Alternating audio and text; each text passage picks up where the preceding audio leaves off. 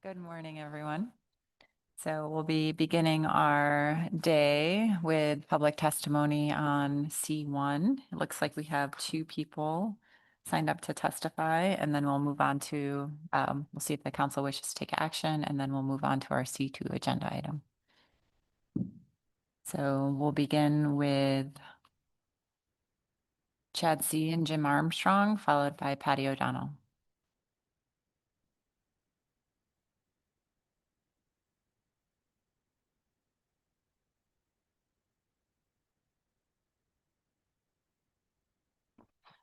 Chair Donrica, members of the council, my name is Chad See. I have with me Jim Armstrong, our technical advisor for FLC. We wanted to provide a few short comments today on the annual report, and then Jim is going to walk through very briefly a presentation we gave at the FMAC regarding our pilot EM project for our fleet. Again, my name is Chad C. I'm the Executive Director of the Freezer Online Coalition. I'm also a member of the FMAC committee. I wanted to just comment briefly on the annual report. We supported the FMAC and the AP's recommendations on that annual report. Within that, we appreciated the update on the report on the cost for the full coverage fleet and its description of those costs for full coverage participants. That said, in reviewing the report, the top line decrease that's uninvoiced full coverage costs really doesn't tell the story of the costs for full coverage participants. And that was noted in the report in some ways, in that the decrease is reflective of the Trawl CV EM program implementation that removed a number of the observer deployments in 2025. With that said, for the rest of us, actual costs for that deployment of human observers on vessels continues to rise. We support the FMAC and the AP's recommendation for more clarity on costs for full coverage participants in future annual reports. So second, at the FMAC committee, we did present to have the opportunity to present on the Freezer Online Coalition's EM pilot project on developing a EM project program for our fleet. We appreciate FMAC and the AP's continued interest in this project and for the engagement by the Alaska region, FMA, and others in our work to get this effort off the ground. In particular, we're excited to learn about the $150,000 in funding the Alaska region was able to secure from NIMS headquarters for the installation of EM equipment on our vessels as we move this forward. We understand the Alaska region's also been cleared to begin soliciting EM providers for this work here shortly. In our presentation, we walk through a draft roadmap for this project, which is something I attached when I signed up for testimony today. It's also available on the FMAC's e-agenda. But I'm going to turn it to Jim, and he's going to walk through that briefly, and if there's any questions, we're happy to take those. Thanks, Chad, and thank you, Madam Chair, members of council, Jim Armstrong, Freezer Longliners. The document that Chad referred to, we're calling it our roadmap.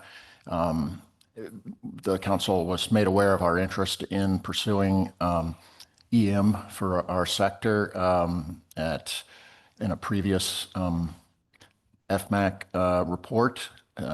We've been working with the regional office throughout our development of this, and I need to highlight, Mr. Kurland, our gratitude to your staff for all the support and just the positive. We're at the foot of the mountain now, so this is an ambitious project.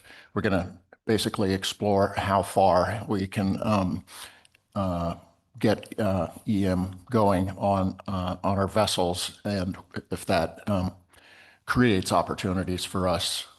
So far, it's been a lot of just discussions, but by having a roadmap, it sort of we're trying to add some efficiency to those discussions so that we can point to something.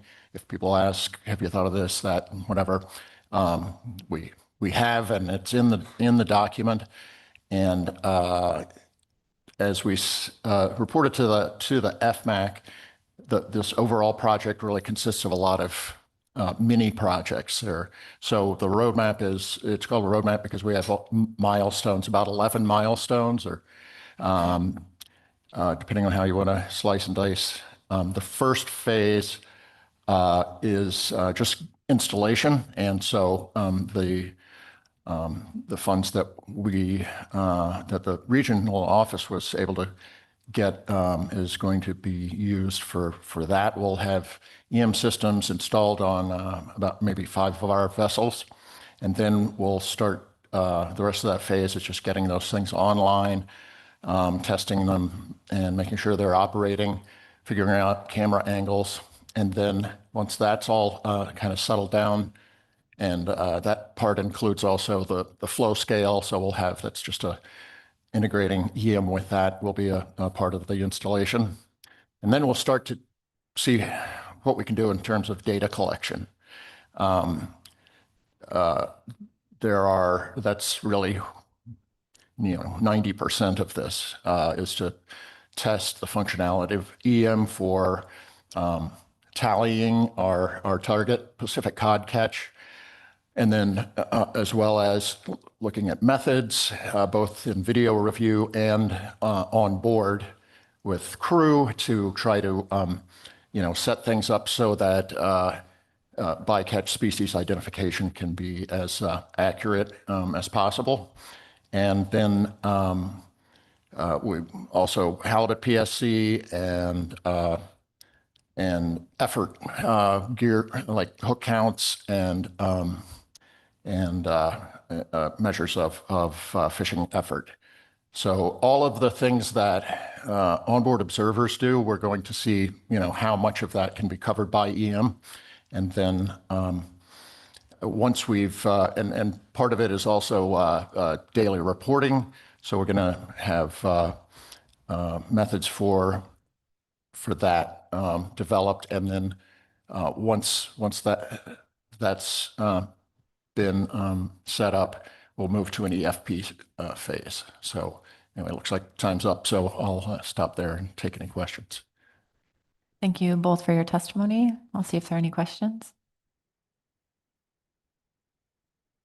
Seeing none, thank you for your time. Thanks. So Patty O'Donnell is our next and last testifier.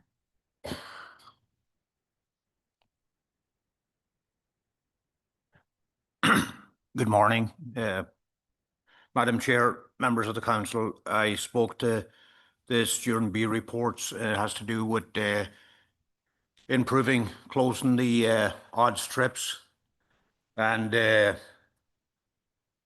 said consider requiring a landing report ID to be closed, and this is from the AP report.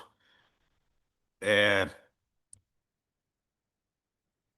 problem we have with trying to close strips is there's a delay in getting the fish ticket ID landing report into the odd system. If you're doing it on a computer, a lot of guys are calling in, having it closed. But my suggestion to make it easy, and I've battled with this for a few years, trying to match fish tickets up with the odd strip number, and especially if you get a delay of 2 or 3 or 4 trips.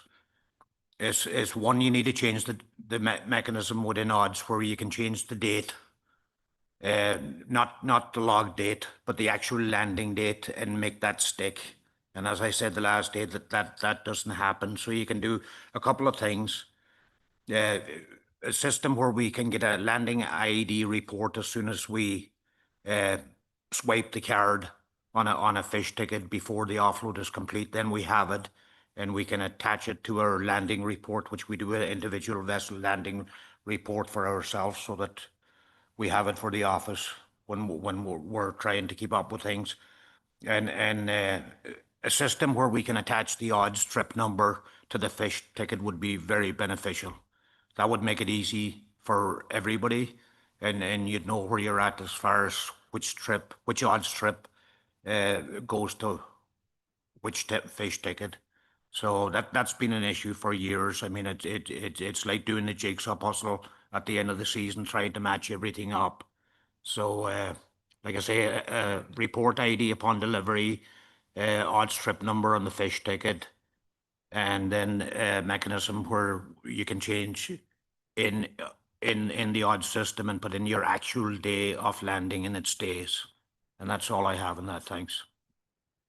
Thank you very much for your testimony. See if there are any questions. Seeing none, thank you so much. Yeah, that concludes our public testimony on C1. We finished our presentation yesterday, as well as received our FMAC report. And I'll see if the council wishes to take action. Yes, Ms. Kimball.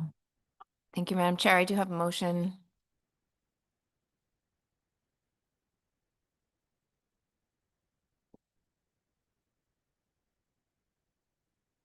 Okay, we'll just wait a moment. Okay, until that gets onto the screen.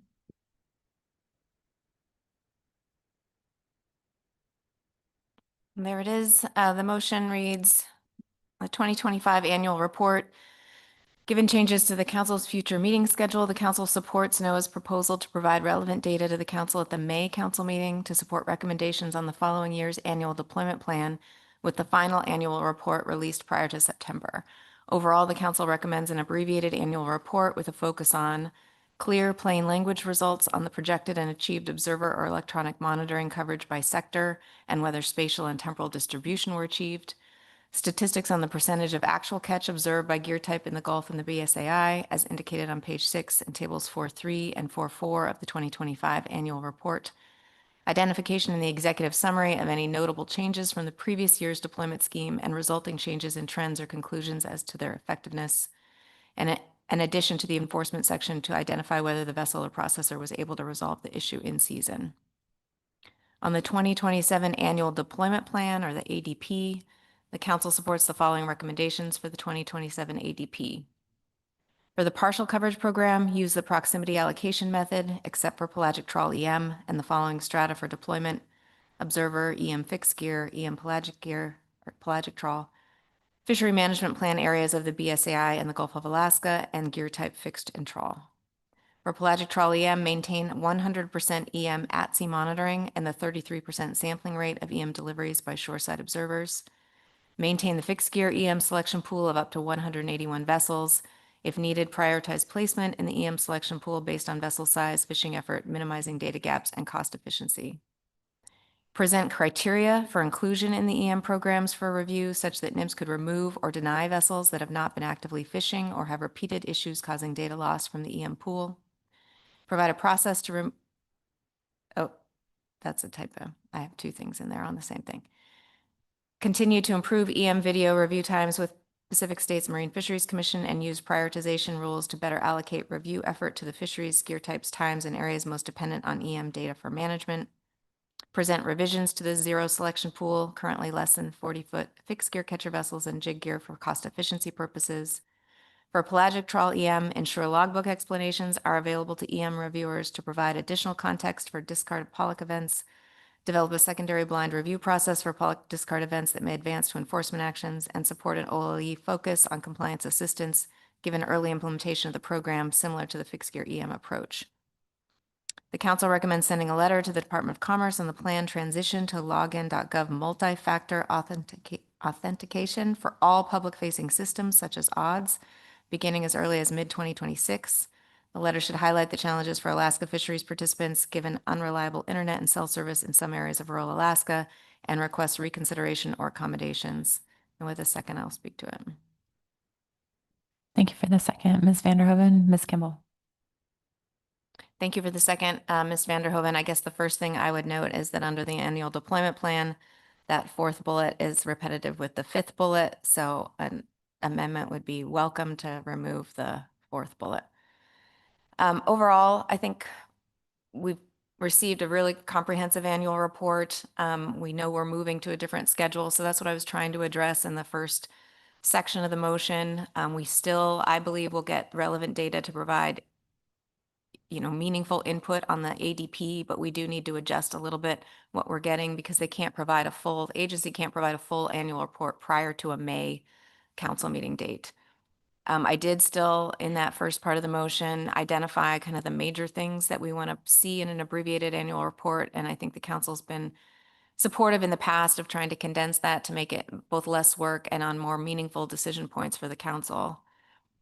In the ADP section, I didn't mention the CIE review. I think that was provided in the annual report and in the presentation. I'm excited for that CIA review. If people recall, what we're doing here is mainly having full coverage on all catcher processors, on the Bering Sea vessels, on the trawl fleets, with few exceptions. And those exceptions remain in the Gulf of Alaska for partial coverage. But the ADP is really about how do we deploy partial coverage among those vessels that aren't in full coverage. And we've moved to a proximity allocation method, which was, to break it down, just how do we best use a fixed budget and deploy for both EM and observers in the partial coverage program to the best extent we can to get spatial and temporal representativeness so that we are sampling well and covering fleets, and that the fleets we do cover are representative of the vessels that are not covered. So that's the basis of what we're doing. I think what we've seen already, and I appreciate the report and the presentation calling it out, that we have moved in a positive direction by changing to that proximity allocation method. And I look forward to the CIE review to see if they have other recommendations or improvements on that statistical design. The other bullets here are really the, NIMS recommendations. They cover generally what the AP recommended. I am happy to see that we are looking to provide something in the next ADP on a process to remove or deny vessels from entry into the EM programs if they just aren't active. We're kind of wasting resources there, and we've known that, and it's a difficult thing to pull somebody out of that program. But I appreciate the opportunity to look at that potential process in the 2027 ADP in the fall. I think the last piece of the motion we heard about, I've already received several emails about the concern about moving to multi-factor authentication for odds. We don't want to provide a situation, I'm sure the agency doesn't, where vessels can't get into odds or log trips and then are non-compliant with our entire partial coverage system.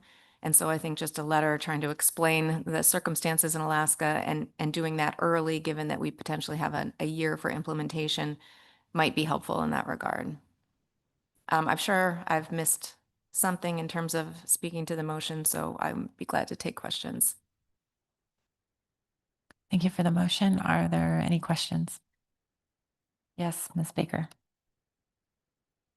Thank you, Madam Chair. And I'm sorry, Ms. Kimball, you might have spoken to this, but I'm looking at the bullet under the ADP in terms of presenting revisions to the zero selection pool.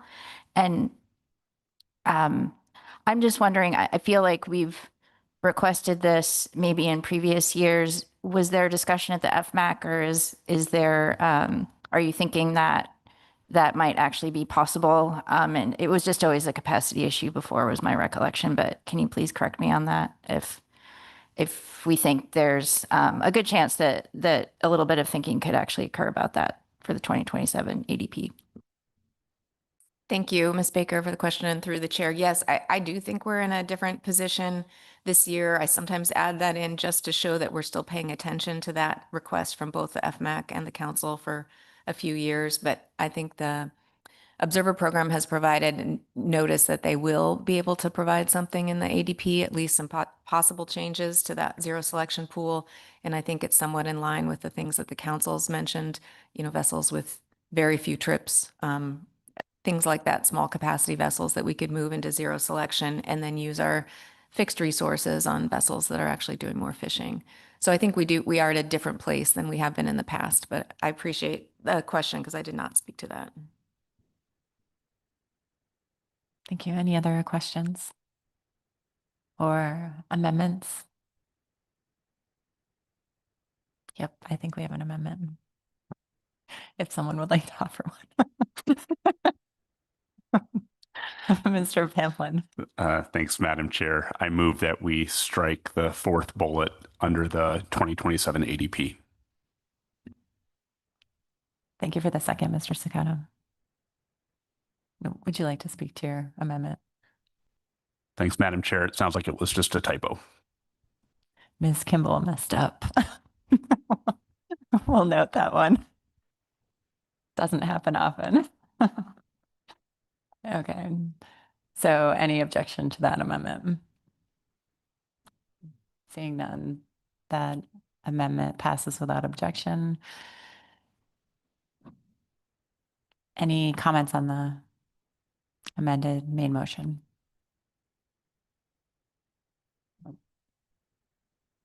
Okay, seeing none. Thank you for all of your work on this, Ms. Kimball, and all of your leadership on the FMAC committee. So that's any objection? That motion passes without objection. Thank you. Okay, that brings us to our C2 agenda item. So we'll begin our Bering Sea Aleutian Island specification presentations.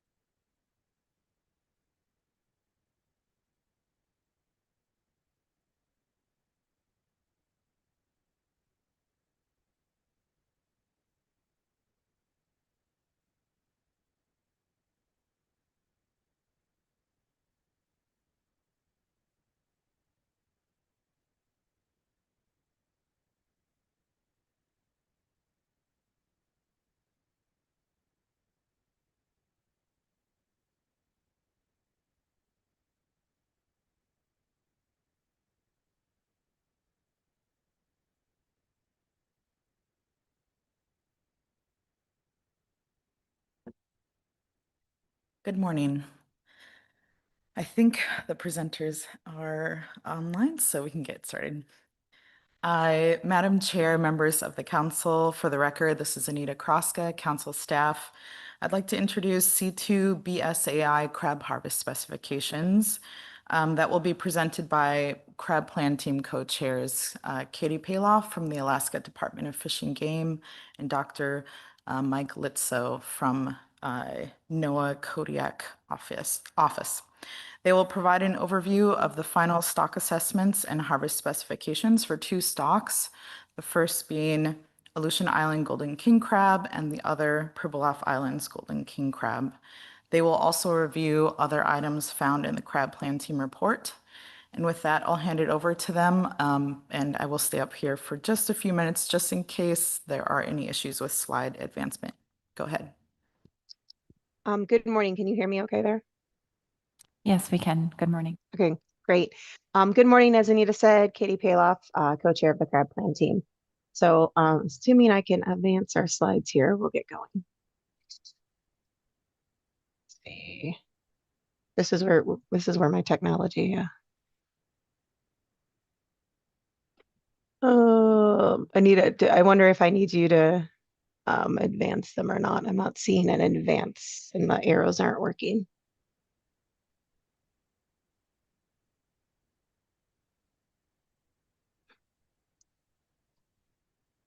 Oh, there you go. All right. The first couple slides that we have for you today are just kind of to provide everyone an overview of our annual crab assessment schedule, and then just to remind everyone of our tier system for crab stocks. So for this schedule, as Anita already said, we have 2 stocks that we'll have a final review for at this meeting, and that is on an annual basis, we do Aleutian Islands golden king crab, and then on a triannual basis, we do Pribilof Island golden king crab. And so those are the 2 stocks that we'll have a final assessment for. In addition to final assessments at this meeting, we set up our proposed model runs, kind of what we're going to expect to see in the fall for our stocks that we assess then. And so we'll have a few slides on those too also here. Right, let's see.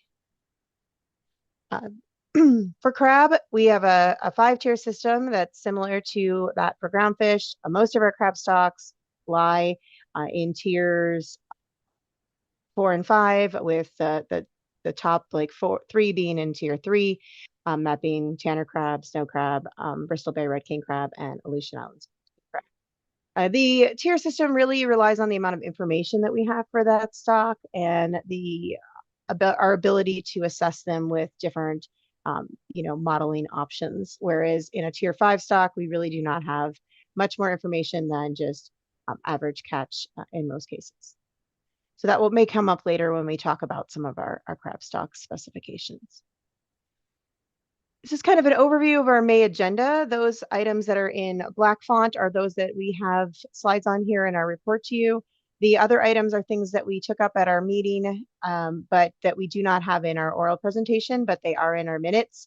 And of course, as always, we can field any questions on anything else that the council may have that isn't in our presentation today, but is in our report. So as Anita said, we'll go through the final specs for those 2 stocks. We'll have a brief slide on, we had quite a large discussion at our meeting on CDs or snow and Tanner crab hybrids due to the large amount of those seen in the survey last summer. And then we'll do proposed model runs for the stocks that we'll see in September. And then one final slide just on our risk table progress. So jumping right into Aleutian Island golden king crab. This is a stock that we assess on an annual basis.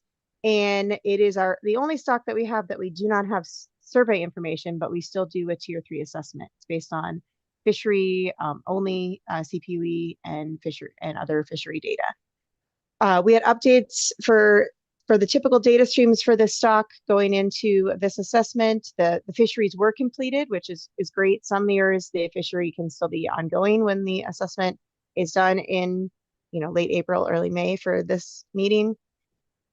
This stock is assessed in 2 sub areas with 2 separate models, but we set specifications for the stock as a whole. So these figures that you'll see here just show the CPUE trends for the Eastern Aleutian Island and Western, and that's the EAG and WAG. And then to the right is the output from the model, which is the resulting biomass trends for both of those sub areas. Also, just in general, as far as the status for these, in the EAG, the CPUE went down some this year, but the overall biomass trend is fairly stable from last year. In the WAG, the CPUE trend did go up quite a bit, and there was some talk at the plan team as to if this was truly an increase in the stock or more of an increase in potential hyperstability where folks are just fishing in the area where they know more crab are. So there's some conversation there. No conclusions made, just some conversation about that large spike in CPUE. And then the resulting biomass in the WAG did trend upward resulting from that. So the author brought forward a couple different model options, looking at different model improvements that we have asked for and the SSE have asked for. The CPT and SSE landed on model 26.0A, and this utilizes kind of a new approach to, not new, but an updated approach to standardizing CPUE that goes into the assessment model, in addition to an update to the initial conditions of this model that more closely match when data became available than the previous one. The SSE, the CPT and SSE both endorsed, I guess you heard the report for the SSE, I'm used to giving them to the AP where they don't, endorsed our 25% ABC buffer. This is consistent with previous assessments and is due to the different uncertainties that are present in this assessment, the biggest one of which is that there is no fishery independent data, there's no survey. That results in an OFL and ABC that you see listed there. And just wanted to mention that one of the things that this assessment author and ADF&G is working on in the future is working with the fleet to potentially redesign the cooperative survey efforts to go in a slightly different direction than what has been done in the past, due to kind of the participation, but also due to what we've now kind of deemed as maybe a higher need for this stock, which is trying to understand what's up and coming in the population that we fish. So trying to get an idea of what's coming up in a recruitment index. So you may see more about that in the future as that kind of works through ADF&G's kind of methodologies and figuring out what best we should bring forward. And I think with that, that's my final slide for Aleutian Island Golden. So I can pause to see if there's any questions. I'm not seeing any questions. Thank you. All right, thank you. So the next stock is Pribilof Island Golden King Crab, and this is a final safe. This is a stock that we assess on a triennial basis. The last assessment was in 2023. There's no new model developments or data for this stock. It has been open annually by commissioner's permit at ADF&G with a GHL of 59 tons, which is below the ABC. There's pretty low participation, and therefore the catch data for this fishery is confidential, but does not reach the GHL. In 2023, the author did bring forward a couple different tier 5 ways, either using catch data or using some years of the Eastern Bering Sea slope survey data to kind of to calculate an OFL. And the recommendation coming out of the last assessment was to use what we've termed as a groundfish tier 5, and that's just how the OFL is being calculated, where the OFL is being calculated by the average mature male biomass for these 6 years of survey that we do have survey data from the slope survey, and then utilizes natural mortality, which is borrowed from Aleutian Island Golden King Crab. So that results, and this table here has more years than our typical specifications table, but that's just due to the fact that we're setting a 3-year specification. So you can see the specifications that were set back in 2023. And the specifications that we're recommending for the next 3 cycles are very, very similar. They're using the same methodology. There's a slight difference. So the OFL recommended went from 113.7 to 112.6. And that was just due to a small error that was found in how the survey data was being overlaid in a geographic, mapping system to the Pribilof Island management area. And that was corrected. So that's why that OFL was slightly updated. The CPT The author recommended a 25% buffer for the stock, and the CPT recommended a 30% buffer, which is a slight increase from the previous buffer for the ABC. And that's really due to the utilizing the survey data instead of historic catch data, and the fact that the survey data has some assumptions that are being made in the early part of the survey data.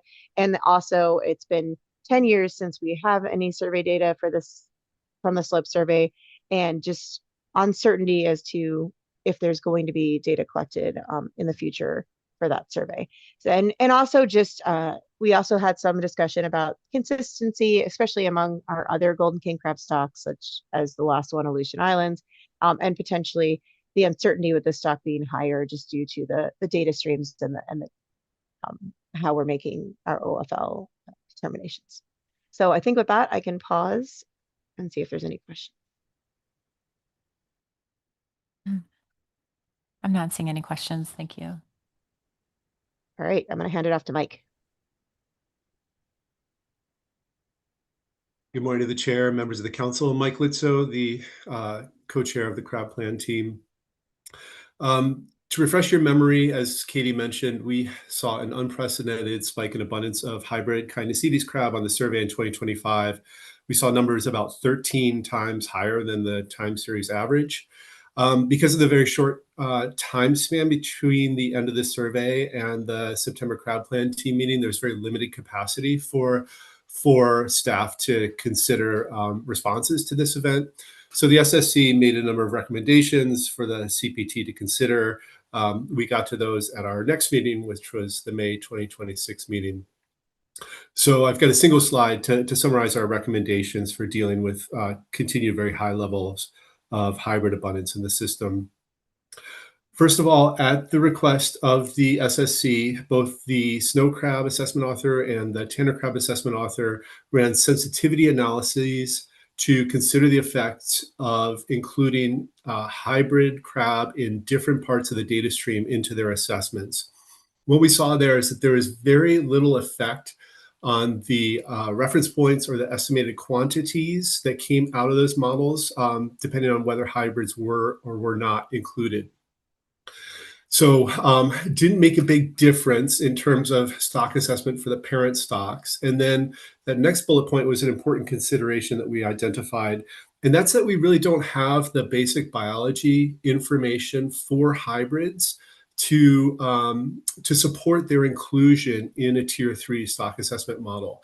We don't have data on their growth. We don't have data on their maturity dynamics. We don't have data on their fecundity. And so just considering them as identical to either snow or crab, either snow or tanner crab in an assessment model is potentially problematic. And then finally, the CPT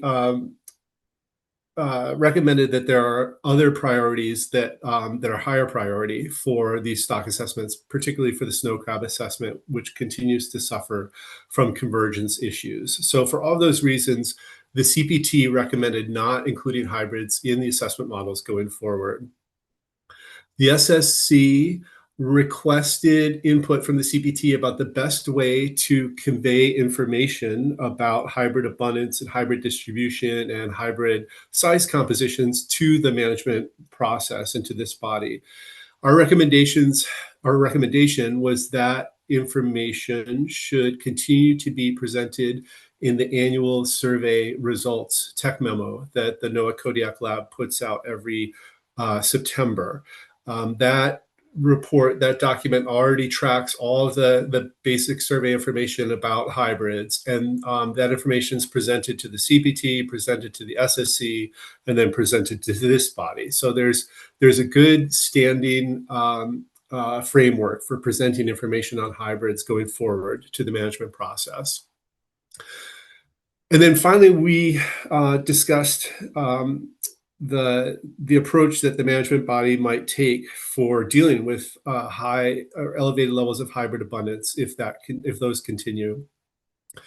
And our recommendation was that hybrid abundance should be addressed with the sources of flexibility that are currently available in the FMP. We noted that there's flexibility in the ABC buffer setting process that allows the council to take the abundance of hybrids into account when setting ABC for tanner and snow crab stocks.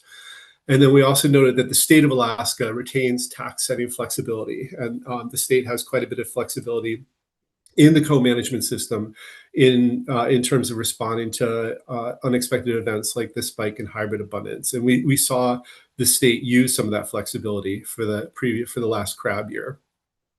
And then finally, the crab plan team noted that if this very elevated level of hybrid abundance continues, there's always the potential going forward for recommendations to amendments to the FMP, if we find that existing flexibility is not adequate in the future.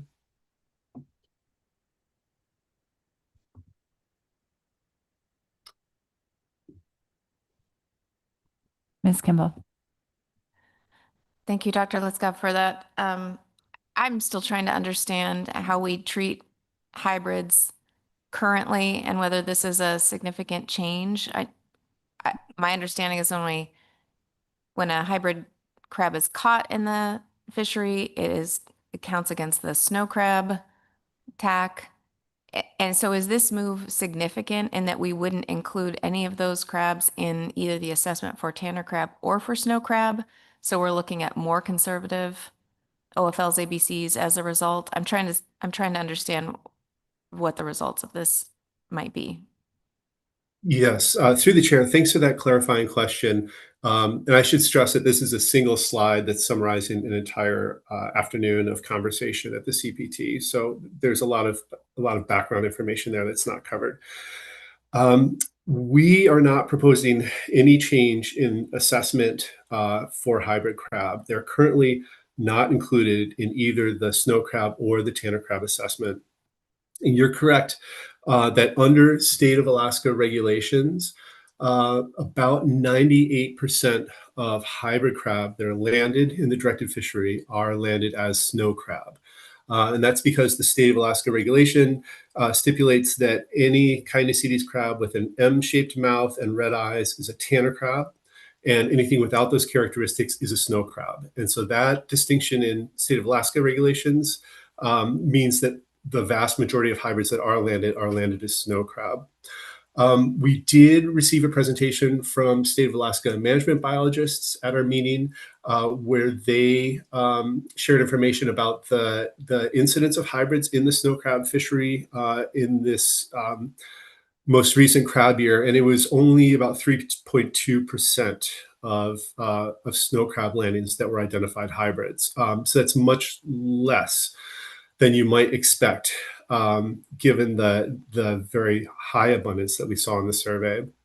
So I think to summarize my response to your question, the crab plan team is really recommending that the current approach is adequate, where we are not explicitly assessing the abundance of hybrid crab with a stock assessment, but that we do have the information from the survey that allows us to track that abundance over time. And then there's flexibility both in the ABC and the TAC to adjust reference points, to adjust quotas to respond to changes in hybrid availability over time. I hope that answered the question. It does. Thank you. Yes, and Ms. Goen.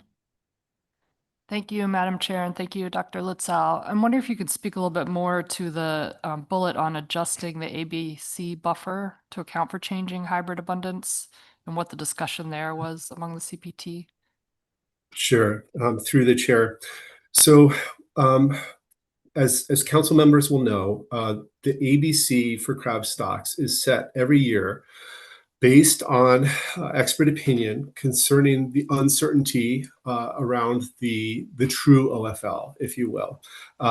There's typically more uncertainty in our crab assessments than there is in groundfish assessments. And so that uncertainty is handled by the management system through setting the ABC buffer. So just to think of a hypothetical, in a future year with very elevated hybrid abundance, the CPT, the SSC, the council might come to the decision that the chance of exceeding the true OFL is reduced because of that very high hybrid abundance in the water. And so that might be a situation that motivates a reduced buffer and a higher ABC. So there's a tremendous amount of flexibility with that ABC buffer, and we recommended that flexibility be used to address these anomalous hybrid conditions at this time.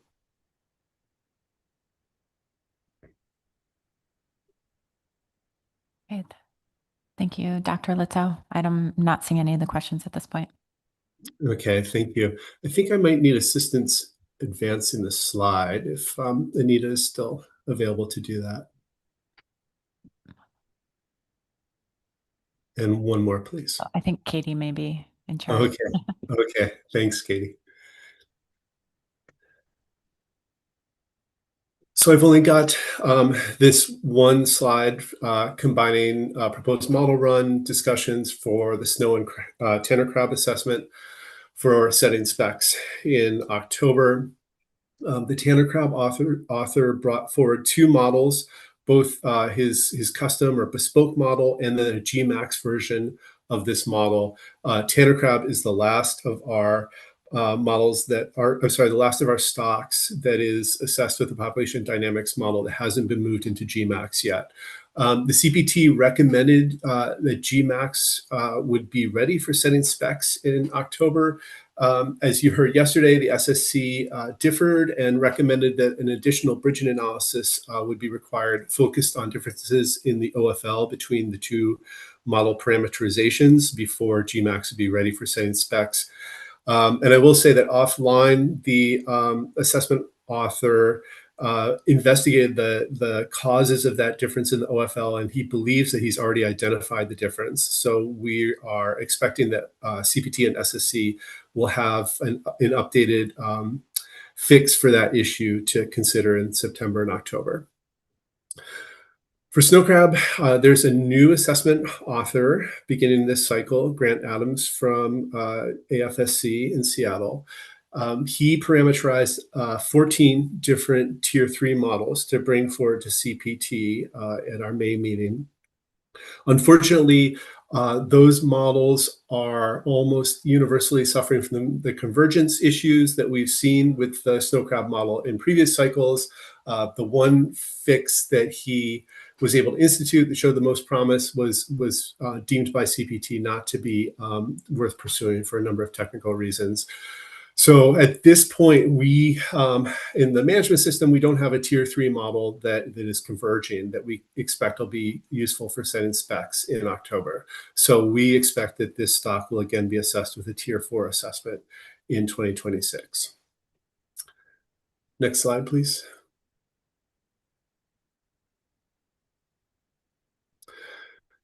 This is just an informational item that we brought to the SSC and we wanted to bring before the council. Emily Reisner at the AFSC lab in Kodiak has been conducting research using the survey data on maturity dynamics in snow crab, which has been a really high level issue for this stock over a number of previous cycles. The sort of first take-home result from her research is in the two panels on the right, where she's showing that there is a persistent linear decline in the size at 50% maturity for male snow crab. That's the top right panel. You'll remember, of course, that the current industry-preferred, industry-targeted size is 101 millimeter carapace width. So you can see that decline relative to the 101 level on that top panel. And then the bottom panel, she considered the proportion of male snow crab that molt to maturity at that industry preferred size. And again, there's a significant linear decline over time. And just as a reminder to members of the council, both snow and tanner crab undergo a final molt to maturity and then they never grow again. So if male snow crab are not molting at the industry preferred size, they'll be protected from interaction from the fishery for the rest of their lives. She also considered or evaluated different hypothesized causes of these declines in size and maturity for snow crab. Here she leaned quite a bit on research results from the Canadian population, where this has been a topic of interest for a number of years. And she found results very similar to what the Canadian researchers have found, which is that it's really a mate competition dynamic that drives the size of mature snow crab. When there are a lot of large male snow crab in the water, competition for mates requires that incoming mature animals delay maturity until they're at a large body size, till they're large enough to compete for a mate. And so that suggests a feedback loop where if you get into a situation where you have very few large males, the population will tend to produce few large males in response. She also examined exploitation rate in our system across the time series going back to the late 1980s. And she found that high exploitation rates on large males are also an identified cause of that decline in the proportion of industry preferred males over time. This is research that's still in progress. She's got a second draft of the paper that's close to going into internal review. We'll present the information in more detail when those results are finalized, but just wanted to make you aware of this research going on. And next slide, please.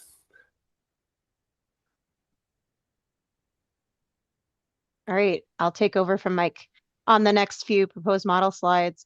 The first one we have is Bristol Bay Red King Crab. This stock has been in a pretty stable model in our GMAX framework for since 2018. And has been open the last 3 seasons after a 2-season closure that occurred in 21 and 22. Just to provide the council with a high-level summary here, the model explorations mostly looked at just updating this model to new GMAX versions with new developments that are happening within that platform, and then also increasing the number of size bins for males and females going into the model. And that's just on the right-hand side, you can see some different histograms on the bottom. You can see that there's been some buildup in the plus group. That at some point in time, you say there's not enough individuals to have a size bin for every size. So we're just going to say these individuals after this size all behave similarly. There's been some buildup of that, kind of just more crab in higher bins. That's been happening over time. And so we've now just added size bins to expand that to better fit the size composition data that goes into the model. The resulting output is pretty similar. And so the CPT did recommend bringing that model forward, seeing it as an improvement. And then we did address a number of other CPT and SSE comments for this stock. Our next stock is Norton Sound Red King Crab. This stock is also, oh, sorry, I'll pause. Excuse me, sorry, I missed a question on I think slide 13 actually, so. Okay, we'll go back. Ms. Goen. Thank you, Madam Chair, and thank you, Dr. Litzow, for presenting Emily Reisner's work here. I'm curious if there was discussion on the CPT or in Emily's work on this concept. So the abundance of large males drives size at maturity. And we know that the snow crab are interbreeding with Bairdi, which tend to have larger males, and also hybrid crab, which can then breed again. So I'm curious if this looks at this declining size at maturity for snow crab, and then also the abundance of males between the hybrid population and the Bairdi population and that interaction as well. Yeah, thanks through the chair. That's a great question, and it gets at the point that there's a lot of complexity going on with Caenorhabditis mating right now. In her research on males, she was looking only at pure crab that are identified as pure opilio. So she's not explicitly considering the role that hybridization might play in the size of snow crab as you get back crosses in future generations from hybrids back into snow crab. I'll just note super briefly that issue of that's called introgression, where you get hybridization and then you get back crossing that allows genes to spread between both species. That's potentially a very important ecological outcome of this spike in hybridization that we're seeing, and something we want to track going forward. But specifically here, she only looked at pure snow crab for the male dynamics. You might remember, though, that we've seen really unusual maturity patterns for female snow crab as well in the 2024 and 2025 survey after the collapse. As the population's been coming back from the collapse, we're seeing very large numbers of female snow crab delaying the molt to maturity at very large body sizes, sizes at which typically we see 95% or more female snow crab being mature previously. In the last couple of years, we've seen something like 60% of those crab remain immature. And so we have wondered if mate limitation, in terms of, again, that small number of large snow crab on the grounds, if that's driving the life history decision for females to put off maturing as they continue to grow.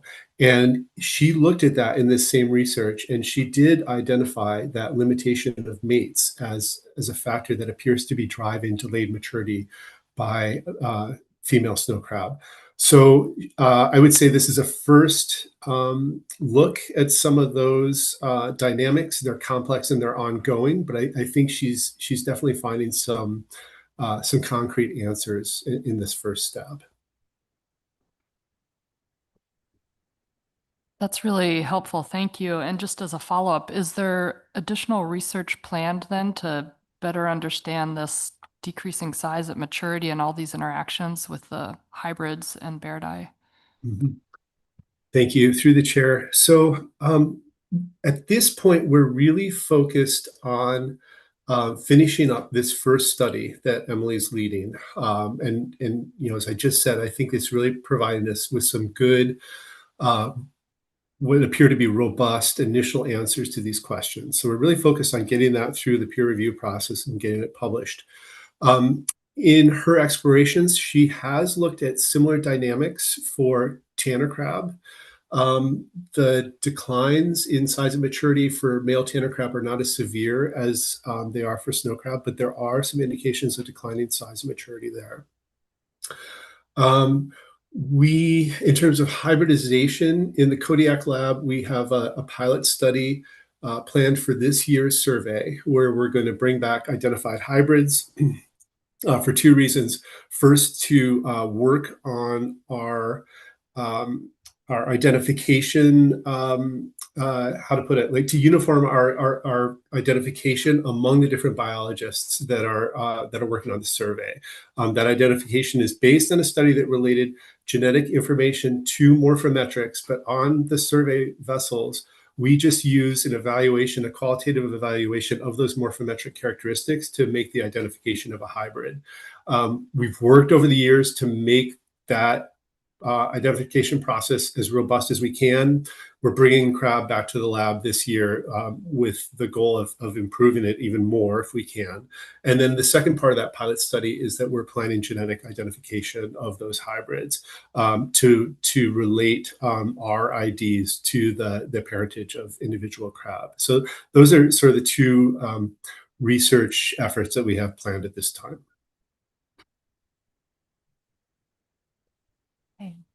Thank you, Dr. Litzow. I think we're ready to move to the next slides and back to Katie.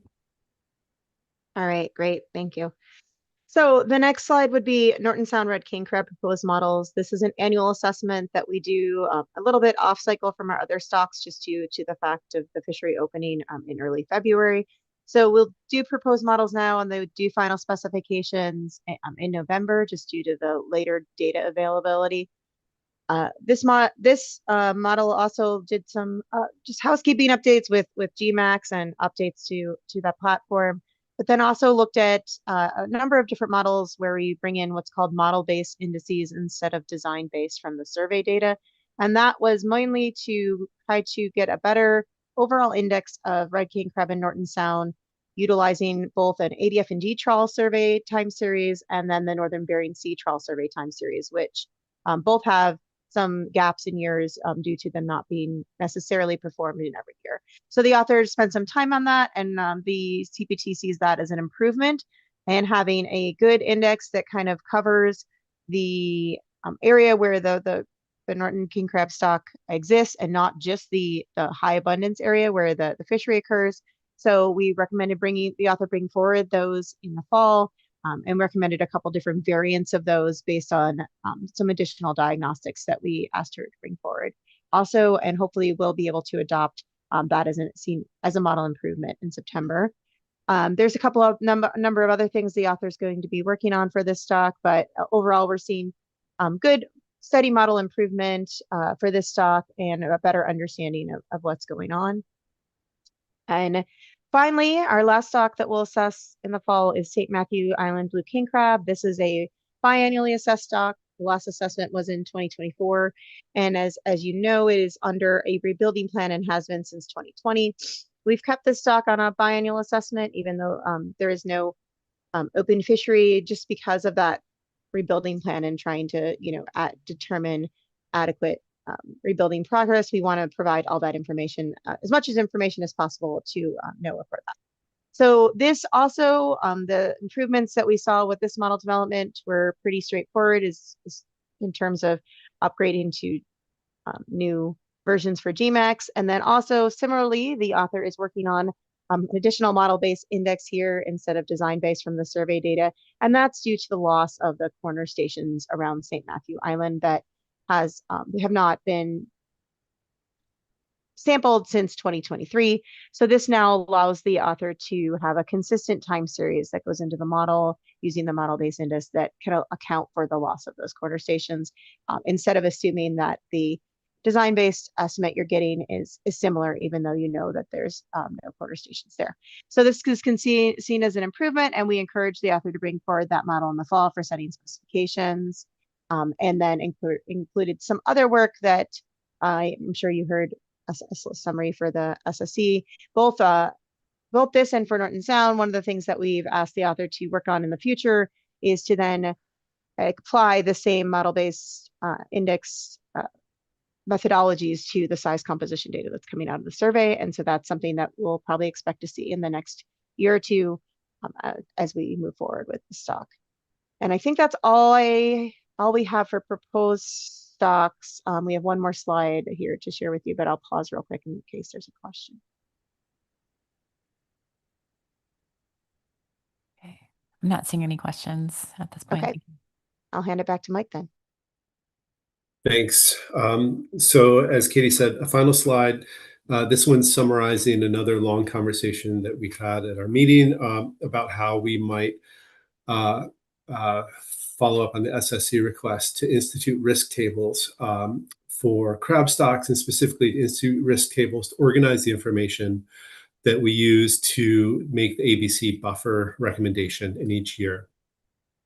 So we had quite a long interaction with groundfish biologists who are familiar with the risk table format on the groundfish side, and had a discussion with them about how we might port that over to meet the specific needs of crab stock assessments. One of the differences that we landed on as being really important between crab stocks and groundfish stocks is that crab, as I mentioned earlier, tend to have sort of structural sources of uncertainty that are persistent year to year, assessment after assessment. And that's why we have this system where the ABC is reduced below the OFL or below the max ABC every year for crab stocks with an ABC buffer. So the format that we propose to the SSC is this two-tier format that you see laid out here in this template. So in the top row, we would highlight long-term persistent sources of uncertainty for a particular stock that have motivated a historical buffer that's been persistent for a number of previous assessment cycles. These are things like the absence of a spawner-recruit relationship, which is, that's the case for every crab stock that we assess. Things like borrowing life history information from other populations, that's also very common across different crab stocks. So those considerations and those sources of uncertainty that are persistent year to year and that have motivated that persistent buffer would be highlighted in the top row. And then the bottom row would be something more akin to the current version of the groundfish risk table, where we'd have those four categories in the 4 columns, and then we'd score each one of those as level 1, 2, or 3 for the risk. And that would be, those would be considerations that were specific to the assessment year in question. One of our big motivations for proposing this format is we wanted to make the information easier for stakeholders and other interested parties to digest, rather than having to go through a long laundry list of uncertainty sources. We felt that this format would allow people to quickly distinguish things that we don't expect to change year to year at the top from considerations that we do expect to change year to year at the bottom. As you heard, the SSC supported this recommendation, and they're requesting us to bring risk tables forward for every crab stock from this point forward. And Katie, I'll hand it back to you. Thanks. So just wanted to make one final slide, just kind of wrap up for you all. We just wanted to, of course, thank all our CPT members and crab assessment authors for all their hard work. I just wanted to congratulate Mike. Mike is retiring. And so moving on from his role as co-chair of the crab plan team. And so just wanted to kind of let the council know as far as that. We do not have a, typically the co-chair of the plan team has been co-chaired by a state representative and federal representative in the last number of years. And we do not have a co-chair lined up yet for the fall. So you'll see a lot of me, but we're working on that. But right now there isn't anyone kind of slated for that. So we just want to let the council know that we made some calls at our meeting to try to get some potentially establish a vice chair position to get some folks onboarded to help with maybe some administrative behind the scene things. And we're working on that, but we don't yet have a co-chair and probably aren't expected to have one for this fall cycle just due to the timing. And I think that's all we had, and we can field any questions you might have. Thank you both for the presentation, and congratulations on your retirement, Dr. Litzau. And we just immensely appreciate your contributions to this process over the years. We do have probably a handful of questions for both of you before we let you off the hook here. So we'll go to Ms. Kimball first, and then Ms. Goen, then Ms. Baker. Thank you. Dr. Litzau, I just had a question on the risk tables, and I wasn't able to listen to the crab plan team discussion on this. And so I'm curious how we think this is going to work, if it's going to look like a real departure from what we currently do or what the crab plan team and the SSC do in terms of assessments of buffers from max ABC, or if it's really just a categorization exercise. It's such a different scenario for groundfish where we use the risk tables because there is actually a big difference between OFL and max ABC. And so the risk tables are supposed to provide this opportunity for further reduction of max ABC to ABC, but in rare circumstances, because we're actually accounting for a lot of the uncertainty through the model or the tier system or the harvest control rule. And so I'm just trying to understand if the crab plan team thinks this will be a real difference, or this is just a better way to categorize the buffers that they're already doing in a significant way, because for all intents and purposes in crab, OFL is basically max ABC. Yeah, thanks to the question and through the chair. This does not represent any change in process in the way that the ABC buffer will be recommended. We're going to follow the same expert opinion consideration of the same sources of uncertainty. And that was the SSC request to us, that we not change the process, but their request was that we summarize the information we're using for that recommendation in this format to make it more consistent with the groundfish format. And then those differences that you point to in between the nature of OFL and ABC for groundfish and crab, I think that's why it took us so long to figure out how to institute something that was similar to groundfish but would work for crab. But I guess the short answer is there's no change in process that's on the table here. It's just a way to convey the information more consistently and hopefully in a more clear manner. Thank you for that response. And I think that's my last question. So I just want to thank you again for your work, and we're going to miss you so much in all your roles at the council. Thank you. Thank you, Ms. Goen. Thank you, Madam Chair, and thank you, Dr. Litzel. Also want to congratulate you on moving on, and good luck in your next endeavors. We've really appreciated your contributions to this process. Ms. Kimball covered most of my question. I guess I would just like to clarify, because I can hear my inner Gritter here when I see 2 rows of buffers, and concern from the industry over whether that's like adding additional buffers, because crab is already heavily buffered between OFL and ABC and TAC. So just could you speak a little more to, I think I heard you say that the long-term persistent and then this current row, the idea is to capture what the CPT is already doing, not necessarily be adding additional buffers. Is that correct? Yes, through the chair, that is correct. And let me just say that I personally miss Gretar's input in this review process.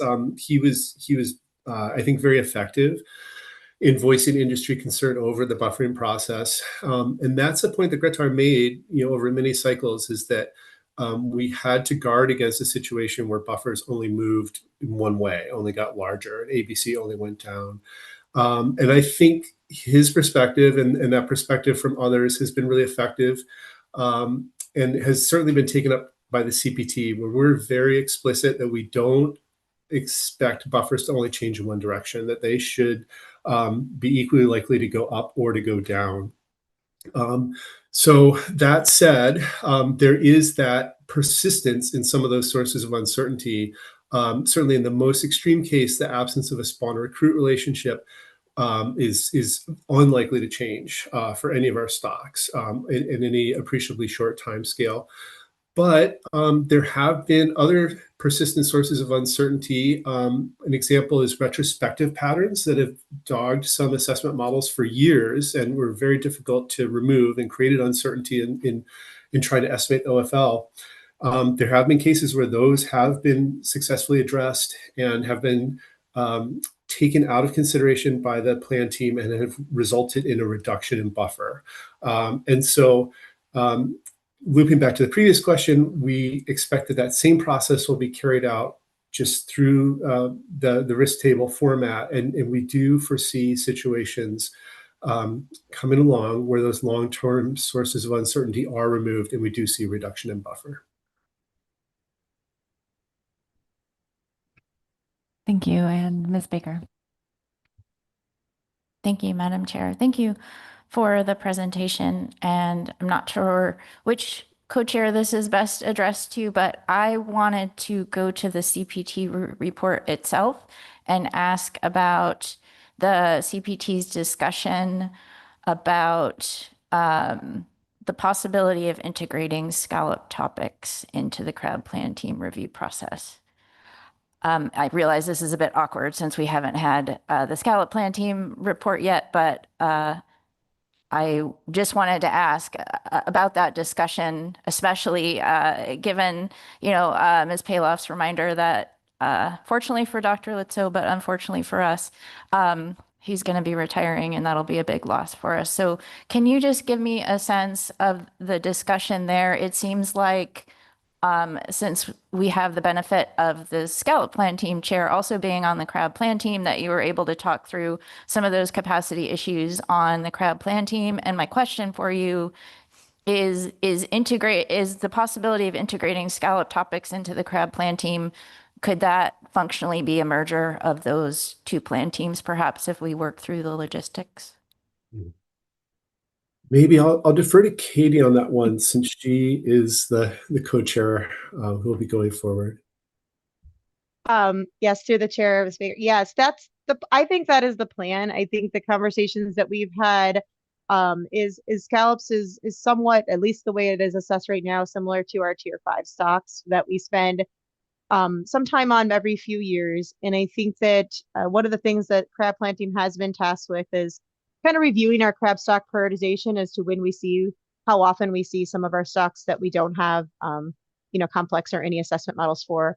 And so I think something that we can do in the next few years, off years for Scallop, since it's up every 3 years, is look at our schedule when we do our tier 5 or less frequent stocks or tier 4 stocks, and kind of develop a schedule that kind of makes it so that in every year we're seeing a few of those and we're not overwhelming the plan team by having a bunch come up in the same year. So that might just be a stock prioritization conversation that is involved in the merging of these two teams to make it kind of equal amount of work on an annual basis instead of a lot in 1 or 2 years. But I do think that it is something that we can do. And I think it also does provide a much better level, kind of taking my co-chair plan team hat off and my ADF&G hat on. It provides us a much better level of review for the Scallop plan team than the current plan team that just doesn't have many members or much contribution towards improvement and development because of that.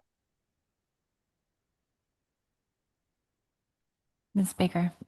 Thank you for that, Ms. Paloff. And I do have another question, but I think it's for Ms. Kraska. And before, as she's coming up to the table, I just wanted to add my appreciation to Dr. Litzow for your contributions to this process, and all the best to you. Thank you. So, Ms. Kraska, given the exchange we just had with Ms. Paloff, I just wanted to ask, I'm sure I personally don't recall any sort of combination of plan teams or anything like that in my time here. If the council was interested in sort of supporting the recommendation that we just talked about to merge the Scallop and Crab plan teams, it sounds like there have been discussions occurring, and presumably perhaps you and Ms. Paloff and other key members of the respective plan teams would sort of walk through that and the logistics and what that might look like. And could you sort of do that and just maybe proceed with that and come back to the council if there were specific questions or guidance that you needed? But can you just give me a sense of how you might proceed if the council supported that recommendation? Sure. Through the chair, thank you for your question. We've put a little bit of thought into how this could look moving forward. It seems to make sense at this juncture due to the Scallop plan team, attrition in membership, and also lack of quantitative expertise for review at this time. I think that I spoke to low membership, but it includes 4 of us. There is Tyler, a chair, and myself, and we are also both on the Crab plan team. So that kind of transition would probably create some administrative efficiencies for us in some senses. And then the other 2 members are on Scallop plan team and do not cross over with Crab plan team. That is something that we would work directly with agency partners and the chairs, of course, to figure out their workload and tasking, and also their bandwidth. I don't think that a merger would necessarily have to mean that those current Scallop plan team members also take shoulder Crab plan team level of review process, so we could explore options somewhere in the middle. The SSC did request that we try to retain some Scallop expertise, either quantitative or biological expertise at minimum. And I think that there is definitely a good way forward to do that, inviting them at least to be a part of the review process. Again, this all depends on how we work through this, but I think it's a very feasible process that we could handle behind the scenes and bring back to the council if, as you said, any questions came up. I think that this could happen pretty quickly too. Thank you. Any further questions? Thank you, Ms. Kraska. And thank you both again for the presentation. And again, congratulations, Dr. Litzow. So that brings us to our AP report. And a reminder to the public, if you'd like to testify on C2, please sign up before the end of the AP report. Thank you. Good morning, Madam Chair, council members. My name's Heather Mann. I am one of the vice chairs on the advisory panel. And I will provide our motion on C2. Excuse me.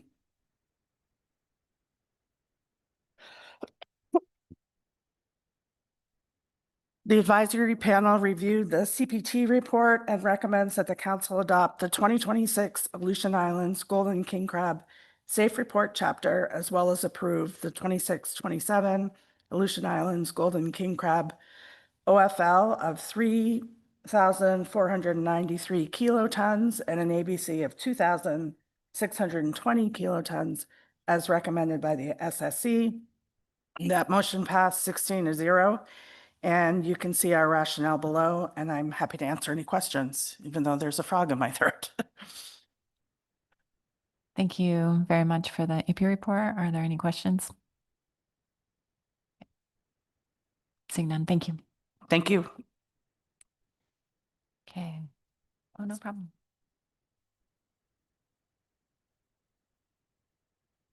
So I'm not seeing anyone signed up to testify on my end. Okay. So let's take a 10-minute break here and we'll come back at 9:30 and see if the council would like to take action on C2. Thank you.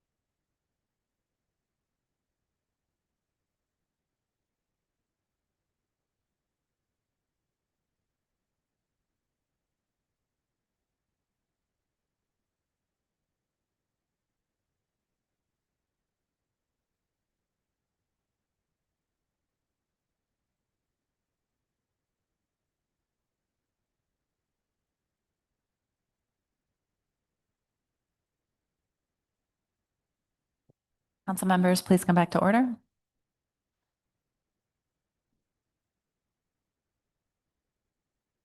We finished our staff presentation and AP report on our C2 Bering Sea Aleutian Island crab specification agenda item.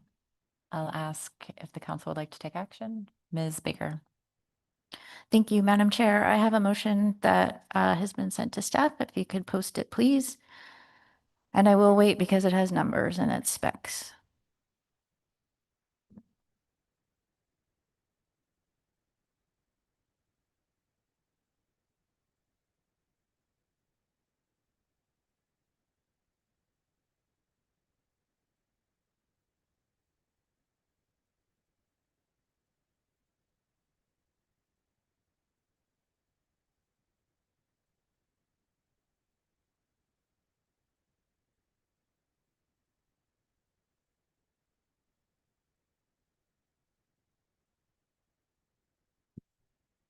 Thank you.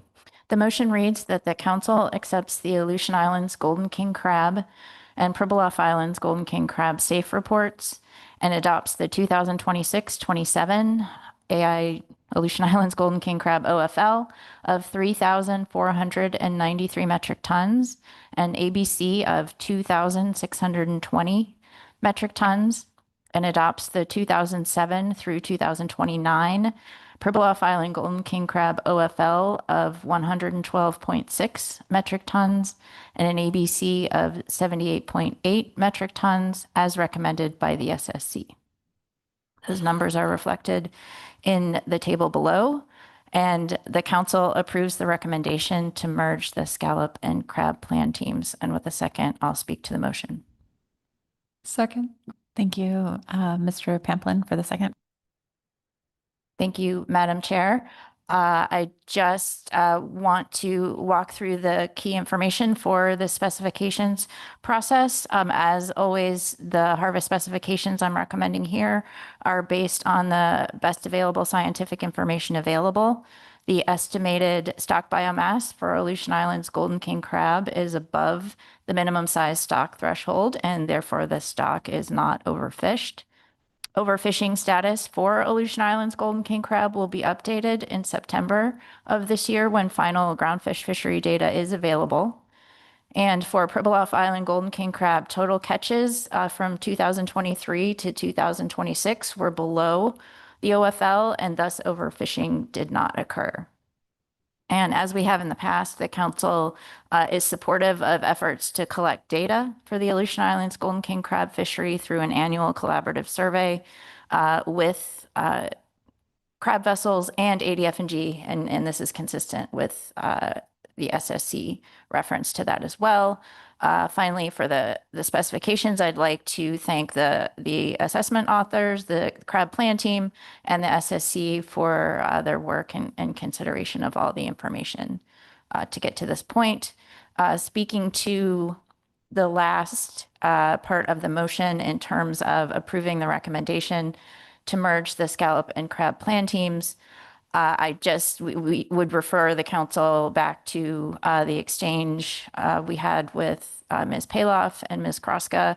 I acknowledge it's a little bit awkward because we haven't had the scallop plan team report, but I thought this was probably the best place to address the fact that the scallop plan team membership has been unfortunately losing members and currently lacks quantitative review capacity.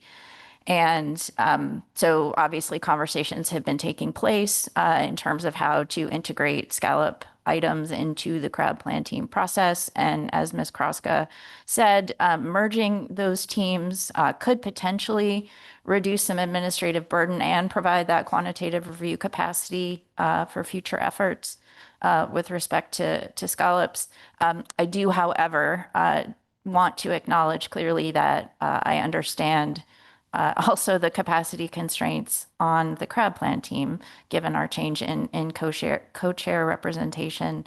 And I just really hope that council staff can work with the plan team chair. Hopefully we'll get a vice chair or two and some agency partners to plan the logistics of that proposed merger and and proceed with that, and just come back to the council should you need any guidance or come across any problems. And I'll stop there, Madam Chair, for any questions. Thank you for the motion, Ms. Baker. Are there any questions? No. Any comments? Yes, Ms. Goen.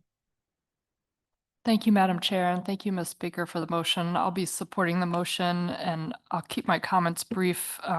Just really want to thank the crab plan team and the stock assessment authors, particularly for your work on looking into the hybrid issue. It's of keen interest to the industry, and really appreciate your work there. So thank you. Thank you. Any other comments? Thank you for your work on the motion, Ms. Baker. We will need a roll call since this is specifications. So I'll hand it over to Ms. Evans. Members of the council, calling the roll on motion for agenda item C2 to set specifications for Aleutian Island Golden King Crab and Pribilof Island Golden King Crab. Ms. Baker, Yes. Ms. Goen, Yes. Ms. Kimball, Yes. Mr. Kurland, Yes. Mr. Moeller, Yes. Mr. Pamplin, Yes. Mr. Ritchie, Yes. Mr. Seaborn, Yes. Mr. Tsukada, Yes. Ms. Vanderhoeven, Yes. Ms. Drobnica. Yes. That motion passes 11-0. Okay. Thank you. Anything further on C2? Yes, Ms. Baker.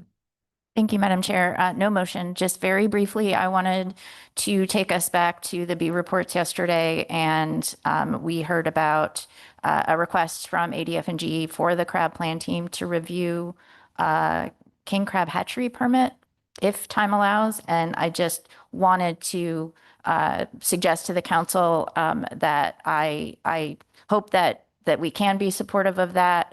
It is just as a reminder, if you didn't get a chance to look at the letter, state going back to it, the Alaska Department of Fish and Game is in the initial stages of a review process for a red king crab hatchery application.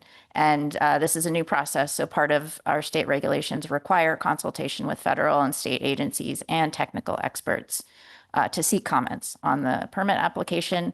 Clearly, the crab plan team is an excellent group to do that, and we do not anticipate this being a significant item for the crab plan team. And we have coordinated with council staff and the crab plan team chair, and if possible, understanding capacity constraints at the crab plan team. We would appreciate the council and council's support of putting this on the crab plan team agenda. Thank you. And Ms. Goen. Thank you. And I just wanted to add, I, as one council member, would support that. And looking at the plan team's handbook, that's consistent with their scope of duties, and I would support that. Thank you.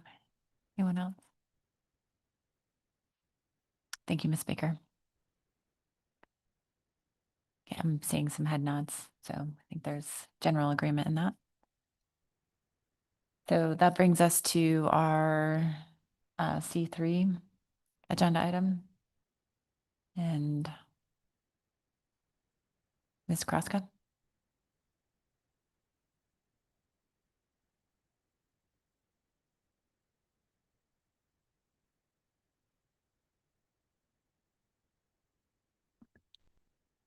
Good morning again. For the record, this is Anita Kraska, council staff. I'd like to introduce C3's scallop harvest specifications that will be presented by the Scallop Plan Team Chair, Tyler Jackson, at the Alaska Department of Fish and Game. He will provide an overview of the final harvest specifications for scallops, and he will also review other items found in the Scallop Plan Team report. Again, as with our last presenter, he will be virtual, so I will stay up here for a moment to make sure that he doesn't have any issues with slide advancement. And with that, I'll hand it over to Tyler. Thank you. Thank you, Anita. Good morning, Council. I think Anita covered the introduction well. I'm going to talk about the Scallop Plan Team meeting that we held back in April. As it's been talked about a bit this morning, we're a pretty small group right now. There's The name's on the slide, and then Ryan Burt from Alaska Department of Fish and Game from the Shellfish Observer Program is also involved. I don't know if I did that or you did that, if it's going to work. It looks like it is going to work for me this morning. So everything on this slide is prescribed in the Scallop FMP. There's no stock-wide biomass estimate, so stock status is unknown relative to overfished status. The OFL is based on average total catch from period of 1990 to 1997, excluding 1995, which was kind of an odd year because there was enforcement action on one vessel that resulted in just a catch that's not representative of the rest of that time period. So the scallop OFL and ABC are managed in terms of shucked meats, so the abductor muscle from the scallop. And for the OFL, that's 1.284 million pounds. ABC is max ABC control rule, which is 90% of the OFL and is 1.156 million pounds. Was brought to the scallop plan team that we could take full advantage of the flexibility that Amendment 18 allows and extend our harvest specifications for one more year than we did in 2024, which would be 3 years. So we're recommending that these specifications go to 28-29. There's model development ongoing, but there's no express urgency to implement it before that year, and it'd probably be best and allow for more flexibility and evaluating usefulness of the model-based assessment given that extra time.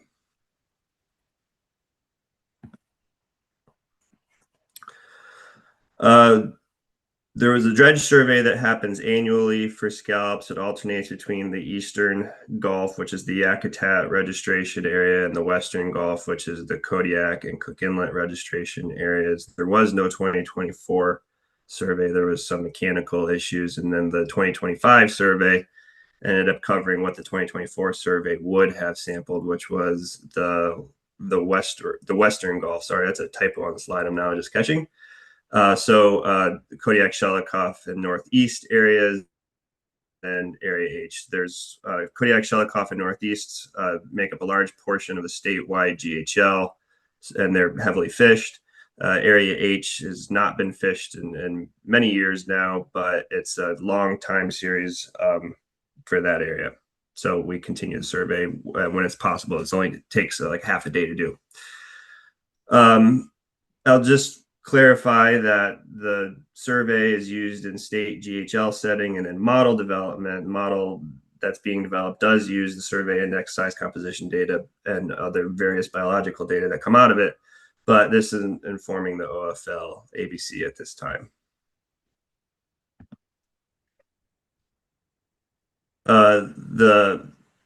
The fishery you'll see here, so I think the black horizontal line on that graph is the OFL, and the gray one is the ABC, and you'll see that the total mortality that occurs during the fishery does not come close to the ABC. Basically, state management is much more conservative than the federal harvest specifications allow, and being that we're likely in a different stanza of stock productivity than when those specifications were originally set. State GHLs haven't changed in the past few seasons, but what has changed is where the fleet decides to fish. There's a large portion of the stock in terms of area is out west in the Aleutian, along the Alaska Peninsula, the Aleutian Islands around Dutch Harbor, and then Bering Sea, and that portion of the stock does not get fished annually, and so some minor changes from year to year have a lot to do with if the fleet goes out there. So in 2024 they did not, in 2025 they did. Noting that Bering Sea used to contribute a large portion of the statewide GHL and retained catch, that underwent stock collapse in the mid-2010s because of disease. Anecdotally, we're starting to see some evidence that it's starting to rebound, and so there's some hope for the future, I guess, there.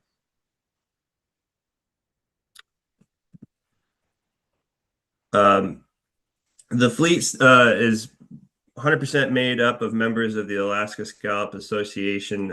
This fishery is has a limited entry program, and 8 of the 9 LLPs are owned by the Alaska Weathervane Scallop Association. There is a single LLP that's owned by an East Coast firm, and there's no vessel associated with it. Value of this fishery fluctuates a little bit, obviously, with the catch, but the prices are primarily driven by the much larger East Coast fishery. And we don't foresee many changes happening here. Fleet dynamics have been pretty stable in recent history. There has been some talk this morning at the end of the crab plan team meeting that there is a population dynamics model under development. It's in GMAX, the same software framework used for the crab stock assessment models, the size structured model. It wasn't reviewed by the SSC, and I'm not going to get into any specifics. It was reviewed by the CPT back in January at the modeling workshop. There was no document at that time, though. And then the SPT, to the extent that it could be given our limited membership and capacity. We really haven't had much quantitative expertise on the Scallop plan team since G. Zhang retired in 2020. But there is a document associated with it that's floating around out there. And so the feedback that I solicited from the SSC was that the Scallop plan team lacks capacity to really advance this at this point. It sounds like this was a key point of attention at this meeting, which is great.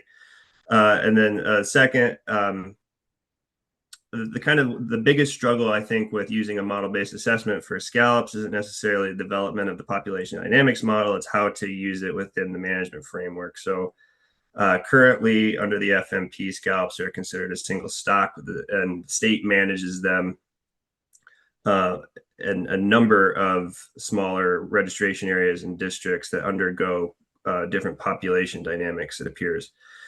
And so we only have surveys in some core areas that fishing happens on a regular basis. And that's where model development is focused on.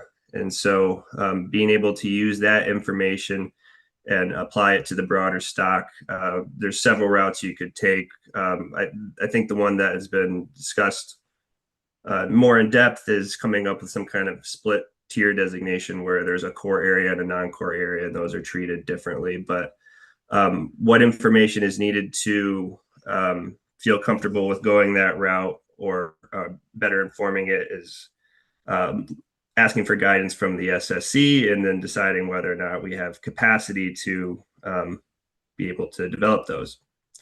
And so that's all of my slides.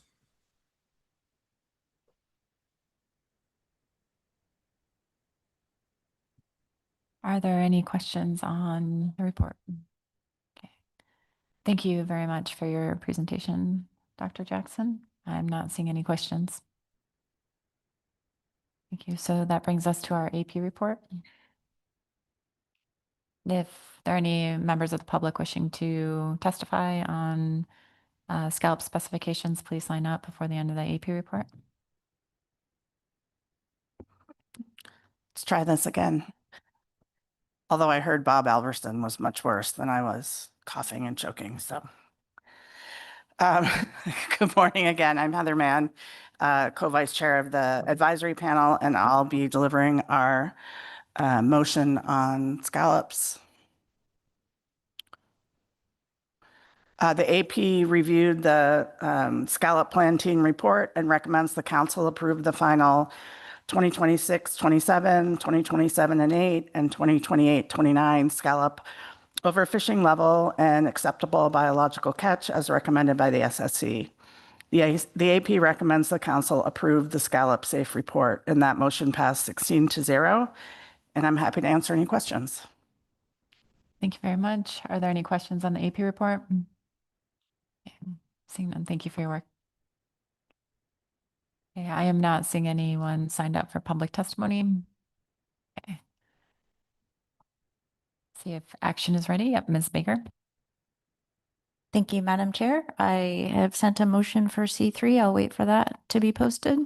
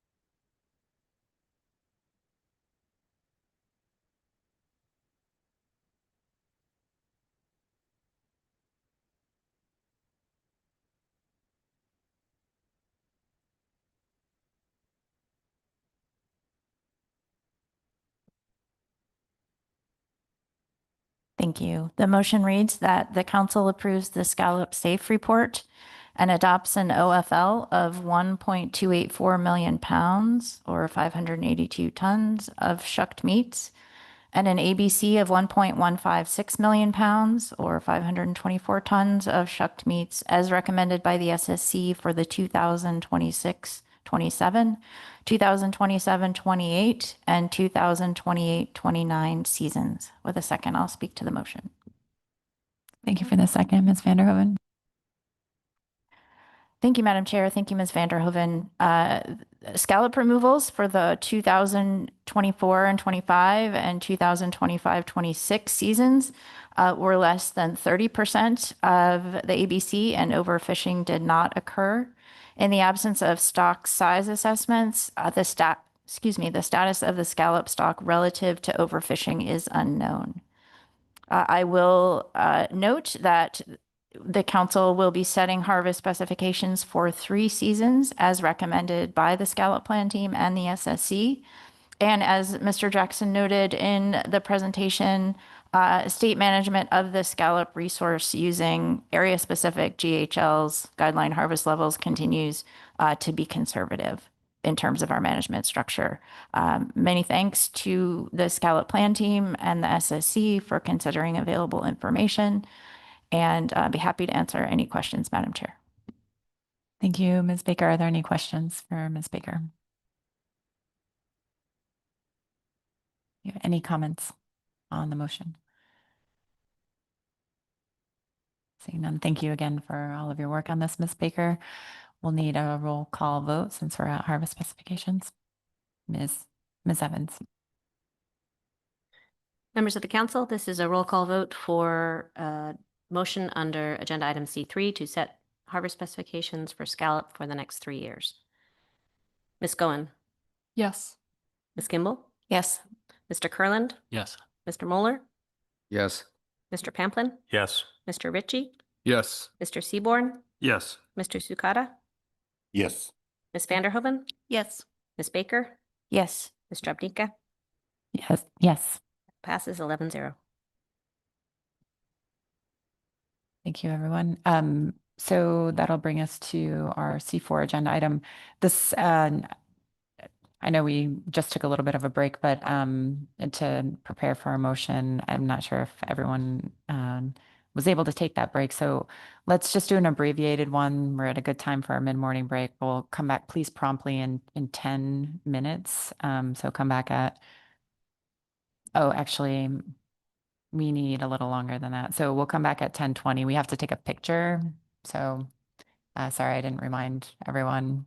Disappointed because last year's picture was really good. And so I don't think we're going to be able to replicate that, but we'll try. I can. Yeah. We'll see how it turns out. So please, council members, convene in the hall. We'll take a photo and then come back here at 10:20 and we'll begin our presentation on C4. Thanks.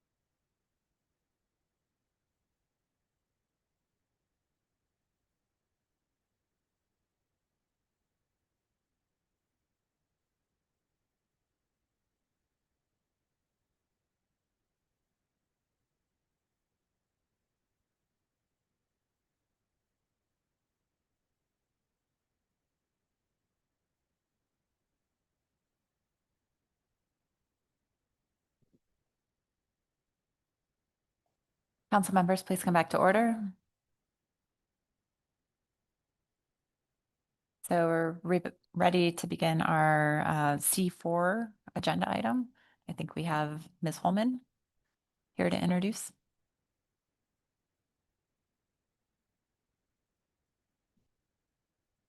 Good morning, Madam Chair, members of the council. For the record, Taylor Holman, council staff, and before you this morning is agenda item C4. This includes both the cost recovery report, which will be presented by Josh Keaton, Ben Cheeseman, and Alex Perry, followed by the cost recovery program improvements RIR, which will be presented by Alicia Miller and myself. And with that, I will pass it off to Josh, Alex, and Ben.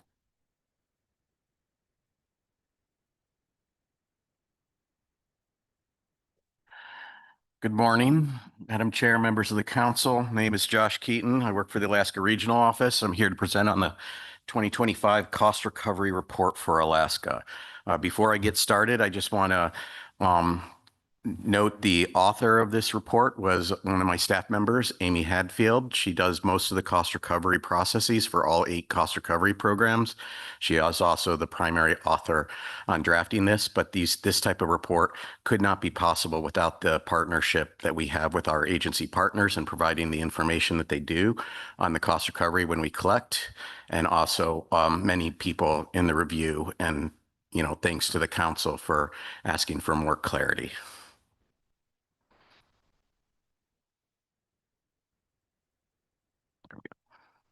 All right, so just a brief introduction on the background of cost recovery. Cost recovery is an essential program, or essential component of fishery management for LAPS under MSA. Section 304D of MSA requires the collection of cost recovery fees, enables NIMS to recover costs directly related to management, data collection, and enforcement of a LAP. And the limits on cost recovery fees are to 3% of the annual ex-vessel value. Each year, NIMS determines the annual fee percentage for each program, ensuring the fee collection aligns with the actual program. I want to take a step just to talk about the history of this report. Prior to 2020, or prior to last year's report, we used to publish 8 separate reports, each for individual program. We received a letter, or the council received a letter in 2024 indicating the need for increased transparency. We responded to that by having multiple industry meetings. And one of the things that was mentioned by the industry was the need to maybe consolidate all the cost recovery reports into one single report. So last year was the first version of that report. And so this is your second iteration, with the comments that you provided last year being addressed.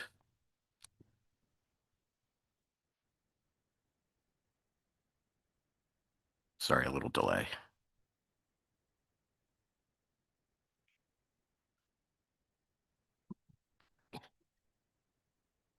Okay.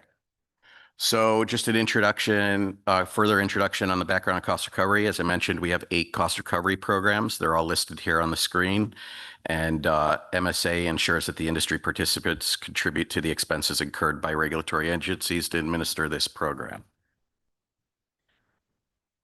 Yeah.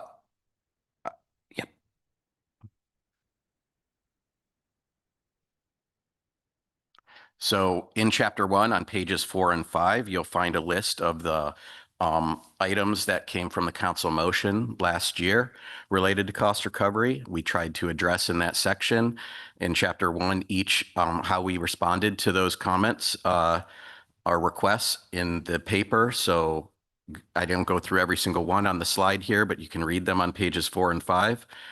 You asked to provide additional guidance on the incremental cost tracking for policies and minimizing costs for the regulated program. Public. We attached multiple appendices to the document. Appendix A is the NIMS internal guidance that is provided to all agency personnel for when they try to, when they use to follow the cost recovery guidance in the Alaska region. Appendix B is the letter that the regional administrator, John Kurland, had sent out in response to the council action last year. You asked to provide greater clarity on how cost recovery programs outside of Alaska incur lower overall costs. And NIMS is currently engaged in a nationwide conversation about cost recovery programs and will provide more information as it becomes available. We will just note in some of those conversations to date, it becomes readily apparent that Alaska is a very broad geographical region with much greater costs than other councils may have to deal with their LAP programs. You also asked us to describe personnel costs more specifically and list regulatory projects. This information is provided throughout the document to the extent practicable. It's mostly embedded within each individual program as that's specific to the program. So for example, if we were talking about a cost related to crab cost recovery, you'd find the regulatory projects or personnel costs listed in each one of those projects. You also asked for NIMS OLE to provide additional information on the types of violations. They provided a lot of information under appendixes D through F for the record. Mr. Keaton, we have a couple questions. Sure. Yeah, we'll go to Ms. Goen and then Ms. Vanderhoeven. Thank you, Madam Chair, and thank you, Mr. Keaton, for the questions. Under number 2 there with your bullet on this nationwide conversation, can you explain a little bit more about how you say that more information would become available? Is the intent to bring that to the council and share that information? Yeah, through the chair, Ms. Goen. These conversations, so we have the Catch Shares Working Group, which talks about various items involved around catch shares. As those conversations include, we would add any relevant updates to this version of the report in future years or provide updates as you request. Thank you. And Ms. Vanderhoeven? Thank you, Madam Chair. Thank you, Mr. Keaton. I think I'm looking for a little more on your response to Ms. Goen. I guess when I read this in the report, it seemed to me that maybe there was going to be like a report that was going to come out of it. But from your response, it sounds like, no, it's just kind of an ongoing series of conversations. So there's not any particular timeline and there's not any particular work product coming out of that we should expect to see here. It'd just be like verbal feedback over years, it sounded like in your response to Ms. Goen. Is that correct? I think through the chair, Ms. Vanderhoeven, we're currently engaged in internal conversations, and right now we're in the data collection phase. One thing that's been asked is for all regions to provide the cost categories that they charge to cost recovery. And we're trying to get an understanding of how each region does that so we can answer this cost directly. As we get that information, it would be my goal to put that in this report in writing. It wouldn't just be a conversation, but we have to wait for that process to go through before I have concrete examples of any policy or guidance that is provided from NIMS overall on that. And Mr. Keaton, can you expand a little bit on the goal of the nationwide effort? Is it ultimately to achieve consistency across regions, or is there some other goal? Yeah, Madam Chair, the current conversation is really about consistency and understanding on the various cost categories and the unique environments that each region works through.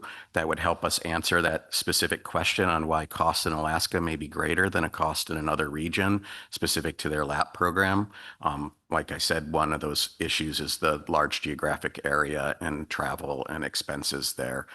So a lot of other regions might not charge to travel, but in Alaska, with us having to travel to like Dutch Harbor to do scale inspections and stuff, that is maybe a cost that we charge up here that maybe other regions don't. So we're currently engaged in those conversations. Okay, thank you. Chapter 2 of the report on pages 7 to 20 identifies the various incremental cost categories that we collect at the agency level. So when we provide, when we ask our agency partners to provide costs, we ask them to provide them in these various categories and provide explanations for each one of those categories. That's important as you go through in the tables that are presented in Chapter 4. You'll see these cost categories there. And in Chapter 2, we define each one of those. We also further dive into the details on the type of tasks associated with cost recovery and an explanation on why these tasks meet NOAA's cost recovery policies, also known as that but-for analysis. We do provide this detailed explanation of associated activities so the council can provide feedback and recommendations for the next year. And the types of tasks include the ones listed on the screen, but the ones I'm most familiar with are like in-season quota management, quota share administration, and catch monitoring. Table 2-1 on pages 18 to 20 is a great resource to look at.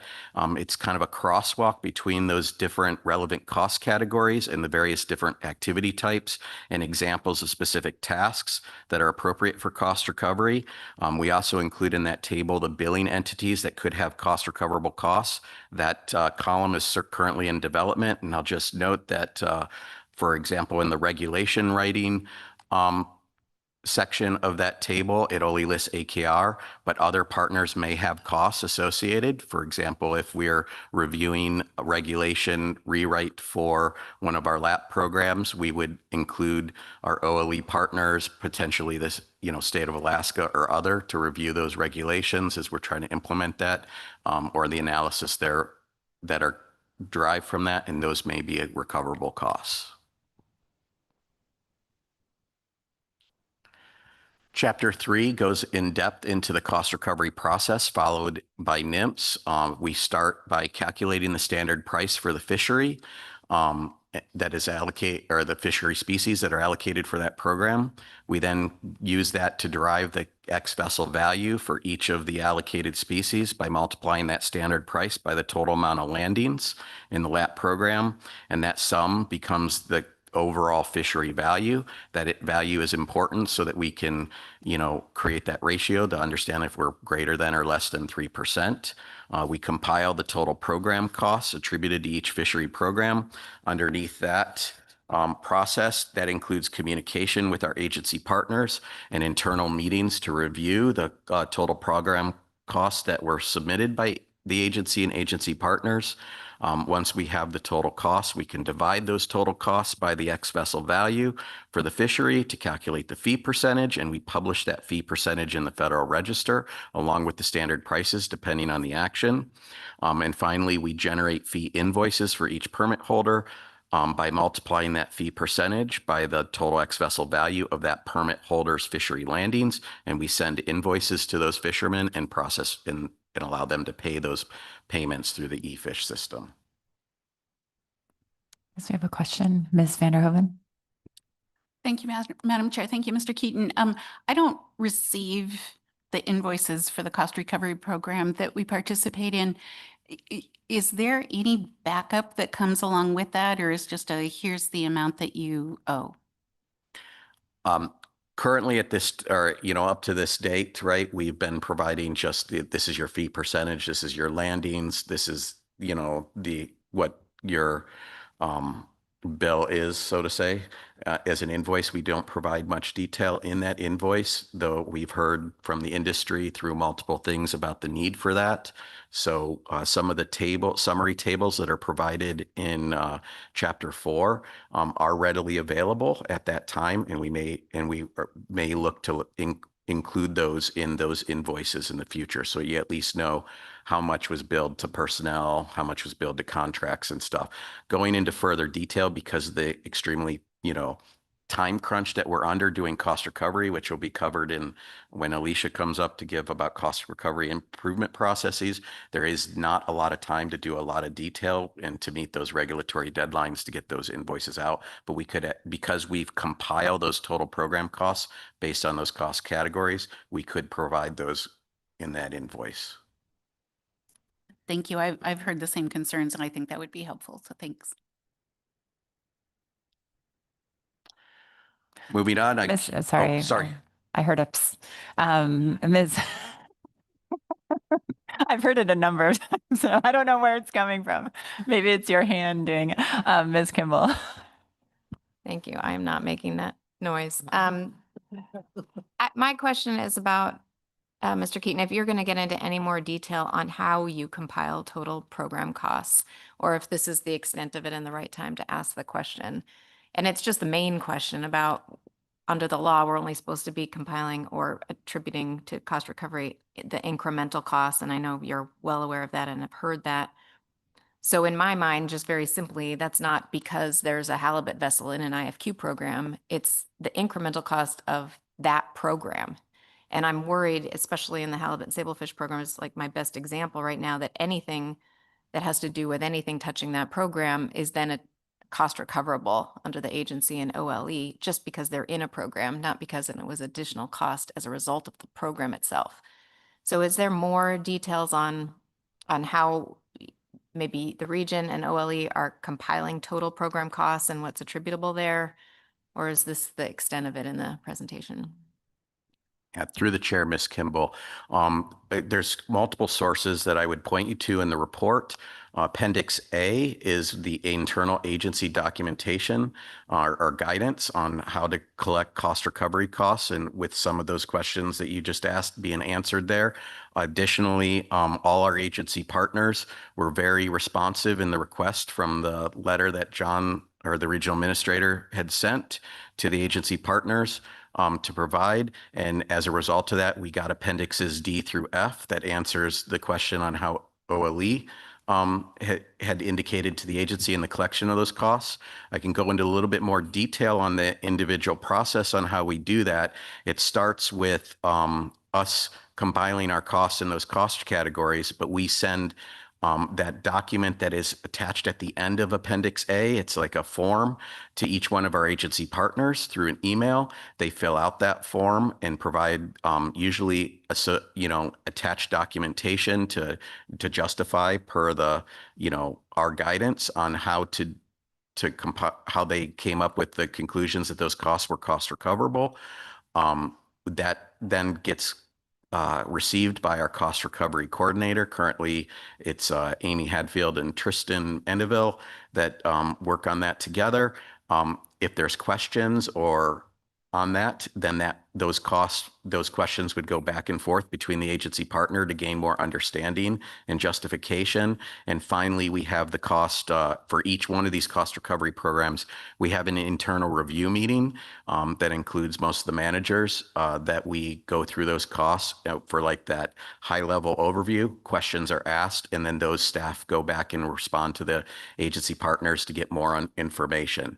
A lot of that was provided up front this past year, where in the past we had a much more back and forth because of that letter that Mr. Kurland had sent, indicating the need for that. And throughout the report, you'll see that we basically quoted directly from their justifications for each one of the agency partners on how they justified those costs. So if you go to like the crab section, you'll see the state's specific responses on how they justified their cost recovery costs under cost recovery policies.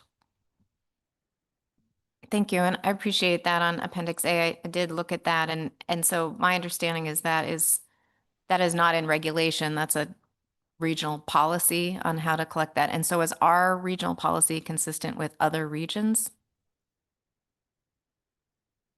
Through the chair, Ms. Kimball, I do not know the answer to that question at this point in time. I know how we do our costs and that we provide that in as transparent detail. This is exactly the document that I would use as a supervisor when managing my own staff's costs to understand if they're following the policy and ask questions accordingly.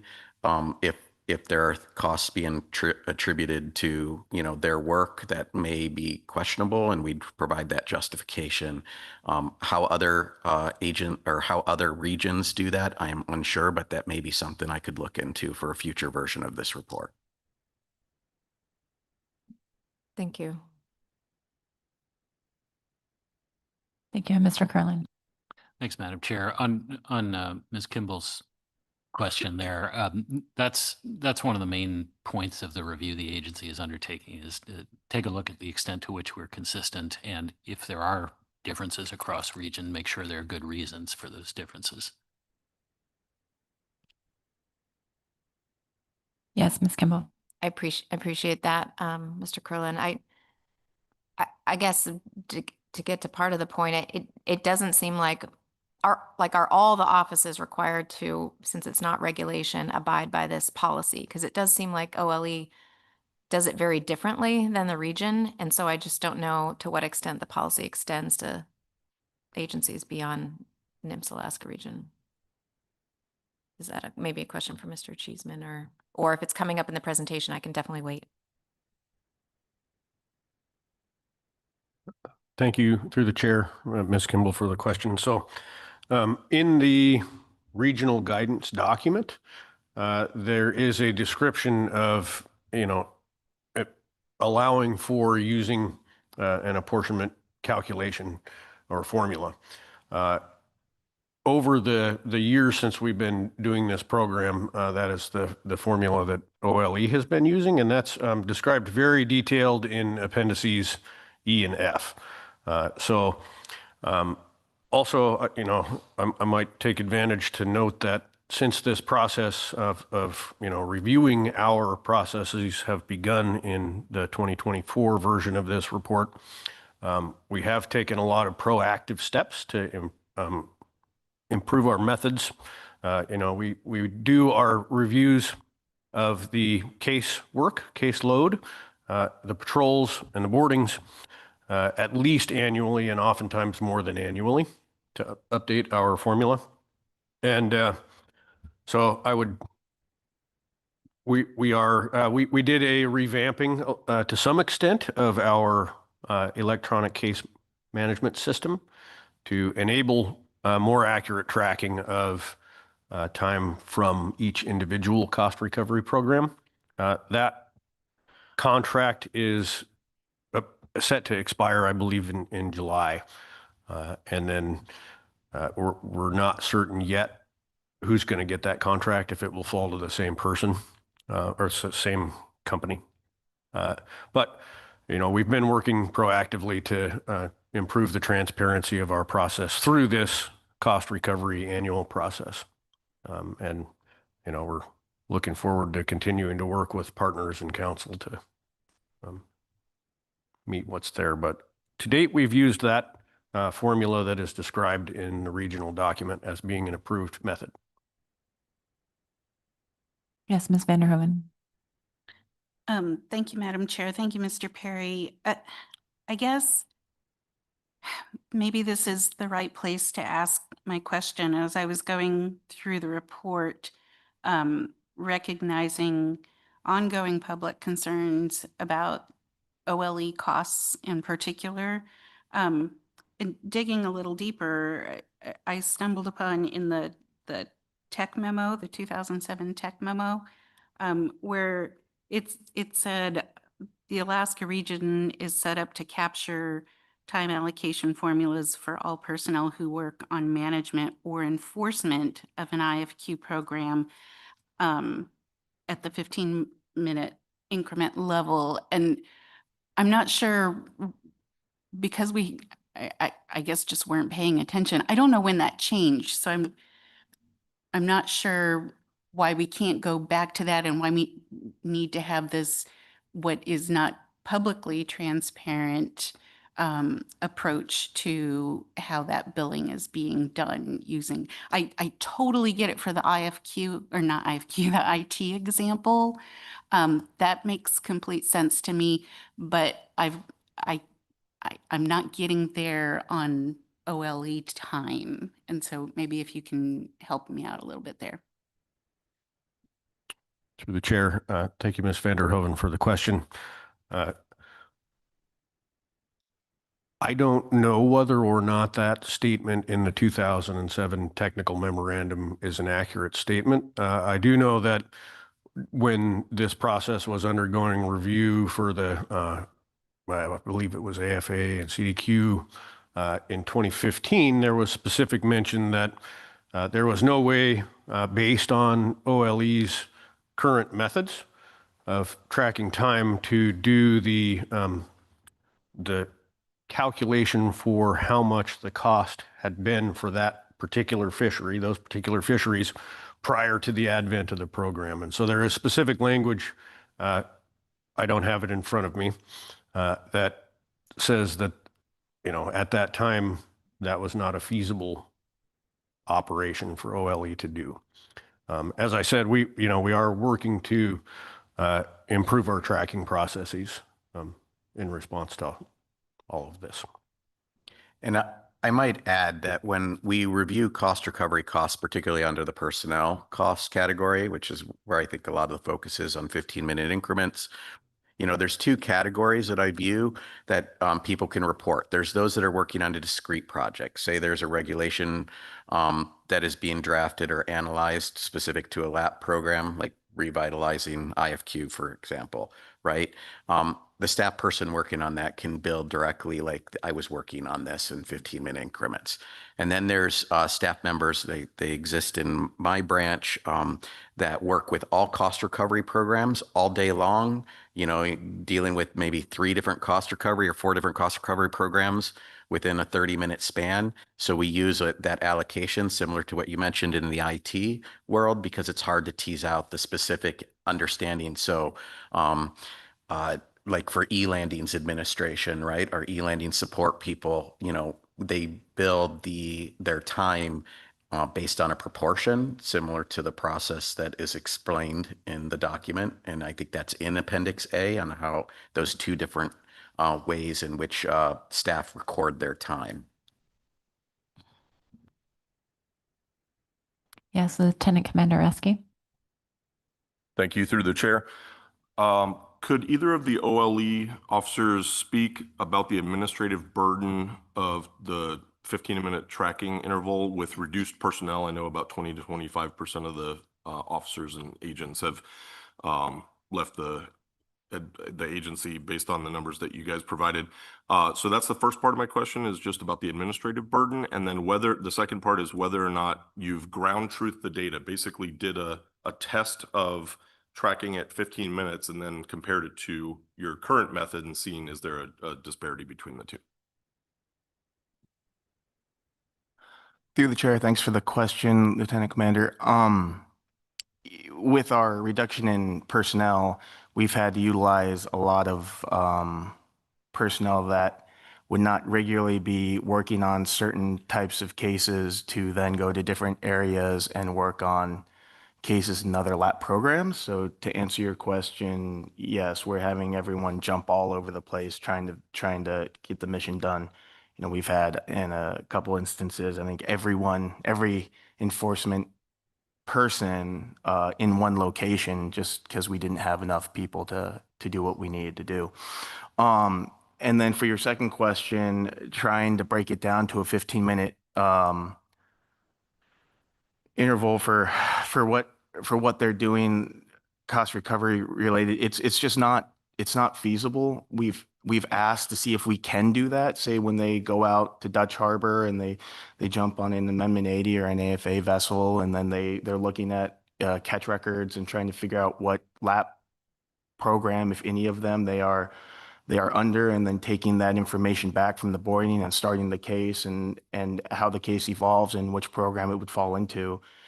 I can't speak to how your boarding officers do it, but it would be very difficult and potentially inaccurate to be able to get to that granularity. And then to speak to our case management program, what Alex alluded to there with our ability to document this, we are able to document now specifically to our LAP programs the cases, but those don't add the time that are utilized on those cases. So, for example, you saw in one of our appendix there that we had 888 cases for LAP programs. It doesn't say how long or how much time each one of those investigations took. And it also doesn't account for anything in 23 and 24 that was open, that is still ongoing, that they would still be utilizing their time to complete those cases. So hopefully that answers some of your question.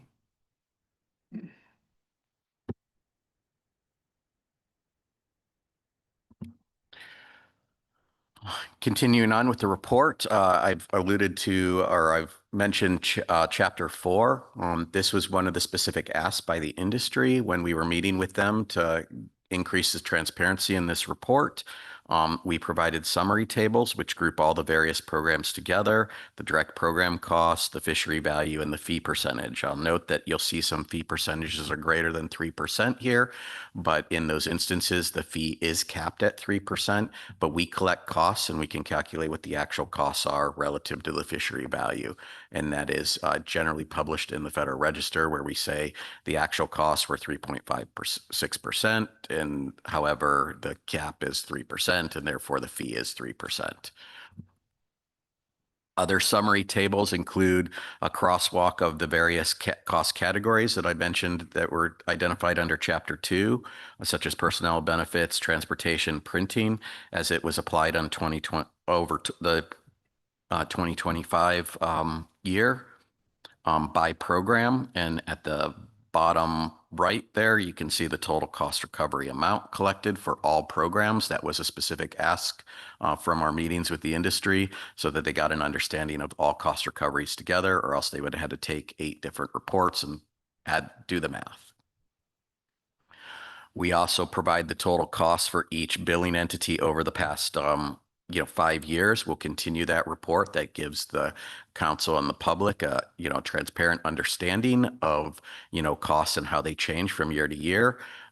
You'll see that in 2025 costs were reduced per increased guidance and increased communication and the request from the council last year. We also provided an understanding of the number of invoices that we generate. IFQ is a very time crunch because we're generating 1,500 invoices and we're doing it in a span of 2 weeks with all the collection of all the costs and everything associated with that.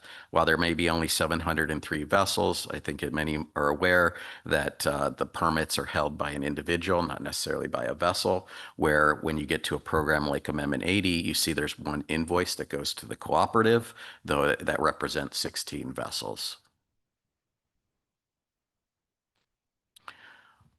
Chapter 5 goes into great detail under each one of the cost recovery programs. I'm not going to go through each one of those in this presentation, but they're there for reference and I'm available for questions if you have any. It provides a brief description of the cost recovery program, the links to the fee notices, a 5-year review of the direct program costs by the cost categories, and then a discussion of the program specific costs by the agency. This gets you in a little bit more detail on a program cost that might be specific to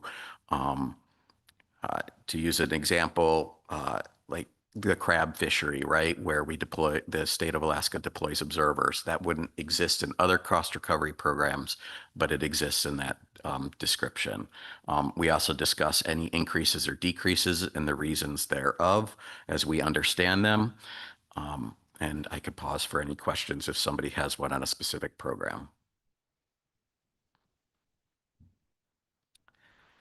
Seeing none, this is my final slide for this presentation. Catch share programs require high quality and timely fishery data, and they're very complex in some to achieve the program goals. The fee benefits fishery participants by providing the funds for the management, data collection, and timely and responsive services. So it's not just about how we answer questions, but also developing the various tools that our industry relies upon for management of their LAP programs.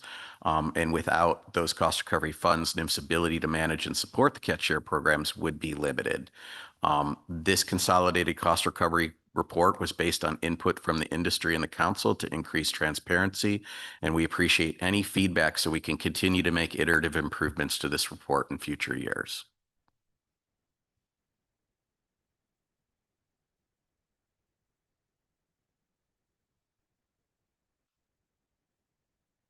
Yes, Ms. Vanderhoeven.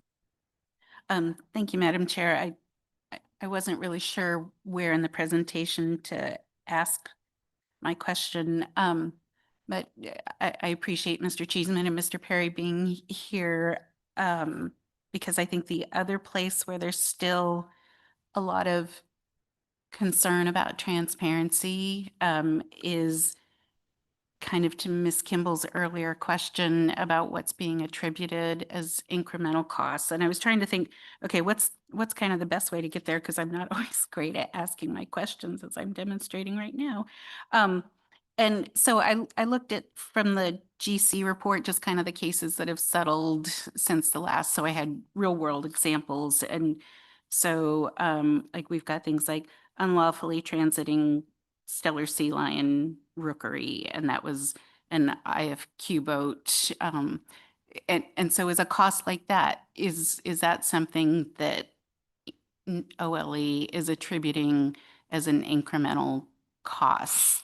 Or like an observer harassment situation, are those kinds of costs being included in what OLE is considering recoverable? Through the chair, thank you for the question. I'm not going to say all of it because it's not going to be all of the costs incurred on those. But for example, we'll use Ms. Kimball's IFQ example. You know, prior to the LAP program, the IFQ, well, it was a derby day for halibut and sablefish. And it was something that OLE at the time, and this is way before my time, so this is what I was able to gather, was that OLE was able to identify the amount of time, 2 or 3 weeks, that they were going to be able to do targeted enforcement on those vessels and those ports, wherever those ports may have been at the time, and conduct those enforcement actions quickly, swiftly until the fishery closed. With the increase of time for these fisheries, going from a few weeks to the majority of a year, and the requirements on different permits and areas that these vessels are fishing, a lot of that would be attributed, in our opinion, to the LAP program, because if it wasn't for the extension of the fishery, we would not need to do the enforcement for as long. So for like the sea lion rookery one, IFQ, though they weren't supposed to go into those those rookeries before, depending on how long it take, or if it was investigations that we have to do throughout the year, then we would attribute some of that to cost recovery. Thank you, Mr. Cheeseman. And so I guess I'm trying to figure out then, how can we get some additional transparency there? Because I think if you ask members of the regulated programs, something like transiting a stellar sea lion rookery is not related to the IFQ program in that example. Those were regulations that existed before the program. IFQ is not a good example, but something like that existed before. And so I think maybe this is where we're looking for additional transparency. And so I guess my question is, do you have recommendations how we might be able to get some of that additional transparency? Because it's clear from public comment that we've gotten, it looks like regulated programs, LAP programs and CDQ are being charged costs that are not seen as incremental or meeting the but-for test.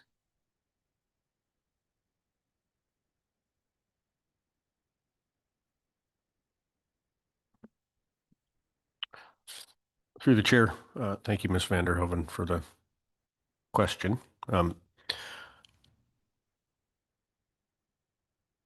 We put appendices in the memoranda, E and F, in there to explain and demonstrate how complicated it is to look at myriad cost recovery programs simultaneously. So the example of the IT system that you said you understand, using that formulaic calculation, that back apportionment, I would assert and contend that it's even more fluid environment that OLE operates in. We may do patrols, we may do boardings, and we may go on one boat that is simultaneously participating in multiple IFQ program, or sorry, excuse me, multiple limited access privilege programs. So that's why we have chosen to apply, the formula and do the review by looking at the caseload from prior years. And so we have not yet begun to track that in 15-minute increments to determine whether or not, the investigation of the logbook had regulations that preceded the initiation of that lap. We just haven't done that yet. And I believe that would be administratively overburdensome and inefficient to do so, to try to track it at that granularity. Enforcement is very complicated and fluid and changing. We can't predict exactly what we're going to encounter when we're on patrol. We can't predict what kind of non-compliance we may see trends throughout a year. So I hope that answers your question.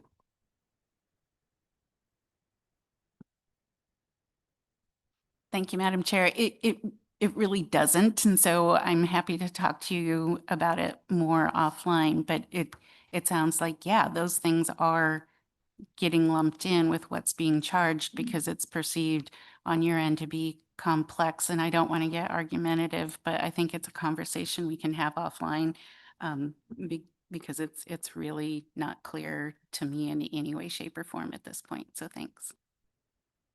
Thanks. Ms. Kimball.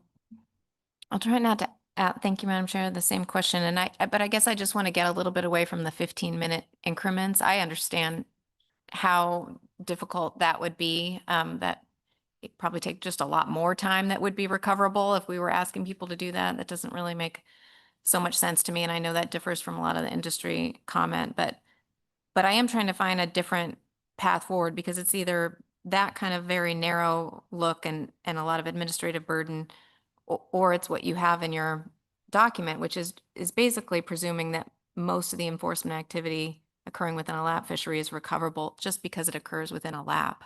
So we're trying to find somewhere in the middle, and it does not seem like front loading the costs before they're incurred. That does not seem to meet the letter of the law in terms of incremental actual costs associated with the program. So maybe my question is, like, what level of your budget, if you can share, for OLE is based on cost recovery, and what is base funding that you get from the agency? Because the differences that we're seeing in other regions for OLE, it's like tens of thousands of dollars compared to millions in this region. And that just can't be described through travel to me, and it can't be described through extension of seasons, because with extension of seasons, we've still gotten a lot fewer vessels, fewer permits. So is there anything you can share on, like, are we different in that way with the level of base funding you might receive, which is clearly necessary for you to do your job? But this looks like a budget problem to me, is what I'm getting to. So is that shareable on the record? Thanks for the question. Through the chair, I think that your observation is noted. It's a good one. I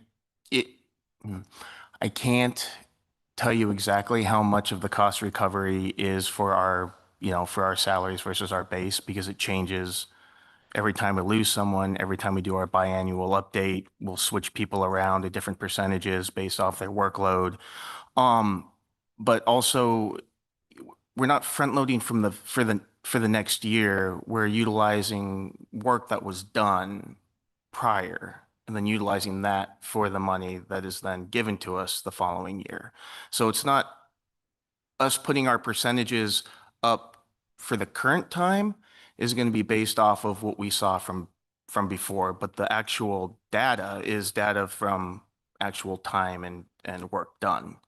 So just for that one, I just want to make sure that was clarified. But it's a good observation, the amount difference between our base funds, cost recovery funds versus some of the other divisions.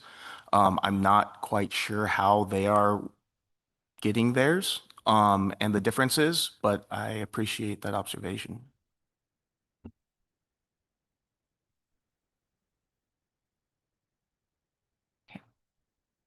Any other questions on the report? Yes, Mr. Pamplin. Thanks.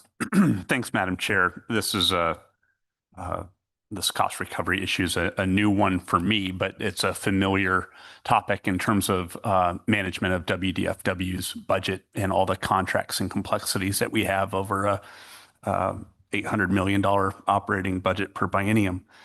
And I completely understand and appreciate the complexity of enforcement action and the dynamic nature of what a field encounter can transpire. So, for instance, a WDFW officer on patrol at a wildlife area might be at a lake checking for trout fishing, and all of a sudden there's a drug issue. And so, well, do you code that to a lands issue? Do you code that to tracking a recreational fishing? Do you code it to public safety or a general law enforcement authority? So, but we do, and we do it, and we have a lot of different colors of money. General tax dollars, state license dollars, state licenses that have dedicated purposes, federal contracts, private contracts, local contracts. And we have to be accountable to each one of those fund sources with the activities that we're doing. And so, anyway, I just want to offer that it's the granularity that I think people are asking for is doable, and just would want to offer, if you want to connect with my staff offline about how we track our budgeting and things, if that would be a conversation that would be helpful for you as you look to improve your system, we're happy to do so. Through the chair, thank you very much for that comment, Mr. Pamplin. That'd be something that we'd like to see. Okay, thank you. I'm not seeing other questions. Appreciate the report.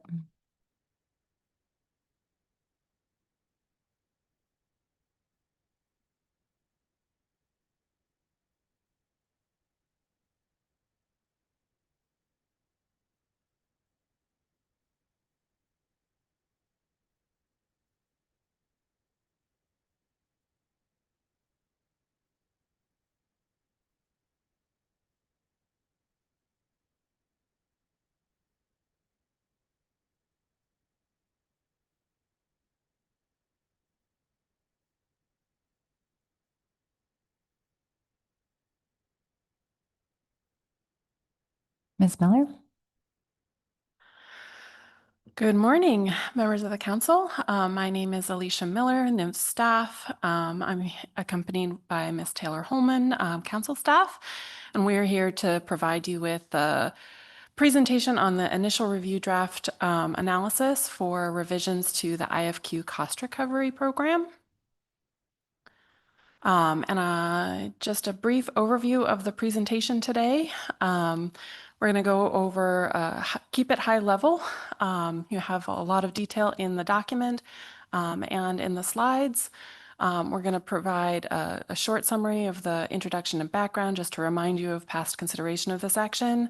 Remind you of the specific steps in the cost recovery annual process that we're going to cover, and then get into the alternatives that are analyzed. We're going to talk about we're going to describe each alternative and then talk about the impacts of that alternative to reduce repetition, and then compare them. And there's a brief discussion paper that's included in Appendix 1 that talks about the golden king crab season start date, and that's available there.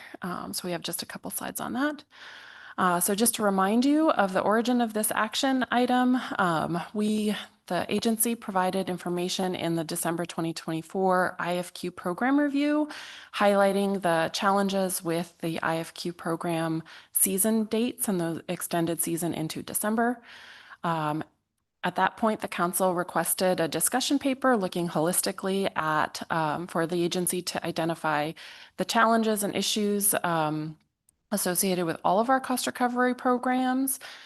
In April of 2025, we brought back a discussion paper that identified a range of inefficiencies and challenges with our 8 different cost recovery programs. And we highlighted that this IFQ season timing was the most urgent need to address. At that point, among the requests that were addressed in the annual report presentation that you just heard from Mr. Josh Keaton and our enforcement partners, the council requested that we continue analyzing those options to adjust the cost recovery annual process. And so based on that feedback, we developed a problem statement and suite of alternatives that addressed that highest and most important need, which is the IFQ cost recovery season date. So that's the background on what the work that we, the agency, have done to be responsive to that request that we continue looking at these. The other issues that were presented in that April 2025 paper, they remain things that could be analyzed if the council wished to continue looking at those. But at this point, we have identified alternatives for modifying that highest priority issue, which is that halibut and sablefish cost recovery season date. So action at this meeting, we're looking for feedback including input and recommendations on the range of alternatives that are presented in this analysis. We're looking for the council to consider next steps, potentially identifying a preliminary preferred alternative, and consider releasing this action for final action at a future council meeting. Regarding the information provided in the appendix for the Aleutian Island Golden King Crab season start date, we're looking for the council to consider the next steps on that action, noting that that would be separate from this action as it's currently structured. But feedback on how this is structured is also welcomed as well. In the paper, this is the problem statement that we've developed. It identifies that since 2021, the IFQ halibut and sablefish IFQ season has extended into December. This has substantively shortened the amount of time that NMFS has to complete the annual cost recovery process. And as you heard from Mr. Josh Keaton earlier, the IFQ program is our largest program with the most number of participants and the largest number of invoices that are generated. So it's crunched that time to about 2 weeks over the holidays in December. And this problem statement captures that. So this is what informed the development of alternatives. Just providing you a high-level snapshot of the IFQ program. This is a summary of information that's provided in the document in section 4, identifying that there's a lot of permit holders, a lot of vessels that participate, and high prices that contribute to that overall fishery value of $158.6 million in 2025. Not going to get into the detail of the cost recovery process, just highlight for you that there's multiple steps. And so the analysis focuses on the timing for completing all of these steps and when in the calendar year are we doing those steps, with specific focus on the validating of the volume and value report submissions that are used to calculate the fishery value. And also the timing of publishing that notice of standard X vessel prices and that fee percentage in the Federal Register. The suite of alternatives includes the status quo and one action alternative with 3 elements that would revise the halibut and sablefish IFQ cost recovery annual process. And I'll get into each of those elements later in the presentation. So under alternative 1, the status quo regulations for halibut and sablefish IFQ are covered in section 679.45. Annually, the IFQ fishing seasons are based off of the halibut season dates that are established by the IPHC, and NMFS subsequently sets the sablefish season date to occur concurrently with the halibut IFQ season. Registered buyer volume and value reports are due by October 15th annually. And there's a regulatory deadline to publish the standard prices and fee percentage in a notice in the Federal Register in the last quarter of the calendar year. And so that means we're doing that no later than December 31st. We issue fee liability invoices, and those are mailed to IFQ holders also by that December 31st deadline. And fee payments are due to NMFS by the end of January on January 31st in the following year. Any unpaid fees at the time we issue permits, that happens in late February or early March, Any IFQ permit holders that haven't paid those fees would not receive their annual IFQ permit. And that's part of the status quo regulations. So the impacts of this process with the variability that is established in setting the annual season dates means that as the season inches further and further into December, then that time to complete this entire annual process is crunched. So we have a regulatory rigid set timing for when we have to complete all of these steps. However, we have variability when we will have all of the landings and the information necessary to do that. So that we cannot calculate the fishery value until all of the landings are recorded, because current regulations specify that each billing year we are estimating the fishery value for all landings that occur in that fishing year, and the fishing year extends through the end of the calendar year. And so with a season that ends on December 7th, we have to wait approximately a week for all of those landings to be finalized, which means we are starting this process December 15th. That leaves approximately 10 business days to complete this entire process, issue invoices to over 1,500 permit holders or 1,400 permit holders, and publish that notice in the Federal Register. So it's really a time crunch in December each year. This is information that's provided in Table 19 on page 34. It identifies the historic season dates and the date that we have published the notice in the Federal Register, as well as the date that we issued the invoices. Based on our records, we don't have electronic records of the date that the invoices were mailed to participants prior to 2016. So that's just why that information isn't available in the table.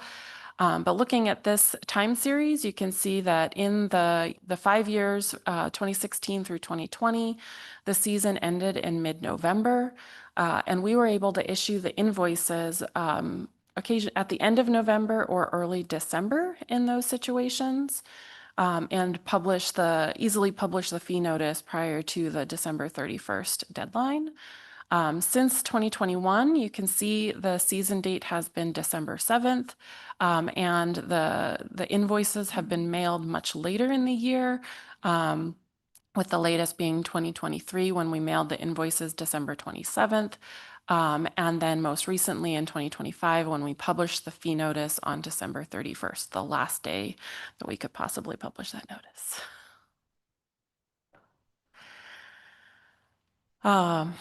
Regarding the registered buyer reports, these IFQ registered buyers, some of those registered buyers are required to submit volume and value reports. So those registered buyers that operate as a shoreside processor are required to submit this report by October 15th. And they provide data for the volume and value of the IFQ fisheries that they processed in the previous year. And that is data from October 1 of the previous year to September 30 of the current year. So they're providing a year's worth of data, and we're using that to calculate the standard prices and the ex-vessel value for the current year's IFQ fishing season. Due to a variety of factors, including processor consolidation, as well as non-compliance with this reporting requirement, we're seeing some data gaps. Some of the reports that are not filed on time results in increased confidentiality of port-specific prices. For example, port-specific prices for Sitka were not available for April through July of this past year. And that's one of the ports that we expect that we're going to be able to likely have those port-specific prices, because Sitka is an IFQ hub. And you can see that and other information in Table 15 of your document. So annually, we receive approximately 69 different volume and value reports from registered buyers. Most of these are submitted electronically through eFish. And the reporting burden is estimated at approximately 1 minute to complete that report. Most of the information is pre-populated, and so the user just needs to review that and submit it to NIMS. And that's why it's a 1 minute estimate. Otherwise, the manual reports take about 2 hours to complete because it requires tabulating an entire season's worth of landings and documenting that and then reporting that.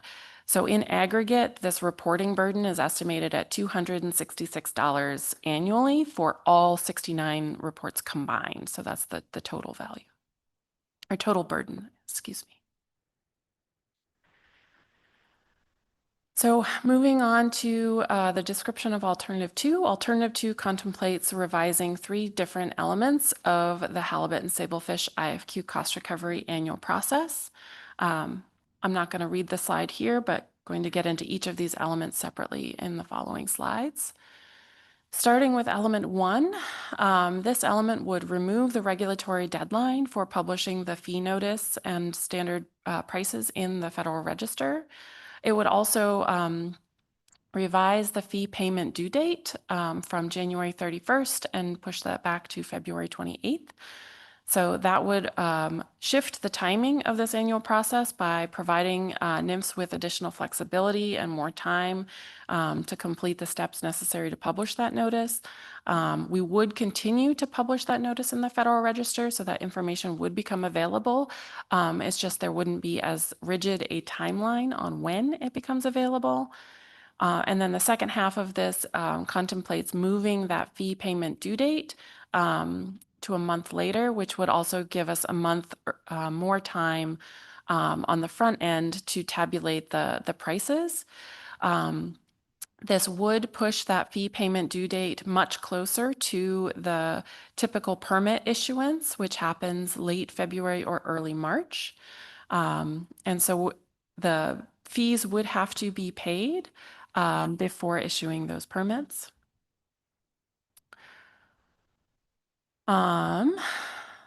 Looks like I covered a lot of this information already, but I do want to just touch on that this does, the options presented, or this element would create trade-offs between providing additional information to NIMS for the agency to complete its processes, but it would also create that trade-off with the IFQ permit holders having less time between the fee payment due date and the administrative consequence of permit issuance, where we're looking at, have you paid those fees? Currently with the fee payment due date of January 31st, there's that additional 30 days or approximately 30 days after the fees are due before there's any administrative consequence of withholding that permit. So there is a trade-off with the options presented here in element 1. Ms. Miller, we have a question. Ms. Vanderhoeven. Thank you, Madam Chair. Thank you, Ms. Miller. This is the piece that I've been struggling with this action. Because I remembered sometimes the halibut season opens pretty early. And so I went to the IPHC website and looked at opening dates, and it was not that long ago that it opened on March 6th, and not that long before that it opened on February 28th. And so if we're issuing those fee payment notices on February 28th, I'm not sure how people are expected to be able to get that paid and get their permit in time for the season opening. So I'm struggling with how is this not just cutting off the top of the blanket, sewing it on the bottom and calling it a longer blanket? I understand how it makes things easier for the agency, but I'm not understanding how it really works then on the other side for participants to be able to be ready to go when the season opens. Through the chair, Ms. Vanderhoeven, thanks for that question. And those are exactly the trade-offs that the analysis identifies, as it would provide additional time on the the end of the season for NIMS to do its processes, but it does crunch that permit issuance. And you're right, we're not changing the process to establish those season dates. And so if there were an early season opening, that would create some administrative friction with a February 28th fee payment date. So those would be the trade-offs. Go to Ms. Goen, then Ms. Kimball.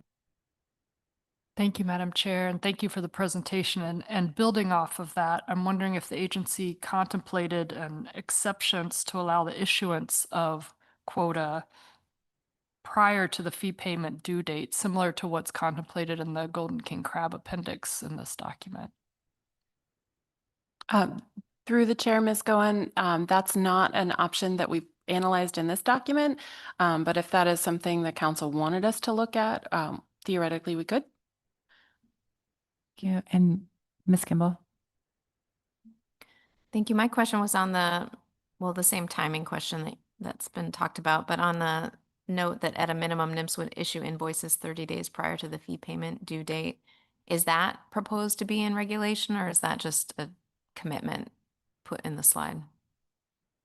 Through the chair, Ms. Kimball, that's our standard practice with all fee collection programs, is that we issue those invoices 30 days, at least 30 days prior to the payment date. So that would continue under any change to the timing for IFQ. Thank you, Mr. Kurland. Thanks, Madam Chair. I think I may have been going in the same direction that Ms. Kimball was, but Ms. Miller, in thinking about your answer to Ms. Vanderhoeven's question, the intent would still be to give the industry 30 days after we issue the invoices, even if we're shifting the timing, right? So we wouldn't be issuing the fee notice and expecting payment on a shorter timeline. Is that correct? Through the chair, Mr. Kurland, that's correct. We would expect payment 30 days after invoices.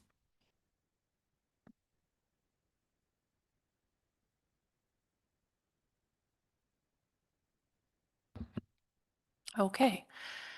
So moving into element 2 of alternative 2, I do want to note that the elements included under alternative 2 are designed to be for the council to consider either independent of one another or selected in combination. So they're not mutually exclusive. And under element 2, we've presented 3 different options for modifying the date range for the landings that are billed in the annual cost recovery cycle. So the options vary in that when that cutoff date would be established. Option 1 would be the earliest cutoff date of October 1. Option 2 would establish November 1st cutoff date, and then option 3 is December 1st. And so this image is figure 3 on page 39 of your document. And really the red box illustrates that we're really talking about what is happening in this time frame that's the end of the year before at the end of the fishing season and before the next permit issuance, which happens in late February, early March. So as a general statement about the options included under element 2, element 2 would establish a cost recovery process that is independent from the fishery season date. So that would allow us to calculate the fishery value and tabulate the costs and do all the things that we need to do in the annual cost recovery process, independent of when the fishery ends. And so that's one of the advantages of the ideas presented under element 2. And the options vary in how much of those landings occur in that time period where we're processing the cost recovery end of year process. So option 1 is that earliest season cutoff where there are approximately 15% of halibut landings and 20% of sablefish landings happen in that time frame from October, November, and December annually. This option would align the fiscal year that we're using to tabulate our costs with the landings that we're including in the fishery value calculation.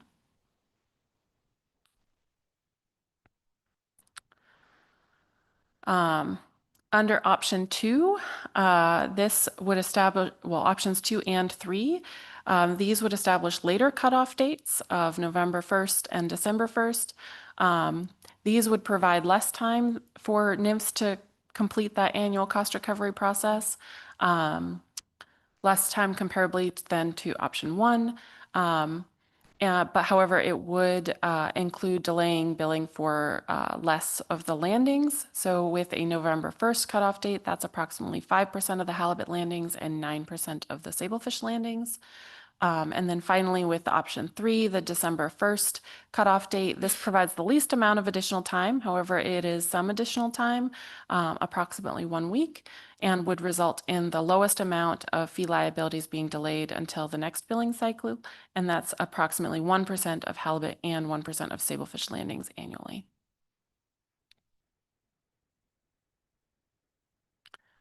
Moving on to element 3. Element 3 deals with modifying the submission of those volume and value reports to increase compliance with and reduce the data gaps. So the first option, I guess I'll start by saying these options each get at this a little bit differently, and they're not mutually exclusive, so they could be chosen independently or in combination. So option 1 would create an administrative consequence for those registered buyers who fail to submit a volume and value report. Option 2 would require the submission of volume and value reports more closely in time or within 2 weeks of the final IFQ landing for that processor, or October 15th, whichever is earlier. And option 3 would increase the frequency of volume and value data submission to quarterly or twice annually. Getting into the impacts of these options. So under option 1, this is that administrative consequence would be to withhold their registered buyer permit the following year. This could create an incentive to comply in a timely manner with submitting this information because there's a real consequence for failing to submit. However, that administrative consequence would occur approximately 5 months later because permits are issued at the beginning of the next IFQ fishing season, and these volume and value reports are due the previous year. Option 2 would modify the deadline for submitting the volume and value report to ensure that that's happening more closely in time to the processor's actual operations. So requiring it either by October 15th or within 2 weeks of the last delivery. For buyers that are receiving landings throughout the fishing year, this would represent no change from the status quo. But for buyers who are receiving IFQ landings only for a portion of the fishing year, this would mean that there's a variable deadline that's dependent on their operations. And it would rely on them knowing when they receive their last IFQ delivery for the season. For registered buyers that think that this is their last delivery and submit their volume and value report, if they were to take IFQ deliveries after that, they could modify that registered buyer volume and value report that had been previously submitted. However, it would mean reporting twice. And so any uncertainty in when they're receiving their last IFQ delivery could result in additional reporting to ensure that they're in compliance with this requirement. And finally, option 3 would increase the frequency of reporting to quarterly or twice per year. More frequent reporting could make this be a more routine data submission, but it would increase that reporting burden. And also more frequent reporting could mean that we have less data gaps if there's compliance with an earlier report and non-compliance with that final report, for example.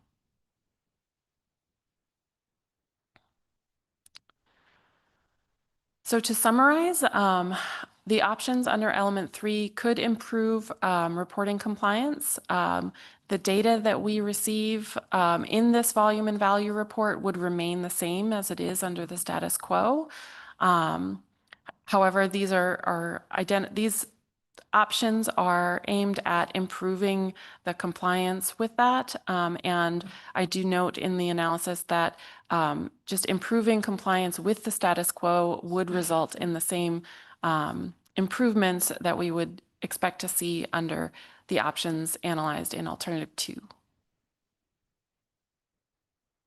I believe there's a question. Thank you, Ms. Kimball. Thank you. I just have a couple questions on element 3. I mean, the first is on option 1. The slide says what the non-compliance would result in, but the option itself in the analysis does not say what the consequence would be if you were late in submitting your report. So is that NMS's suggestion that that is what the administrative action would be under this option? Or does the council need to define what that looks like in a motion?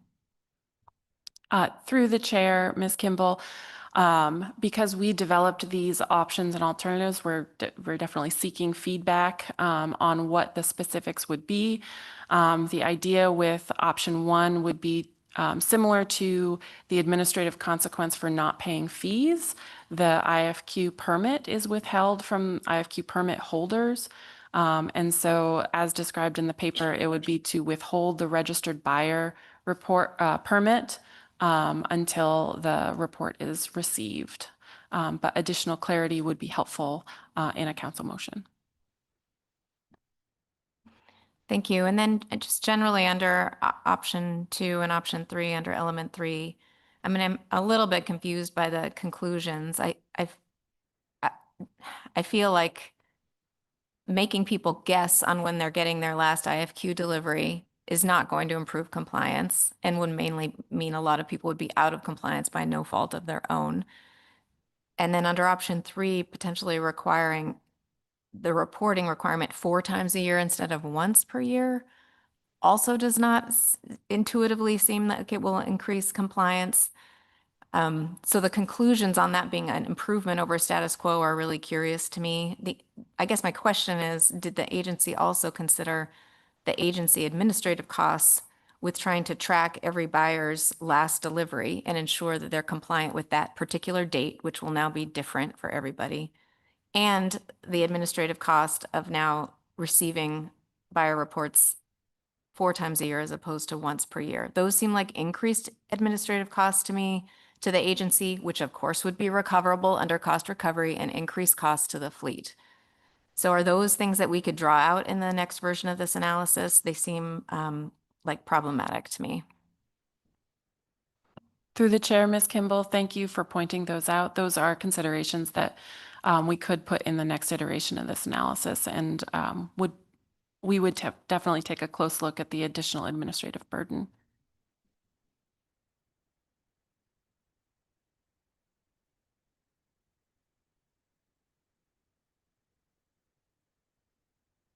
Okay, so I think I just have 1 or 2 more slides. Just to compare the elements under alternative 2, they get at improving the end of year process in different ways. Element 1 would shift the fee payment due date and remove the deadline for publishing the fee percentage and standard prices in the Federal Register. Element 2 would separate that billing year from the fishing year by establishing that cutoff date for when we would process the annual cost recovery cycle. And then element 3 is aimed at improving the volume and value data that we have to calculate the standard prices and fishery value that is used to calculate that fee percentage. So getting at the next steps, we're looking for input from the council, the public, and direction on the range of alternatives and elements that should continue to be analyzed. We're looking for consideration of the next steps in moving this forward, potentially to final action at an upcoming meeting, and potential direction from the council on identifying a preliminary preferred alternative. And as Ms. Kimball noted, there's a number of things that we would analyze in the next iteration. Just noting that there are sections in the document where we note that we'll explore the net benefits to the nation, as well as the Magnuson-Stevens Act and Halibut Act considerations in the next iteration of the analysis.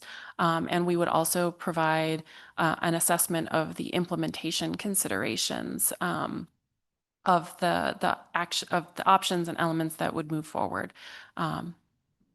And with that, that concludes the report on the main cost recovery document.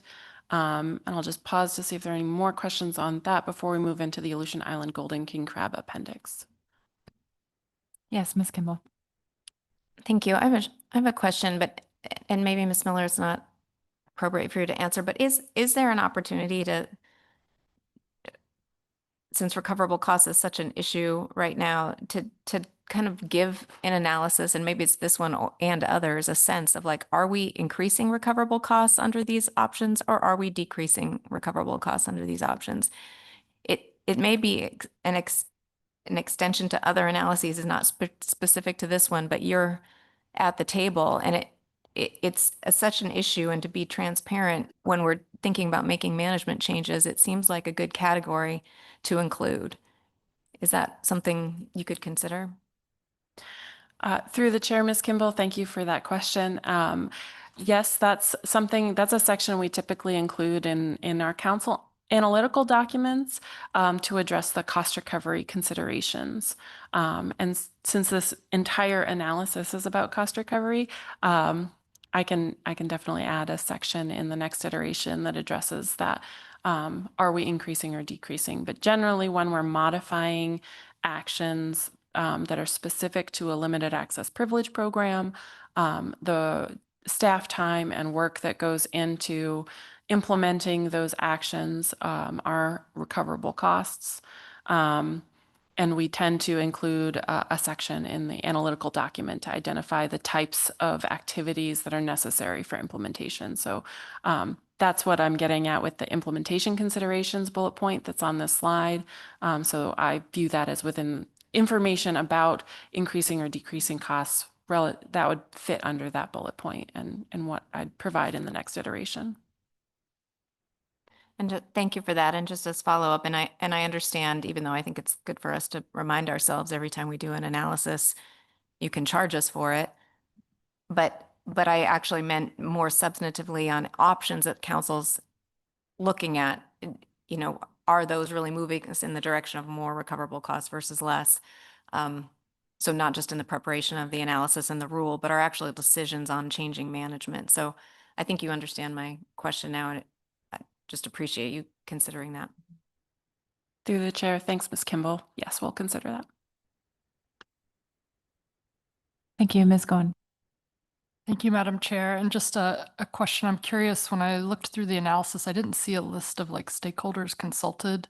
And given that some of these alternatives are impacting, I'm just curious if, as you were framing these options, if you did consult stakeholders. Through the chair, Ms. Goen, as I note in one of the earlier slides, this topic has been discussed at several different council meetings. And so other than stakeholder input and discussions that occurred during those previous council meetings, there weren't any additional conversations. We're here at this council meeting bringing it forward and looking for input from the public. Thanks for that. Thank you.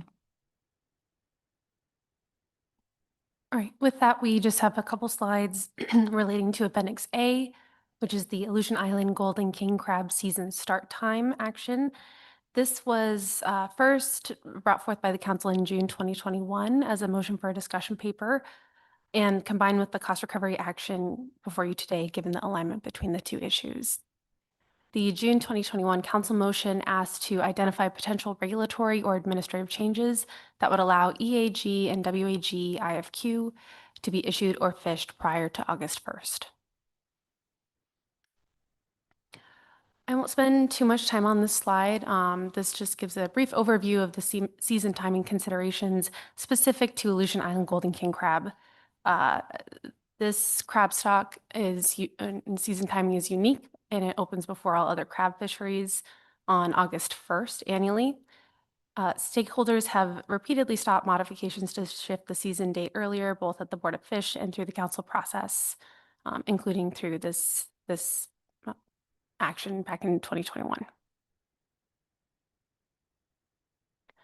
The state has the authority to shift season dates as early as July 15th, though the regulatory opening date is August 1st.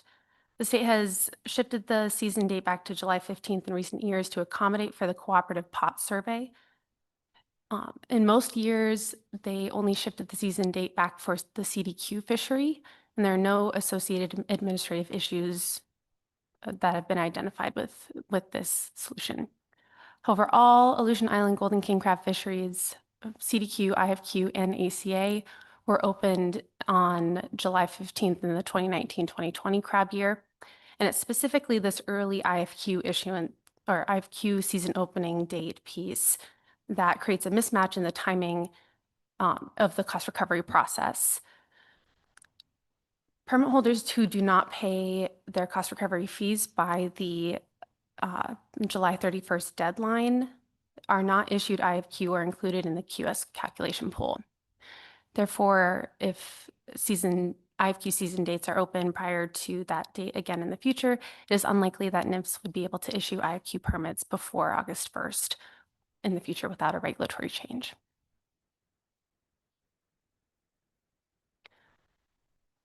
Given this issue, NIMS has identified a couple potential regulatory pathways or approaches that would enable Aleutian Island golden king crab IFQ to be issued earlier in the year. The first is to modify the crab fishing year for AIGKC or for all CR program fisheries. This was not recommended by NIMS due to the foundational nature of the crab fishing year terminology in the regulations and the issues associated with bifurcating the AIGKC crab fishing year as a separate defined fishing year from all other CR program fisheries crab fishing years, as detailed in the document. The other potential regulatory approach is to create an exception for AIGKC permit issuance that would allow AIGKC, IFQ, and IPQ permits to be issued prior to that fee payment due date. Now, if the council does wish to continue to analyze this issue further, NIPS does recommend that this option is considered. Now, the next steps on this action, this concludes the very quick overview. The council could consider whether to take further action on this item, and if so, this could come back in the form of a discussion paper, or the council could develop a purpose and need and suite of alternatives for analysis, and if so, then this would come back for initial review.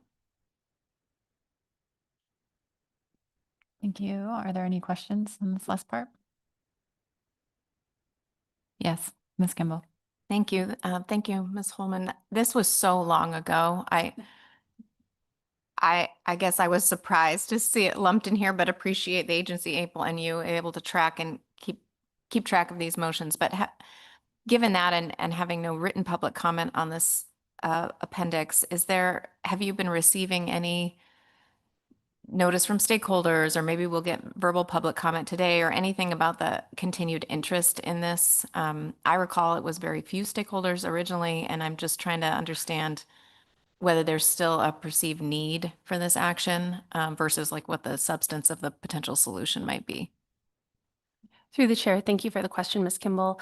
No, we have not received any further notice or comments from the public to signal that there is still interest in this issue.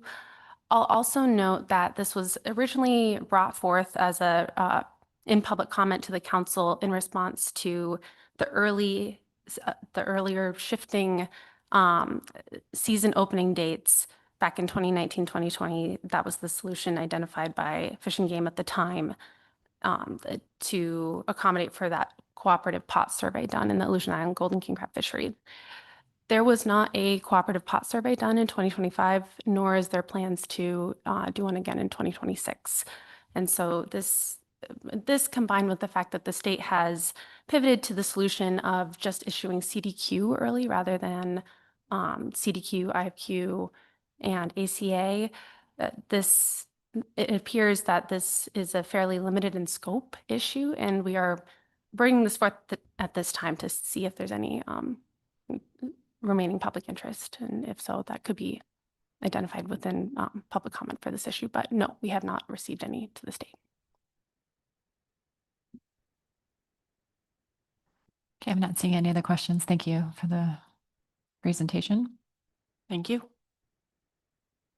So I know we have 2 AP motions on this. We're pretty close to the lunch hour, so I'll suggest we break for lunch, come back out 1 p.m., and we will begin our afternoon session with the AP report. Then following the AP report, we'll take public testimony on C4. Okay, thank you.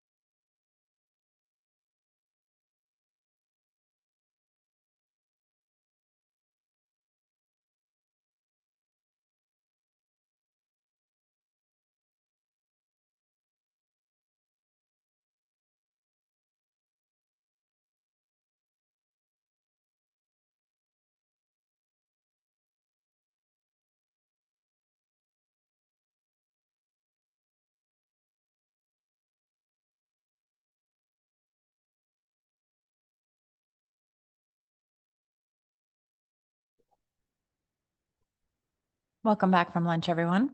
So we are ready to begin our AP report on C4. Following the AP report, we'll be taking public testimony, so please sign up if you haven't done so before the end of the AP report. Thank you.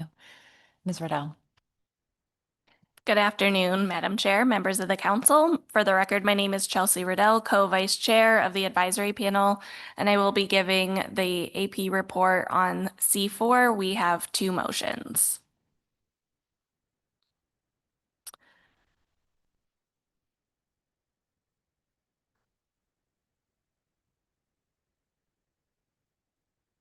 The first motion reads, the AP recommends moving cost recovery report and program improvements to final action with the following primary preferred alternatives. PPAs are bolded. Alternative 1, status quo. Alternative 2, a PPA, revise the halibut and sablefish IFQ cost recovery annual processes.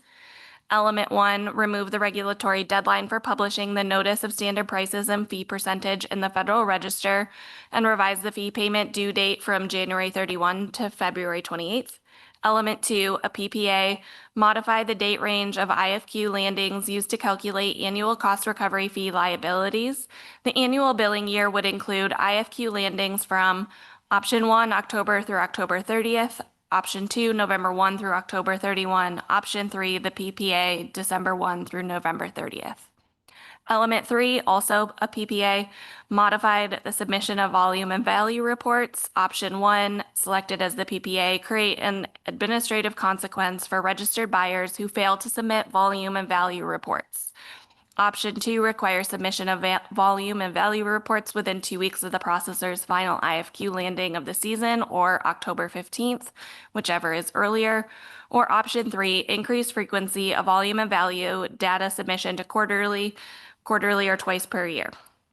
The motion passed 16-0. And with that, I can take any questions. Thank you. Are there any questions on the first motion?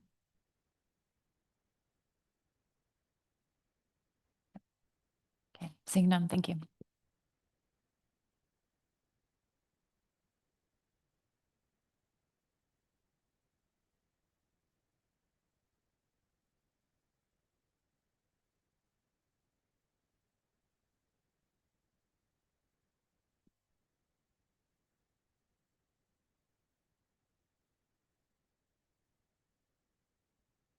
All right, this is the next advisory panel report, and it's just labeled wrong. So it says that this is the IFQ cost recovery motion, but it is not. We just did that one. All right. The motion reads, the AP recommends the council adopt the following purpose and need statement and list of alternatives for analysis. Purpose and need. Sections 303A-E and 304D2A of the Magnuson-Stevens Fishery Conservation and Management Act, MSA, authorize the collection of fees to recover the actual costs directly related to the management, data collection, and enforcement of any limited access privilege program, LAP, and community development program, CDQ. The MSA is clear that cost recovery narrowly applies only to actual costs incurred for specific provisions directly related to a LAP or the CDQ program, not all aspects of vessel or processor operations. Longstanding NOAA policy has determined the actual cost directly related to is applied as the but-for principle of incremental cost, i.e. only incremental costs, those that would not have been incurred but for the existence of a LAP or CDQ program, are eligible for cost recovery. Although many NIMS offices in the Alaska region appear to adhere to the MSA's statutory requirements and NOAA policy, there is clear evidence that NOAA management offices, specifically the NOAA Office of Law Enforcement, has not clearly established the statutorily required link between the fees being levied on LAP and CDQ program participants and the actual incremental costs directly related to those programs. The Council, under its authority under Sections 303AE and 303AI, and consistent with Section 304D2A of the MSA, intends to unambiguously define the actual costs that are directly related to and recoverable from each LAP and the CDQ program. This action is necessary to bring accountability and transparency to the cost recovery program as required by the MSA, NOAA policy, and federal accounting requirements. Ensuring appropriate and transparent cost recovery is strongly supported by Executive Order 14276, Restoring American Seafood Competitiveness. The alternatives read, Alternative 1, no action, status quo. Alternative 2 and 3 are not mutually exclusive. Alternative 2, revise cost recovery regulations for each limited access privilege program and CDQ program to define actual costs directly related to each program. Actual costs are those that are listed in the subpart of 50 CFR 679 and 50 CFR Part 680, implementing each program to include any amendments that are directly related to the program, noting compliance assistance has been a longstanding feature of NOAA OLE activities and is not cost recoverable. Enforcement of regulations that are not directly related to and implemented under a LAP or the CDQ program are not cost recoverable. Enforcement activities are not cost recoverable until a specific regulation defined as incremental is identified. Rent and utilities and general personnel benefits that are provided to all employees of a cost recovery organization, i.e. medical, vacation, sick leave, are not cost recoverable. Assigning predetermined fixed percentages of personnel, travel, contracting, or other costs to specific LAPs or the CDQ program is not cost recoverable. Option 1, include Pacific Cod Trawl Cooperative Program, PCTC, Crab Rationalization Program, CR, American Fisheries Act, AFA, Amendment 80 Program, Aleutian Islands Pollock, Community Development Program, Halibut and Sablefish, IFQ, Central Gulf of Alaska Rockfish Program. Alternative 3, define how actual costs directly related to each LAP CDQ program shall be collected. No fee shall be paid until each entity collecting costs has demonstrated to the regulated public clear evidence that the costs are directly related to the program as follows. Personnel contract costs, number of personnel, hours worked in 15-minute increments, and description of program-specific tasks completed as an incremental cost. Specific to NOAA OLE, provide the following information for each investigation billed to cost recovery: citations of the regulation investigative violation, number of officers assigned to the case, hours billed by each officer assigned to the case in 15-minute increments, total amount billed in the investigation. The AP recommends that the council ensure that the analysis clearly and accurately outlines the actual costs directly related associated with each LAP and the CDQ program, with careful consideration of the MSA and NOAA policy on cost recovery.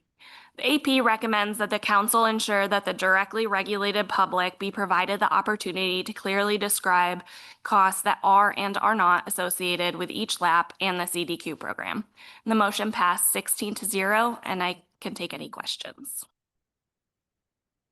Thank you for the report. Yes, Ms. Vanderhoeven.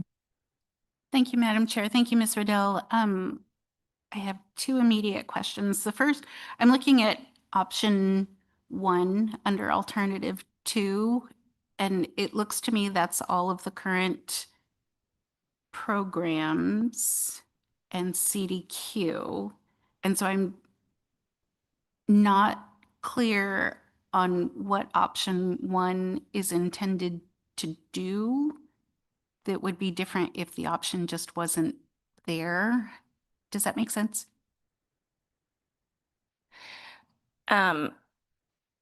Through the chair, yes, Ms. Vanderhoeven. So it was my understanding that yes, these are all of the current programs plus CDQ, but they were specified to make it clear that all of those should still be included. The AP did not discuss whether or not it should be included as an option rather than just a list, but you're correct. Thank you, that's helpful. And then my second question is regarding that very last sentence recommending public opportunity to clearly describe costs. And I guess for me, again, this is a structural question. Every time it comes before the council, there's an opportunity for public comment. I know I've heard some discussion about maybe like a work group like the West Coast has done. But at the same time, this motion is looking to move to an analysis. So I'm not sure if like that work group is what was intended. How does staff analyze something if they haven't gotten that input yet? So I'm not sure how the AP saw that flow happening.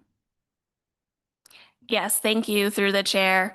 It was the AP's understanding that the AP felt that there was enough information in the reports that we have already received to begin an analysis, but the specific detail of sort of the council or the public having an opportunity to weigh in on the costs individually, that could be conducted at a work group. So there's still overall enough to initiate an analysis, but that those specific details and considerations from the public could be done at a work group, as you mentioned, similar to the West Coast. But the AP also didn't say that had to happen and was not intending to say that it should happen. Yes, Ms. Baker. Thank you, Madam Chair. Thank you, Ms. Riedel. I have, I think, a very general question about what the AP is suggesting. You're very clearly, the AP very clearly is putting forward a purpose and need and alternatives for an analysis, which I assume to be an analysis of regulatory changes. And I can see in alternative 2, the recommendation is to revise cost recovery regulations for each lab. Regulations, as I understand them, apply to the regulated public. Am I reading alternatives 2 and 3 correctly, that this would be looking at an analysis for NIMS to implement regulations to regulate itself? That's how I'm reading it. And I try not to be a process person too much, but I'm kind of struggling with that. Did you talk about that at all with the AP? I'm not expecting you to answer that if you didn't, but please, can you answer that if the AP discussed it? No, Ms. Baker, through the chair, the AP, to my recollection, did not directly discuss that. The only reason that the AP did discuss that in a related sense that this was warranted because the request had already been made to NOAA enforcement to comply with the same, and then other agencies provided that information, and the subsequent report in 2026 again clearly showed that it wasn't meeting MSA and other policies.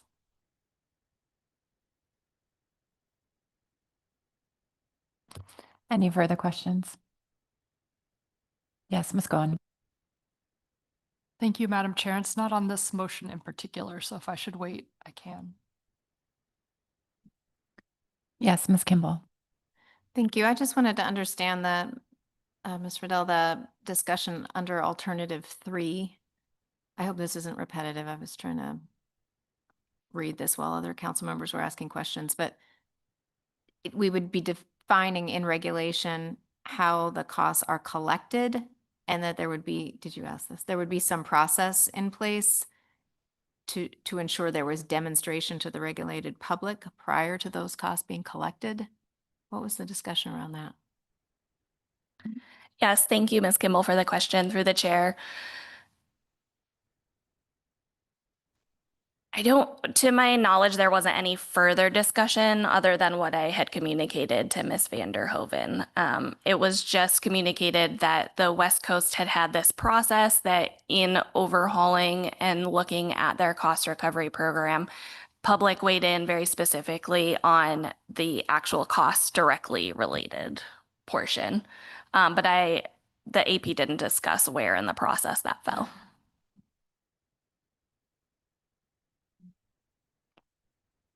Any further questions on this part of the motion? We'll move on. Okay, Ms. Goen. Thank you, Madam Chair, and thank you for the presentation. I'm wondering if the AP had a discussion on the golden king crab appendix that was in the halibut sablefish cost recovery analysis.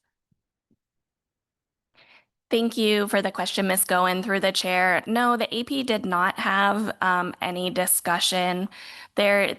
The AP did ask one testifier if they had any information to inform the AP, and the AP didn't get any comments similar to the council in written. So there was nothing really for the AP to discuss. And there wasn't a crab representative at the table, so.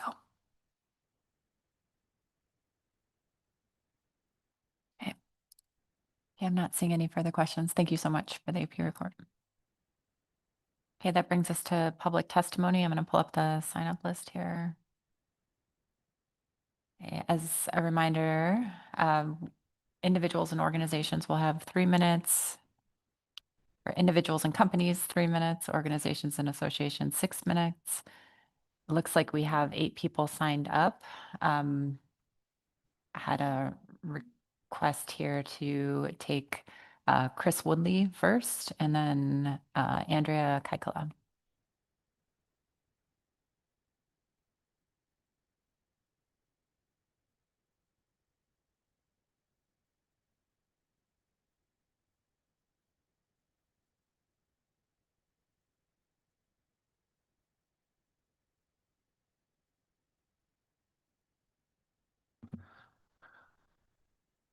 Good afternoon, Madam Chair, members of the council. My name is Chris Woodley. I'm the Executive Director of Groundfish Forum. So thank you for this opportunity to comment on NOAA Fisheries 2025 Cost Recovery Report for Alaska. Groundfish Forum is one of the trade association, or is the trade association for the companies and vessels that participate in the Amendment 80 Limited Access Privilege Program in the Bering Sea and Aleutian Islands. This fleet has been paying cost recovery fees since 2016. Groundfish Forum is one of over 20 associations and cooperatives who signed on to the comment letter submitted to this agenda item.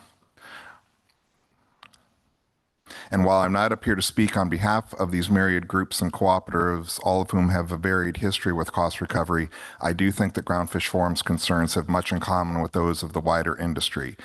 As such, we recommend the council adopt the unanimous AP motion and proceed to initial review with this action. First, I want to acknowledge the improved NOAA report. NOAA has made progress with the 2026 report and reflects an improved attention to transparency, detailed discussion of legislative history and regulations, and agency policy. And we also certainly appreciate that certain overhead expenses such as rent, lease, and utility costs are no longer being charged to LAP stakeholders through cost recovery. While these are very positive developments, the report also raises significant concerns, particularly related to whether NOAA Office of Law Enforcement cost recovery practices remain consistent with the statutory, regulatory, and policy requirements that govern these programs. For nearly a decade, NOAA has consistently represented that cost recovery is intended to recover only the actual costs that are directly related to managing, monitoring, and enforcing a LAP or CDQ program. The guiding principle has always been that recoverable costs must be incremental costs, costs that would not exist but for the existence of the CAT share program itself. The 2025 Cost Recovery Report repeatedly reaffirms the standard. In fact, the report states that recoverable costs must be directly associated with the program, must go beyond general fisheries management, and must exist because the program exists. Despite this clear direction, NOAA OLE appears to have adopted a very different standard. The report reveals that NOAA OLE does not employ a but-for assessment, but instead, and as we have heard today, considers the majority of work performed by enforcement officers and agents investigating violations within LAP fisheries to be cost recoverable. This suggests that enforcement costs are billed simply because an activity occurs within a LAP fishery, rather than because the activity is uniquely incremental to the LAP program itself. That distinction matters considerably. Cost recovery was never intended to become a funding mechanism for general fisheries enforcement activities. If Congress had intended all enforcement costs within the lap fishery to be recoverable, it could have said so explicitly. Instead, Congress limited recovery costs to those that are directly related and incremental. We are also concerned about OLE's transparency. The Council previously requested information regarding investigations, staffing, and hours charged to cost recovery. NOAA OLE responded saying that it does not track individual enforcement activities in a way that allows those costs to be tied to specific investigations or specific lap-related activities. Instead, costs are apparently allocated using other vague workload assessment methodologies. This current approach does not follow the letter or intent of cost recovery law, regulation, or policy, and this lack of transparency makes it impossible for industry, the council, or the public to independently evaluate whether billed costs are truly incremental and directly related to a catch share program. I want to note that these decisions have a significant impact on the cost recovery totals for Alaska LAP programs, and those costs are significantly out of alignment and scope with other regions.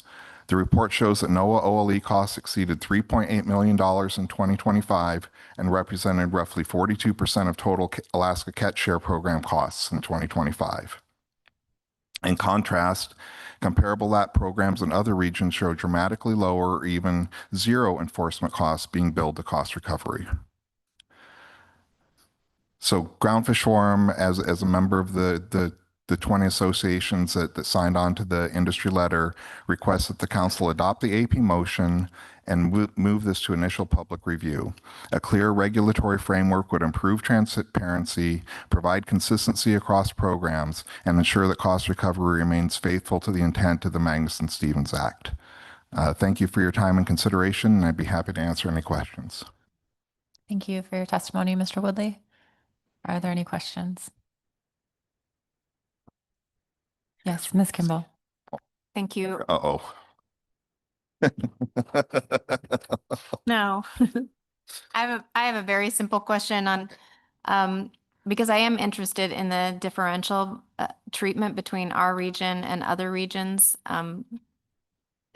Not really in the purview of OLE themselves, but in terms of kind of their base budget and their cost recovery budget and those proportions. And so I really missed the piece that you noted in terms of the differential between our region and other regions. Was that simply on the OLE costs that are attributable to cost recovery, or was that also related to what level of base funding they get through the agency? Through the chair, Ms. Kimball, the analysis that we did, and we included it as table 1 in our public comment letter, has a breakdown region by region of the specific cost recovery programs, and for those programs where they are capturing that information, they actually had a line item of what their OLE costs were. So that's what that basis of comparison is. It does not speak to the overall budget of those programs or the scope of those programs. Thank you. Yes, and Mr. Mueller.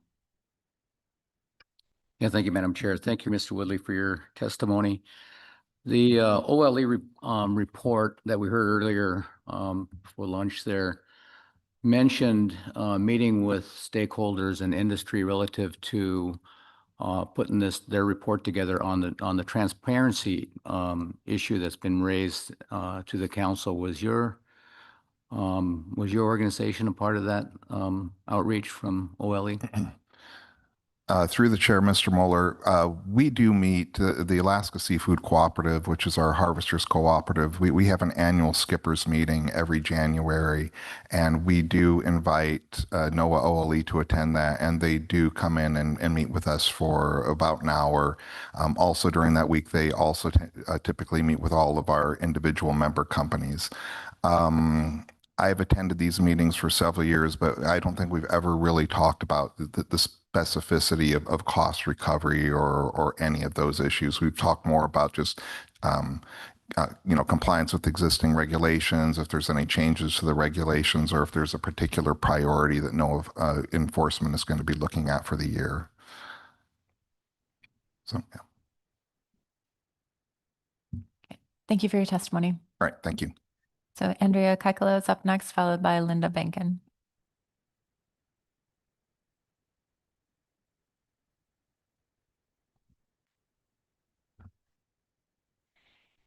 Good afternoon, Madam Chair and members of the council. For the record, my name is Andrea Keikkala. I'm the Executive Director of the United Catcher Boats. UCB represents the majority of catcher vessels harvesting pollock and Pacific cod in the Bering Sea. I'm speaking today in support of the advisory panel's unanimous motion to initiate an analysis on cost recovery. Before I begin, I would like to thank Chris Woodley with the Groundfish Forum for his leadership on this issue, as well as the many organizations that joined the industry comment letter submitted under this agenda item. The breadth of support reflected in that letter is significant and demonstrates that this is not a concern isolated to one sector, fishery, or region. To be clear, UCB supports sustainable fisheries management, strong compliance programs, and effective enforcement. The advisory panel's motion recognizes that cost recovery is intended to recover actual costs directly related to a LAP or CDQ programs, and that transparency and accountability are essential components of that system. The purpose and needs statement and alternatives provided in the AP motion is a reasonable pathway for examining how those costs are defined, documented, and communicated to the regulated public. UCB supports moving forward with the analysis because we believe it is important for both industry and the agencies involved to have a clear and shared understanding of which costs are recoverable, how those costs are calculated, and how they are linked to specific program requirements. Just as importantly, this process provides an opportunity for the council, NIMS, enforcement personnel, and the regulated community to work through these questions together in a transparent public forum. The council has heard concerns from a broad range of stakeholders, and an analysis is the appropriate next step to fully evaluate those concerns and available options. For these reasons, UCB supports the AP motion and encourages the council to move forward with an analysis. Thank you for your consideration, and I'm happy to answer any questions.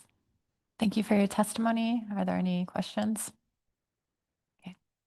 No, thank you. So Linda Behnken is up next, followed by Cory Lescher.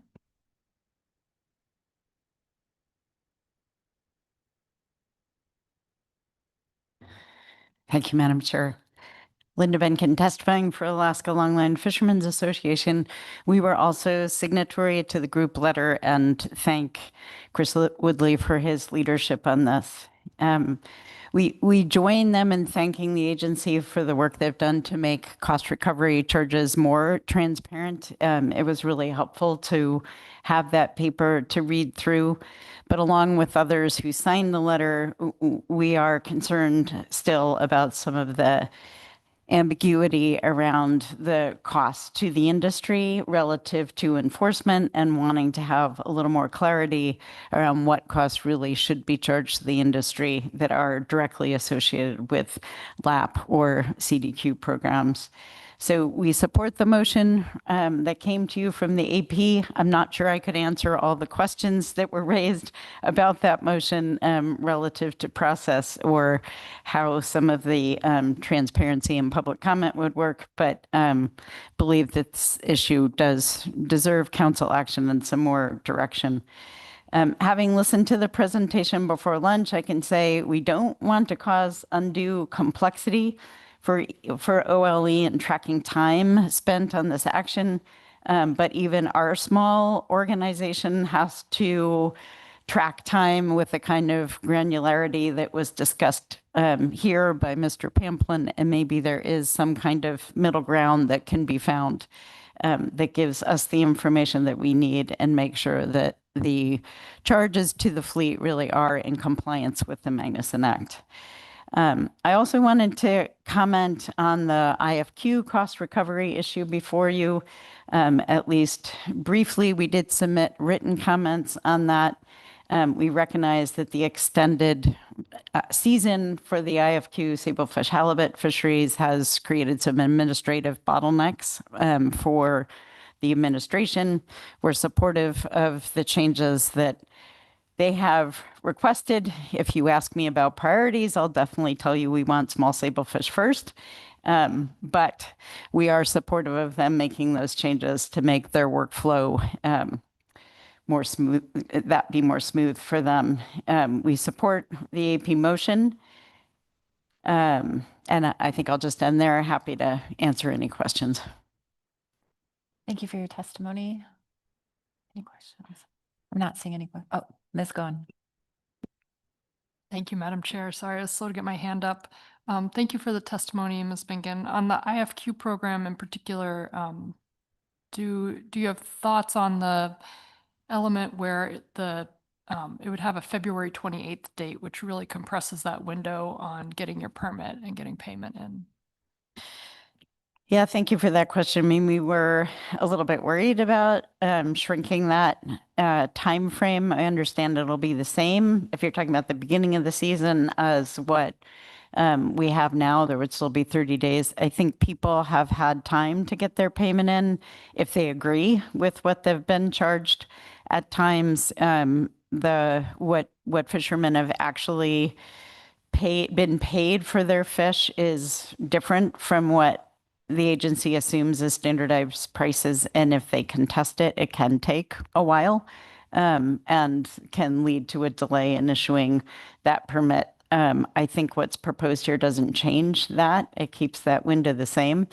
I think the one we were a little more worried about was under alternative 3, and we had thought that option 3 only gave the agency 2 more weeks, which didn't seem like much of a change given the amount of work that goes into writing new regulations. We had suggested maybe option 2 as a middle ground that gave the agency a little more time, but didn't shorten opportunity or didn't move too much of the accounting year over to the next year. The AP went with a different action there. Alternative 2, yeah, option 2. I guess we are okay with either if the agency feels they can make that option 3 work.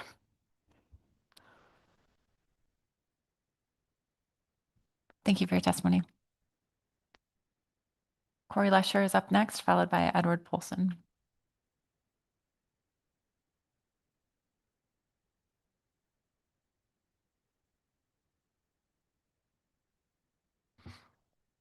Good afternoon, Madam Chair, members of the council. For the record, I'm Cory Lescher with Alaska Bering Sea Crabbers. ABSC signed on to the group comment letter that was submitted under this agenda item, and I'll be speaking that today. I'll keep my comments brief. I'm before you to offer our support for the recommendations in the group sign-on comment letter, the sentiments expressed by testifiers before me, as well as the AP motions provided. I'd also like to acknowledge the progress that we saw outlined in the report and the presentation that we heard earlier today, particularly the response to council and industry requests that were outlined there in Chapter 1, the forward steps that NOAA and partner agencies have taken to reduce overhead expenses that are no longer included as part of the cost recovery program. I'd also acknowledge and just appreciate the size and scope of the federal waters here in Alaska and the necessary programs and resources that are required to maintain compliance and enforcement in the region. And we're supportive of those programs and offices needed to do so.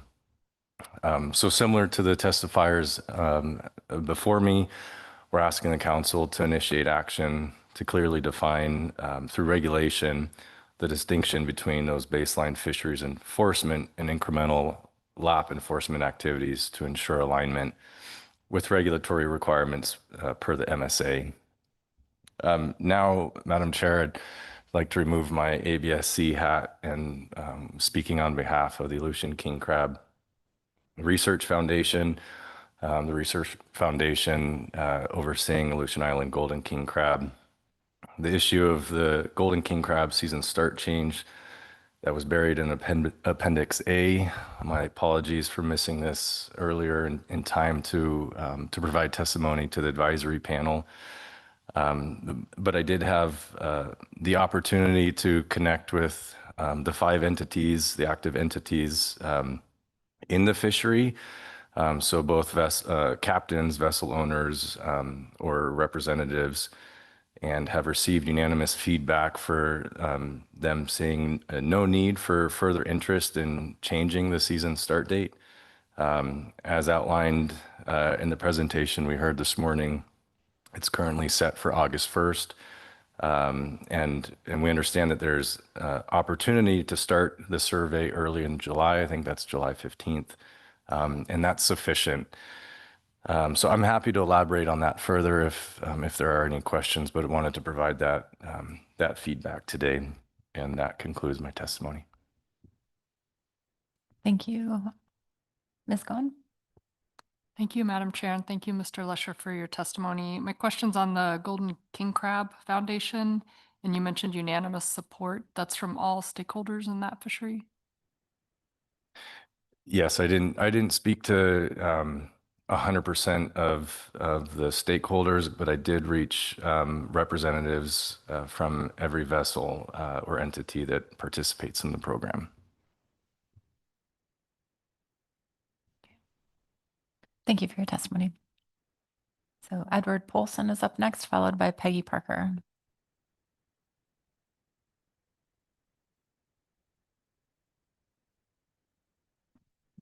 Madam Chair, members of the council, my name is Edward Poulsen, and I'm here to specifically speak to the part of the action regarding the golden crab, Aleutian Island golden crab fishery. And I just wanted to reiterate what Cory said. I'm a participant in that fishery, and we do have consensus that leaving the date August 1st is where we are right now. We are not interested in trying to change it to an earlier date. And with that, I'll take any questions, but I just wanted to make sure we were caught a little flat-footed to it.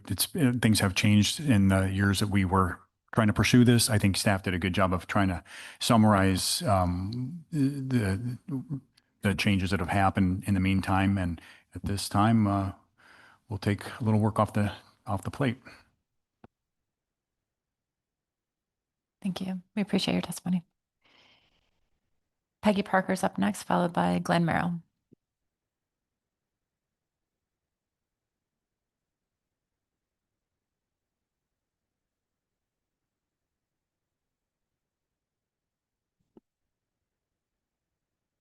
Sorry. Good afternoon, Madam Chair and members of the council. I'm Peggy Parker. I'm the Executive Director of the Halibut Association of North America. We represent the majority of processors who are first buyers and processors of Pacific halibut in Alaska and the Pacific Northwest. Under C4, revised the annual IFQ cost recovery process. We appreciate the staff's work on this RIR and also appreciate the excellent questions from the council following the various presentations this morning. Hannah recognizes the needs for improvement in the cost recovery process, but given the wide range of elements and options under alternatives 2 and 3, we agree with those who have expressed concern that additional cost recovery expenditures may be the unintended consequence of some of these changes. That said, under element 1, Hannah would support this change which moves the fee payment deadline forward a month, with one caveat. The added risk of moving could result in IFQ holders not receiving their permits before the season starts. There's less than a week between February 28th, the proposed deadline, and March 6th, the recent opening day for halibut. If this risk could somehow be mitigated, Hannah would support that change. Otherwise, we would support dropping the element. Element 2, sorry. Let's get this up. Excuse me. Element 2, modifying the date change of IFQ landings used to calculate annual cost recovery fee liabilities. To align the cost recovery calculations with the fishery year, the annual billing year would best be set at option 3, December 1st to November 30th. In recent years, December 7th has been the last day of the season. For element 3, we see option 1 and option 3 as clearly adding administrative costs and perhaps being unnecessarily harsh for processors. Option 2 then is preferable, although it pretty much assures that most processors will be filing a second report since the historic date for season closure is mid-November, if I understand that element correctly. We support an updated RIR reflecting input from this process. I think there's been a lot that's been said here that would add to this whole process. Thanks for the opportunity to testify, and I'm happy to take questions. Thank you for your testimony. Not seeing any questions. Thanks. So Glenn Merrill is up next, and Heather Mann will be our last testifier.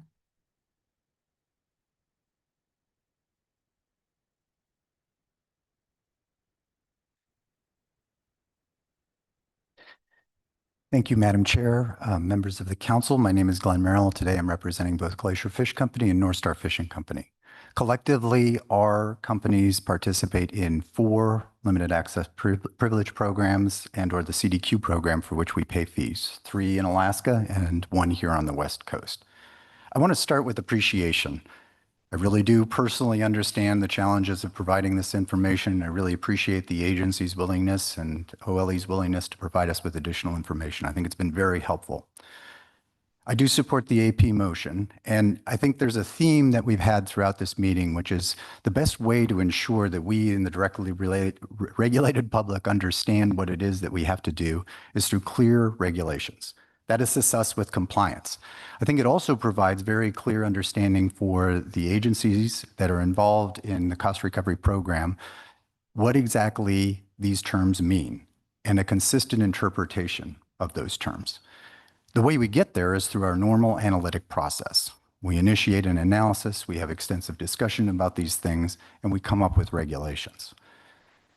Specific to some questions that came up earlier on the AP report, the council has a specific role that is recognized under the MSA under Section 303AE. The council shall develop a methodology and the means to identify and assess the cost recovery fees that are effective. That is applicable both to limited access programs that were implemented after 2006, but there's also the ability under the MSA to reach back and look at and apply these same criteria to other limited access programs as well. I would encourage the council and through the AP motion to do so. Where might this end up? And I think speaking to some questions that came up during the AP motion, there is a process that is used on the West Coast, and there are regulations that specifically define how cost recovery is calculated.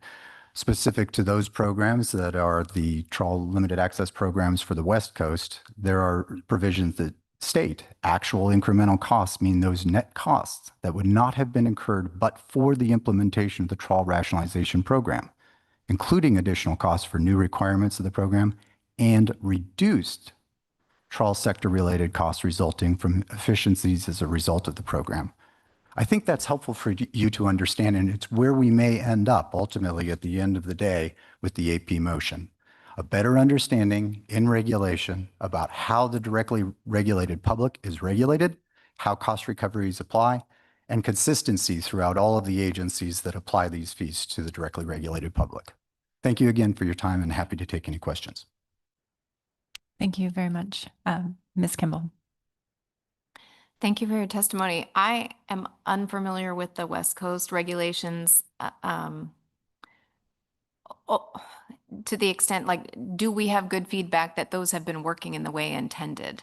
I mean, I think one of the concerns that was heard was providing regulations that the agency would write regulations to regulate itself, and that's a little bit unusual. But if that's what the West Coast has done, what has been the outcome of that? Has it changed how incremental costs are determined, or has it just created more transparency? Through the chair, Ms. Kimball, I think it's done both. I think it's provided greater clarity, and I think it's helped to understand what exactly those costs, how those costs are calculated.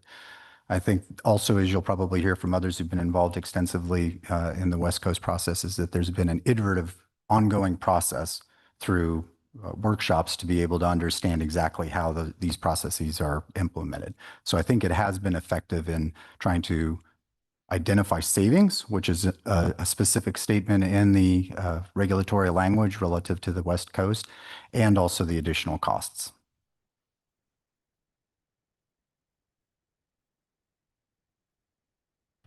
Thank you for your testimony. Heather Mann is our last testifier.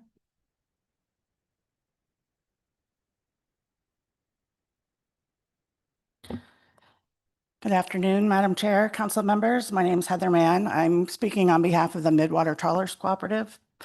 MTC strongly supports the AP motion on cost recovery, and we appreciate the thoughtful work that went into developing both the purpose and need statement and the alternatives for analysis. The motion correctly identifies what many fishermen have been saying for years. There is a growing disconnect between what the MSA authorizes agencies to recover and what fishermen are ultimately being billed for. The AP notes that sections 303AE and 304D2 of MSA authorize recovery only of actual costs, and you've heard a lot about that. The AP further recognizes NOAA's longstanding interpretation that recoverable costs should be limited to incremental costs, the old but-for. The but-for situation and standard is important because it goes directly to congressional intent. Cost recovery was never intended to be a mechanism for allocating general agency overhead or broad fisheries enforcement activities, like transferring through a rookery, for example, to a relatively small group of participants simply because they operate in a catch share fishery. The AP motion correctly identifies a fundamental concern that NOAA Office of Law Enforcement has not clearly established the statutorily required connection between the fees being assessed and the actual incremental cost directly related to individual programs. I believe this concern deserves serious consideration by the council. This issue became very real for MTC members when participants in the PCTC program began receiving their first invoices from cost recovery in 2025. Vessel owners immediately began asking basic questions. What specific costs are we paying for? What enforcement activities were charged? How are these costs allocated? What methodology was used to determine what costs were directly related to and in support of the PCTC program? These are all reasonable questions, and unfortunately, we have not got clear answers. As someone who was directly involved in the development of the PCTC program, I have another concern, and Glenn talked a little bit about this before, but Section 303AE, and I do have an attachment if you can put it up, does say that when establishing a limited access privilege program, a council shall develop a methodology and the means to identify and assess management, data collection, analysis, and enforcement costs directly related to the program. Yet during the development of Amendment 122, I do not recall the council ever developing or debating a methodology for identifying recoverable costs, allocating those costs among participants, or determining how OLE costs would be attributed to the program. The council did spend years discussing allocations, structures, processor participation, sideboards, ownership caps, many other important elements of the program, but we did not have a comparable process devoted to developing the cost recovery methodology contemplated by MSA. This concern is reinforced by NIMS's own statements. In subsequent rulemaking, NIMS explained that the annual PCTC cost recovery process, quote, builds upon existing cost recovery requirements implemented under other LAPs in the North Pacific, end quote. To me, that raises an important question. If Congress intended councils to develop the methodology for identifying and assessing recoverable costs, what role did the council actually play in developing that methodology now being used to assess fees? I have similar concerns regarding the Gulf of Alaska rockfish program. The AP motion appropriately addresses these concerns. I think it's important to note the AP motion is not anti-enforcement, it's not anti-management, and it's not an attempt to avoid paying legitimate costs. It's simply a request for accountability, transparency, and adherence to the standards established by Congress, NOAA policy, and federal accounting principles. The AP also correctly recognizes that participants in these programs already bear substantial costs beyond cost recovery fees, including observer coverage, cooperative management, quota management costs, extensive reporting requirements. So this makes this even more important. Finally, I will say I personally don't need a nationwide review to know that there is inconsistency between programs. I was deeply involved with the West Coast rationalization program since development, and I coordinate nationally through an organization I participate in. So I have colleagues in all regions with cost recovery programs, and every single one is different. At the same time, the costs for participating in North Pacific fisheries are super expensive, especially when you factor in fuel cost. Really, it's my opinion that anything short of the AP motion basically undermines the industry and the AP collaboration, and it makes me kind of reconsider the role of a really well-functioning AP that provides advice to the council. It also gives a green light to the agency, and particularly OLE, to continue business as usual, and I think that's problematic to the regulated public. Any further delay to moving something concrete forward is business as usual, and this imposes huge costs on participants and allows NIMP simply to continue writing appendices that they feel justify expenses with really no response from the council saying, yes, we agree that these are all appropriate. And I can see I'm running out of time, even though I've been talking as fast as possible, so I'll stop there, and I'm happy to answer any questions. Thank you very much for your testimony, Ms. Mann. Yes, Mr. Tom. Thanks, Madam Chair, and thanks, Ms. Mann. I'm curious, given we've heard a couple times in the comments the comparison to the West Coast fisheries, and given you've had interest in both areas, would you care to comment on how the nature of the fishery changed with the development of the West Coast program before and after the LAT program, and then a fishery in Alaska like the PCTC? Like, what's your view on like how much did that fishery change before and after the implementation of the program? Just wanted to get a sense of that, of the magnitudes. Through the chair, just to clarify, you, Mr. Tom, you mean through the rationalization program itself? Well, in both the PCTC program as well as the West Coast Trawl program, it ended the race for fish. That's one of the biggest things that occurred. And so the fisheries, particularly on the West Coast, it became much longer. It wasn't managed by 2-month trip limits. So there was quite a bit of management that went into that. Curiously, though, we never got a before and after comparison of what it costs to run the fishery before and after, which is another thing in NOAA guidance we're supposed to have. And then in PCTC, I think it maybe stretched things out. It ended the rates for fish, but the seasons are different up in PCTC than what we have on the West Coast, where it's a 12-month fishery. But from my perspective, those two things were some of the biggest changes, and then also self-management. So like I mentioned in my testimony, when you're in a rationalized program, whether it's the West Coast one or PCTC, you have co-ops in some cases, in the North Pacific in all cases. You've got to pay for the observer coverage. You have a co-op manager, you have an inter-co-op manager, you pay for C-state, so you have all the information so you can manage yourself in real time. All of that stuff came along with a rationalized fishery. Does that answer your question?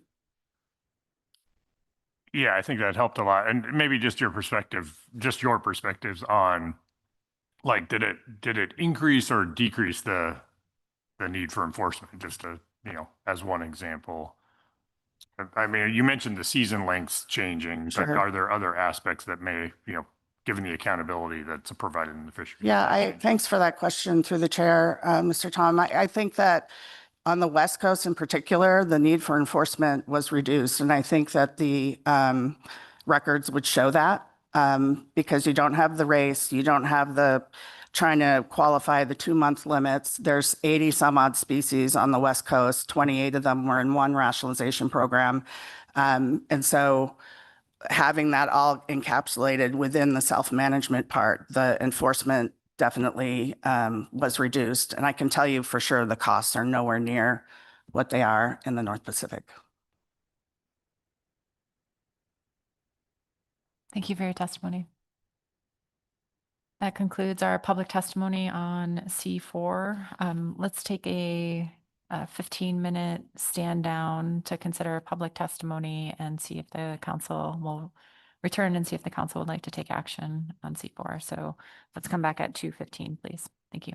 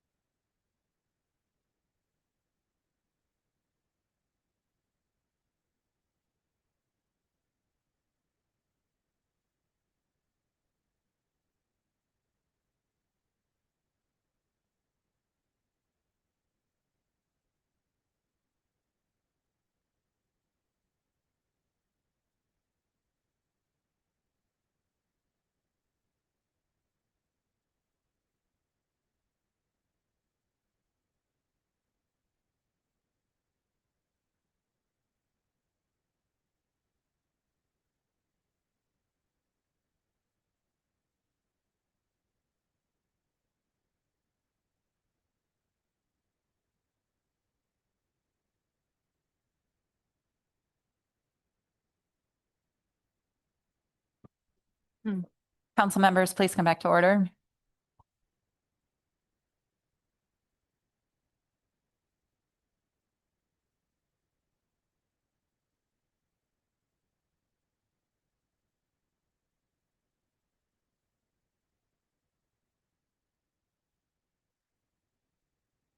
So we have taken our staff presentation and public testimony on C4. I'll ask if the council would like to take action. Ms. Vanderhoeven. Thank you, Madam Chair. I have a motion that I sent to staff, and I'll wait for it to come up on the screen.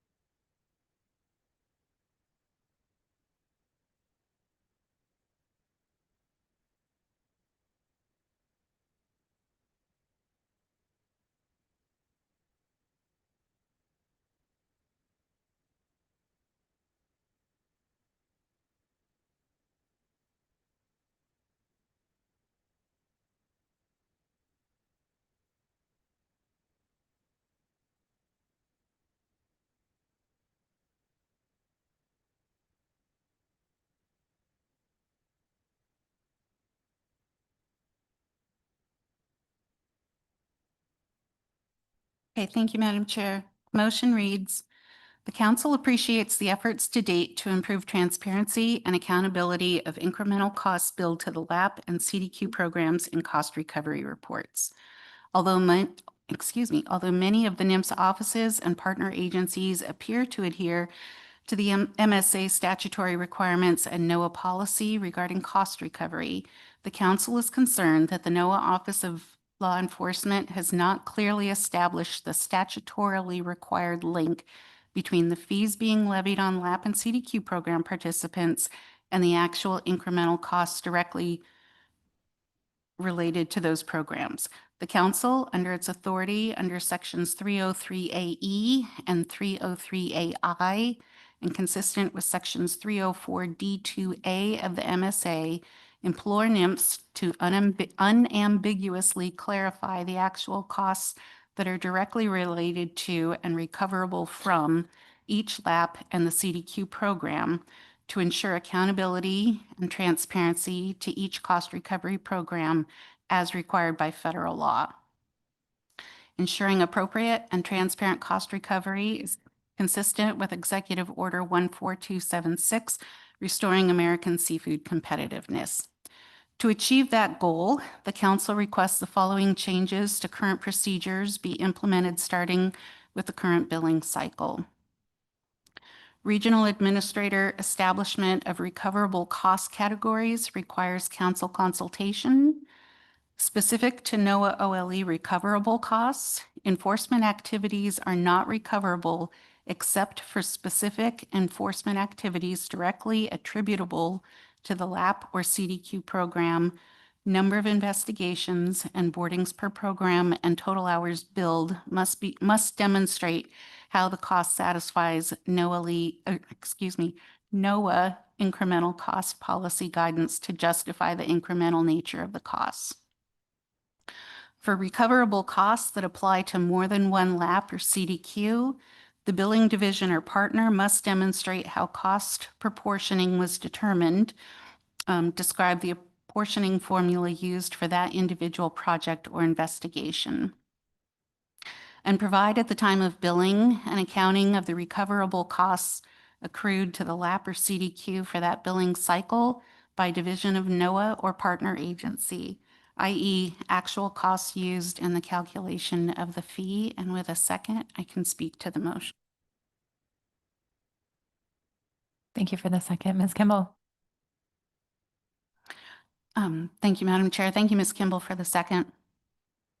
I'd like to thank the agency for continuing to work with the council toward a level of transparency and accountability that the directly regulated public understands what their fees are and that they meet the legal and policy requirements.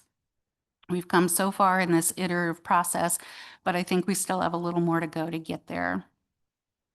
I'd also like to thank the AP and public for their very helpful comments.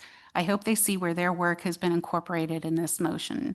I recognize that both public comment and the AP motion requested the council initiate a regulatory amendment as the next step in the process.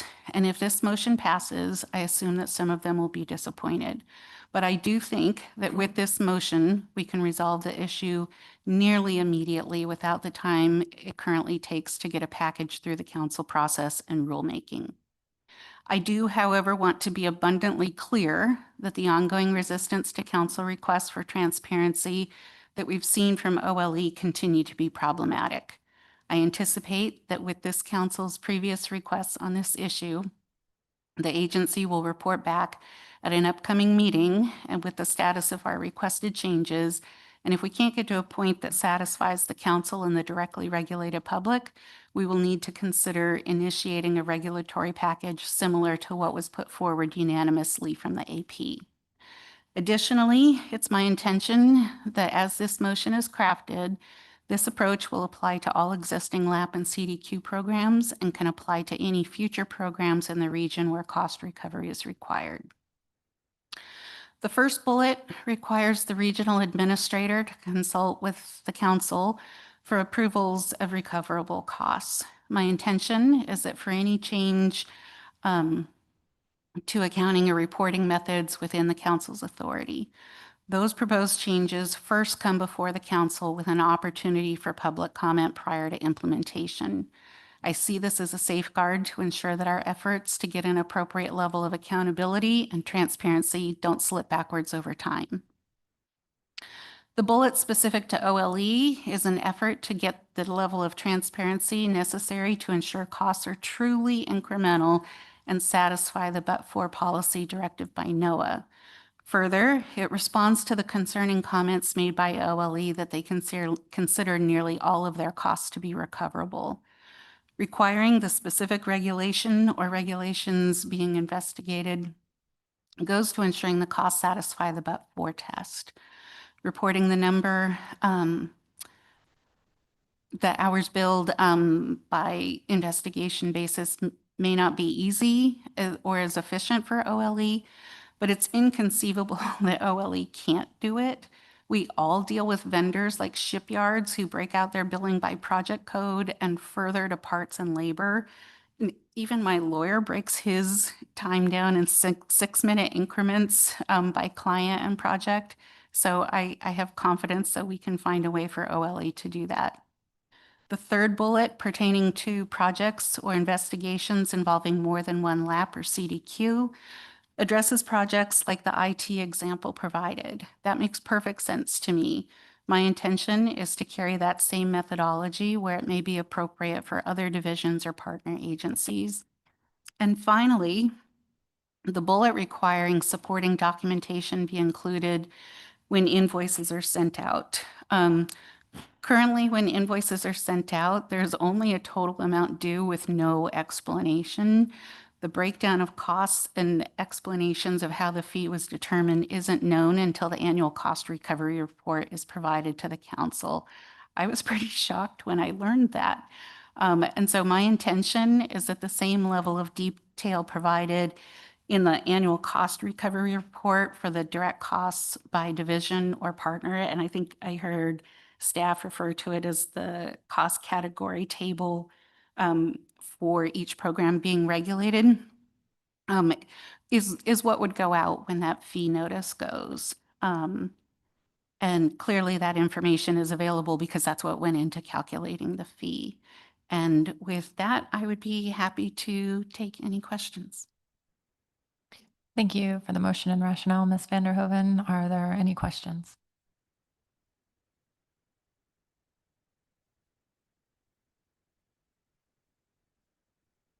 People are perhaps still reading. I'll just take a moment.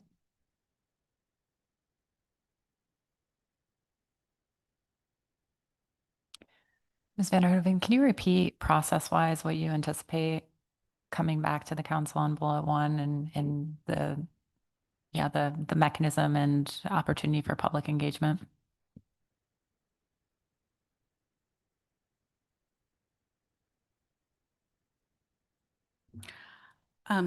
Thank you for the question, Madam Chair.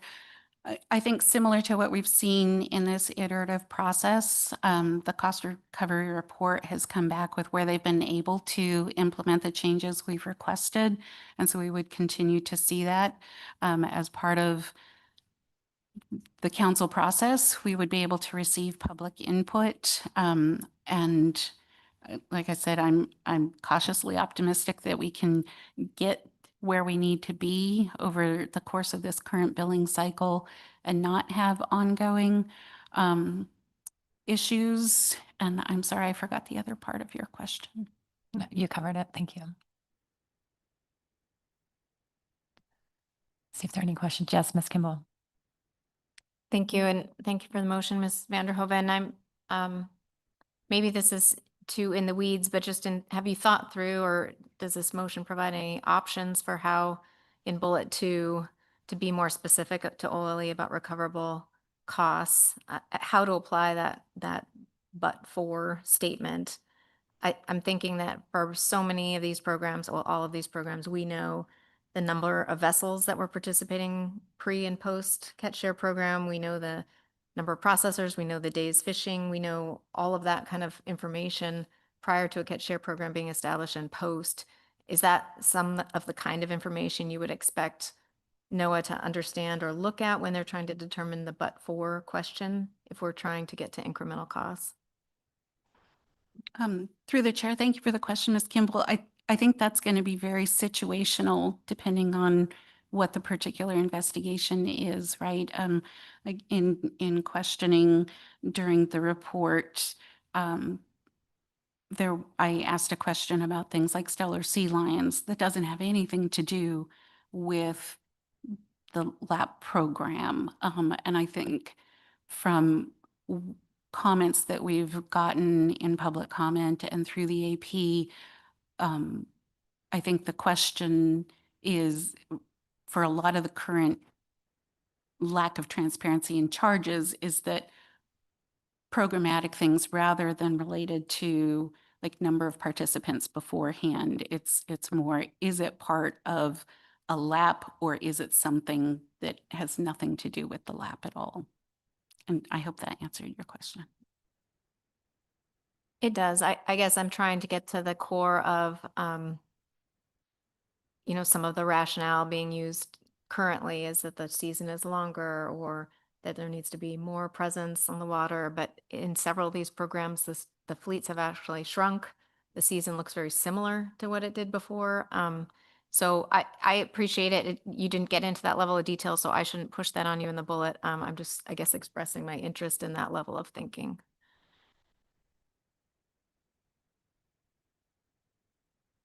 Thank you, Ms. Baker. Thank you, Madam Chair, and thank you, Ms. Vanderhoeven, for the motion. And I also have a question about the first bullet in terms of changes to current procedures. And I'm remembering some public testimony we received that this council's current review of the cost recovery report is not sufficient to meet our requirements under the Magnuson-Stevens Act for cost recovery. And so do you see this as one step if the regional administrator or the agency establishes the recoverable cost categories and then the council weighs in on that, is that kind of perhaps a way to get at that level of concern that was expressed in testimony? Through the chair, thank you, Ms. Baker, for the question. I think the other thing I think this bullet accomplishes, I think our current regional administrator has a pretty good understanding of what level of accountability and transparency this council is looking for. Not looking for this to be durable 10 years from now when there's a new one. that there's an obligation to have that consultation with the council so that we don't backslide on the progress we've made. Thank you, Mr. Kurland. Thanks, Madam Chair.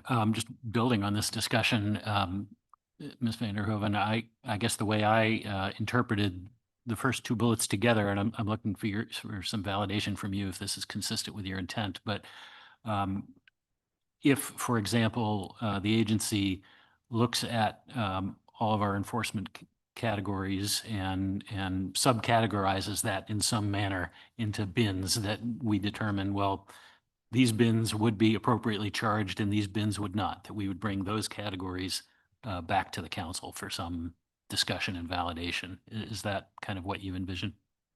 I think that would certainly be a part of it. Thank you, Mr. Kurland.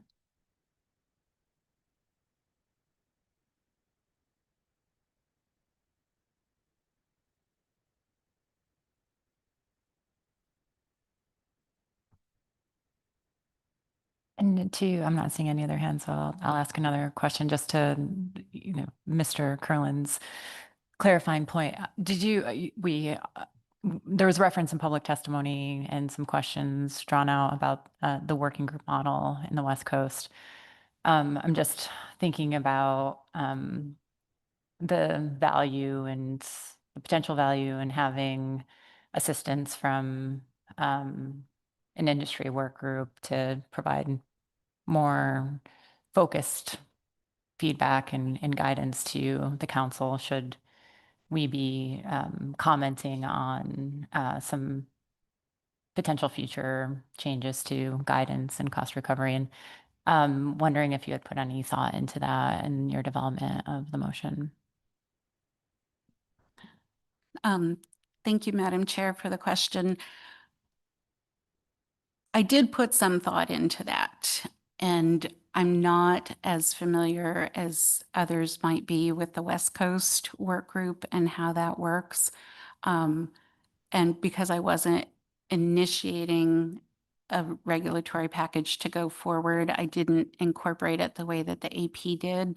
I certainly think that if we continue to have ongoing concerns or needs to modify cost recovery like we've done in this iterative process, we could look at developing a work group, maybe kind of like how we do with the FMAC committee, right? They review the annual report and then bring recommendations to the council. I think that would be reasonable. But while I tend to be a skeptic, I also tend to be an optimist. And I, like I said, I think we're getting to a point where we may not need that work group going forward, but we can certainly revisit that at any time. Or if somebody else wanted to initiate that, I would not be opposed, but I'm not prepared to. Okay. Thank you, Ms. Vanderhoeven. Any other questions? Any amendments or comments?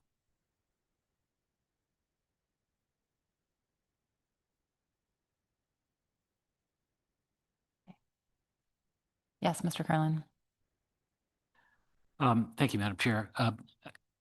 So I think I may have made a statement sort of like this a year ago when we were discussing cost recovery reports, that I just want to make clear that I really welcome the scrutiny of the agency's cost recovery process. I mean that in all sincerity.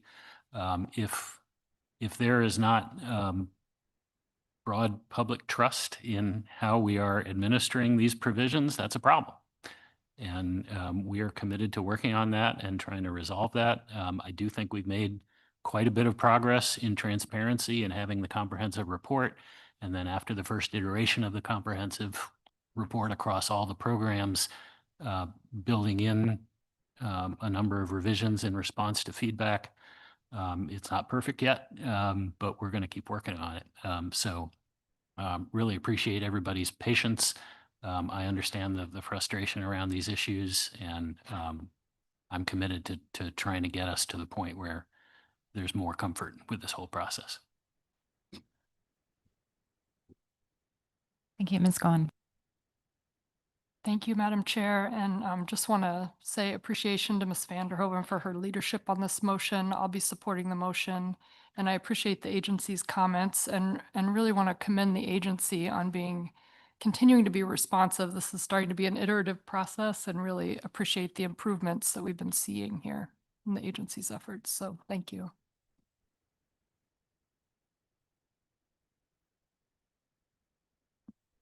Thank you, Madam Chair. Thank you, Ms. Vanderhoeven, for the motion.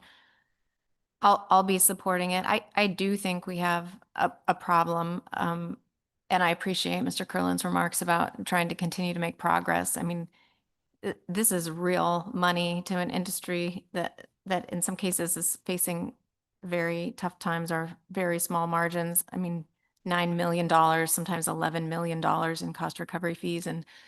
And I really appreciate having the regional staff and the leadership from OLE at the table to answer questions. It's much appreciated that they're here in person.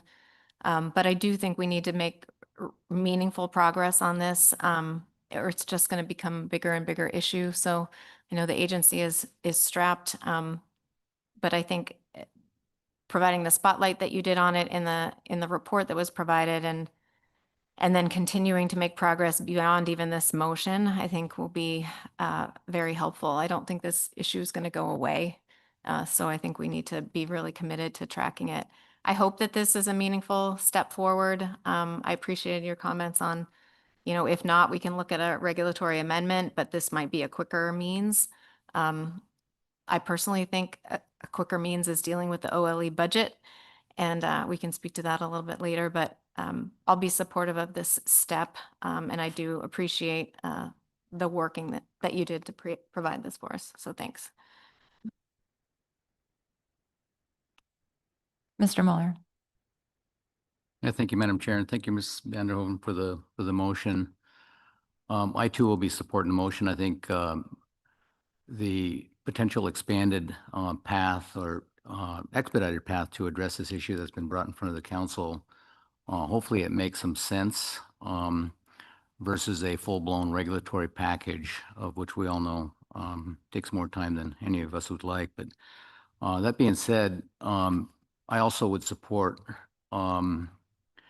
your assertion about bringing a full-blown regulatory package back to this council should this action not meet the expectations of the public, the industry, and all stakeholders involved. So thanks again for the motion.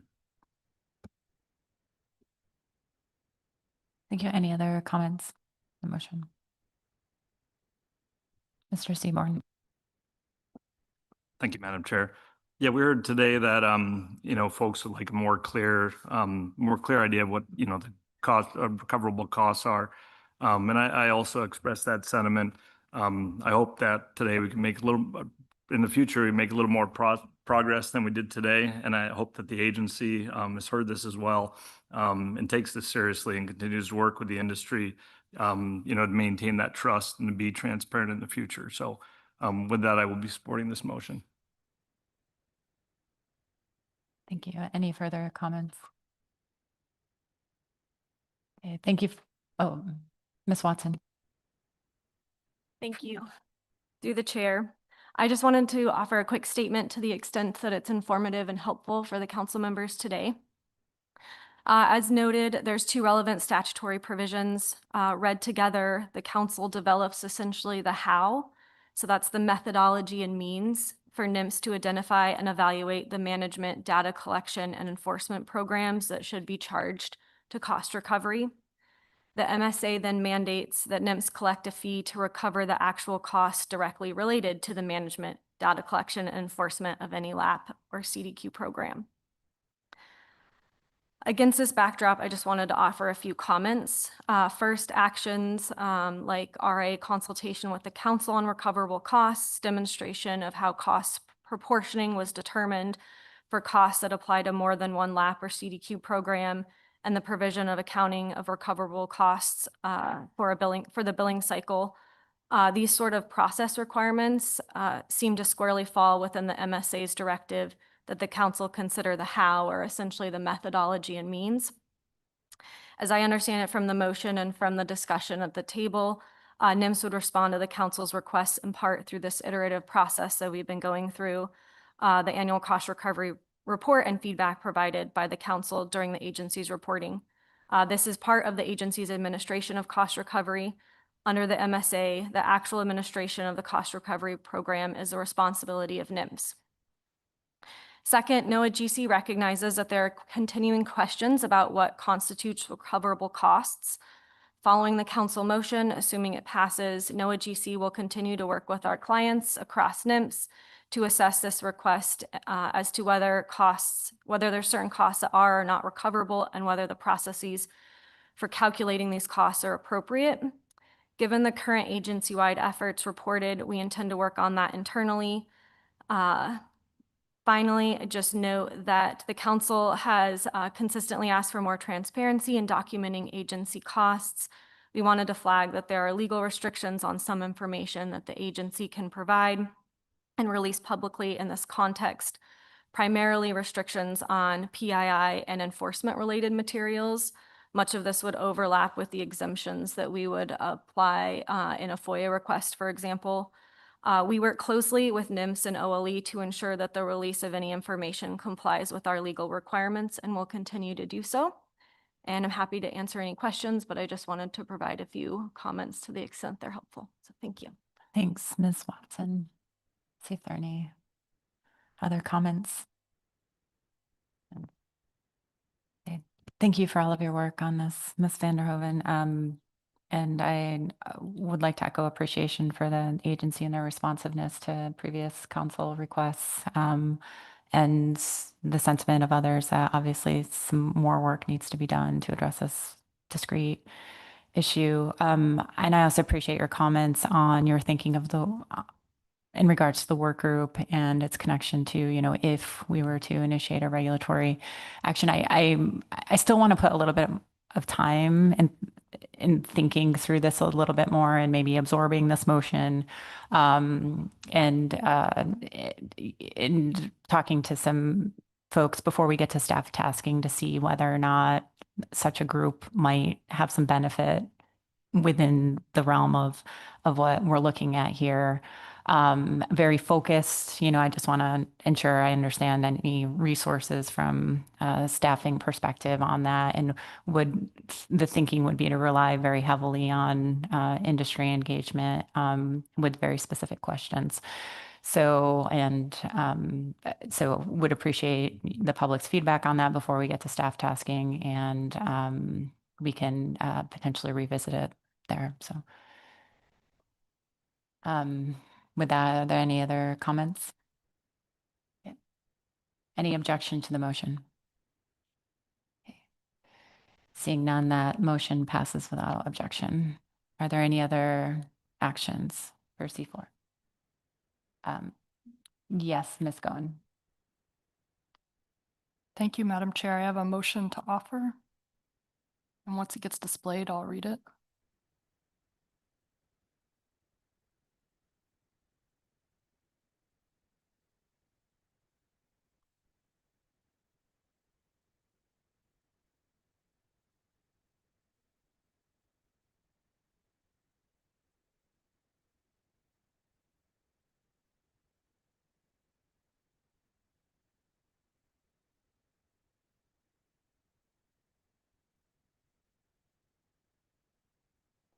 The motion reads, the council understands there's a national effort ongoing looking at consistency across regions as appropriate regarding cost recovery program methodologies and categories of recoverable costs under limited access privilege programs. The council recommends sending a letter to NOAA Fisheries encouraging timely completion of this effort and asking to see a summary of results with a particular interest in NOAA Office of Law Enforcement around the country and their methodology for determining incremental costs, what the cost categories are, and how personnel track time spent towards limited access privilege programs. And with a second, I can speak to it. Thank you for the second, Ms. Baker. Thank you for the second, and I'll keep this short. I appreciate the effort, transparency, and continued improvement by NOAA Fisheries regarding cost recovery. I also appreciate Ms. Vanderhoeven's motion and see this motion as complementary to hers by gathering information and getting a better understanding of cost recovery programs nationwide. Depending on the response to the letter, it should help us make meaningful progress on this issue.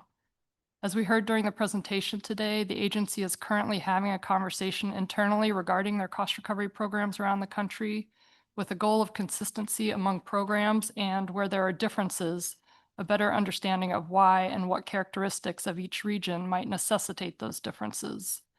And I appreciate the comments by General Counsel under the previous motion, noting there may be limitations on the level of detail regarding costs that can be reported back from the agency. As we've heard, there's much interest among affected stakeholders in Alaska fisheries subject to cost recovery and better transparency and understanding of recoverable incremental costs and the methodologies, particularly by NOAA's Office of Law Enforcement. I understand this national cost recovery effort is ongoing, and while the agency would likely provide the council with an update with or without a formal letter from the council, I think a letter emphasizes the council's interest in this topic and in an update on the results. Happy to take any questions. Thank you for the motion, Ms. Goen. Are there any questions?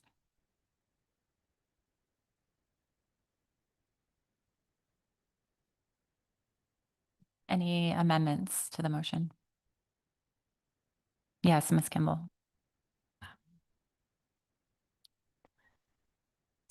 I have an amendment if I just sent that. The amendment reads, the letter should reflect concerns with the approach to OLE cost recovery in the North Pacific region and a request for information to understand the base funding provided to NOAA OLE in the North Pacific compared to other regions and the proportion of cost recovery fees contributing to each region's annual budget. And with a second, I'll speak briefly to that. Thank you for the second, Mr. Tsukada. Ms. Kimball. Thank you. Just briefly, I'm very supportive of the of Ms. Goen's motion on sending a letter.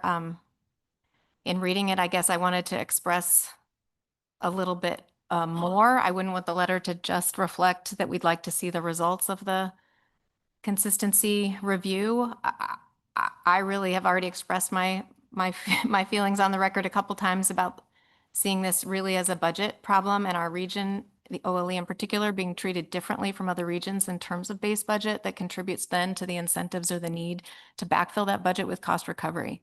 And so I'd like to express, I mean, if we're going to look for consistency across regions, I don't want to be the model in that. I would rather them look across regions and have us be treated more similarly to other regions in this case. So I guess it looks like a really positive letter. I want to put a little bit more detail on our concerns in the letter, and that's the basis for the amendment. Thank you. Are there any questions on the amendment? Any comments on the amendment?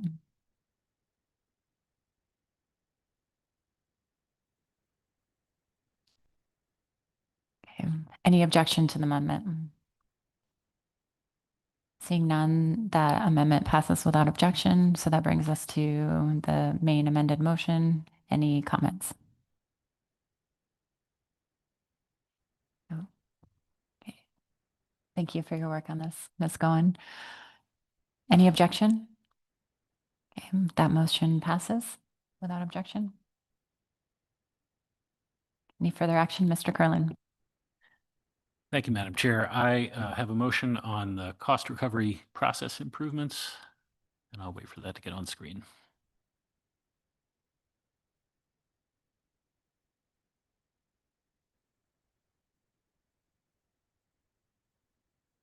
I'll just note as this is coming up, it includes some red line and strikeout text, and staff brought to my attention a bit too late to fix it, that some people may have a little difficulty seeing the red text. So I apologize for that. Lesson learned.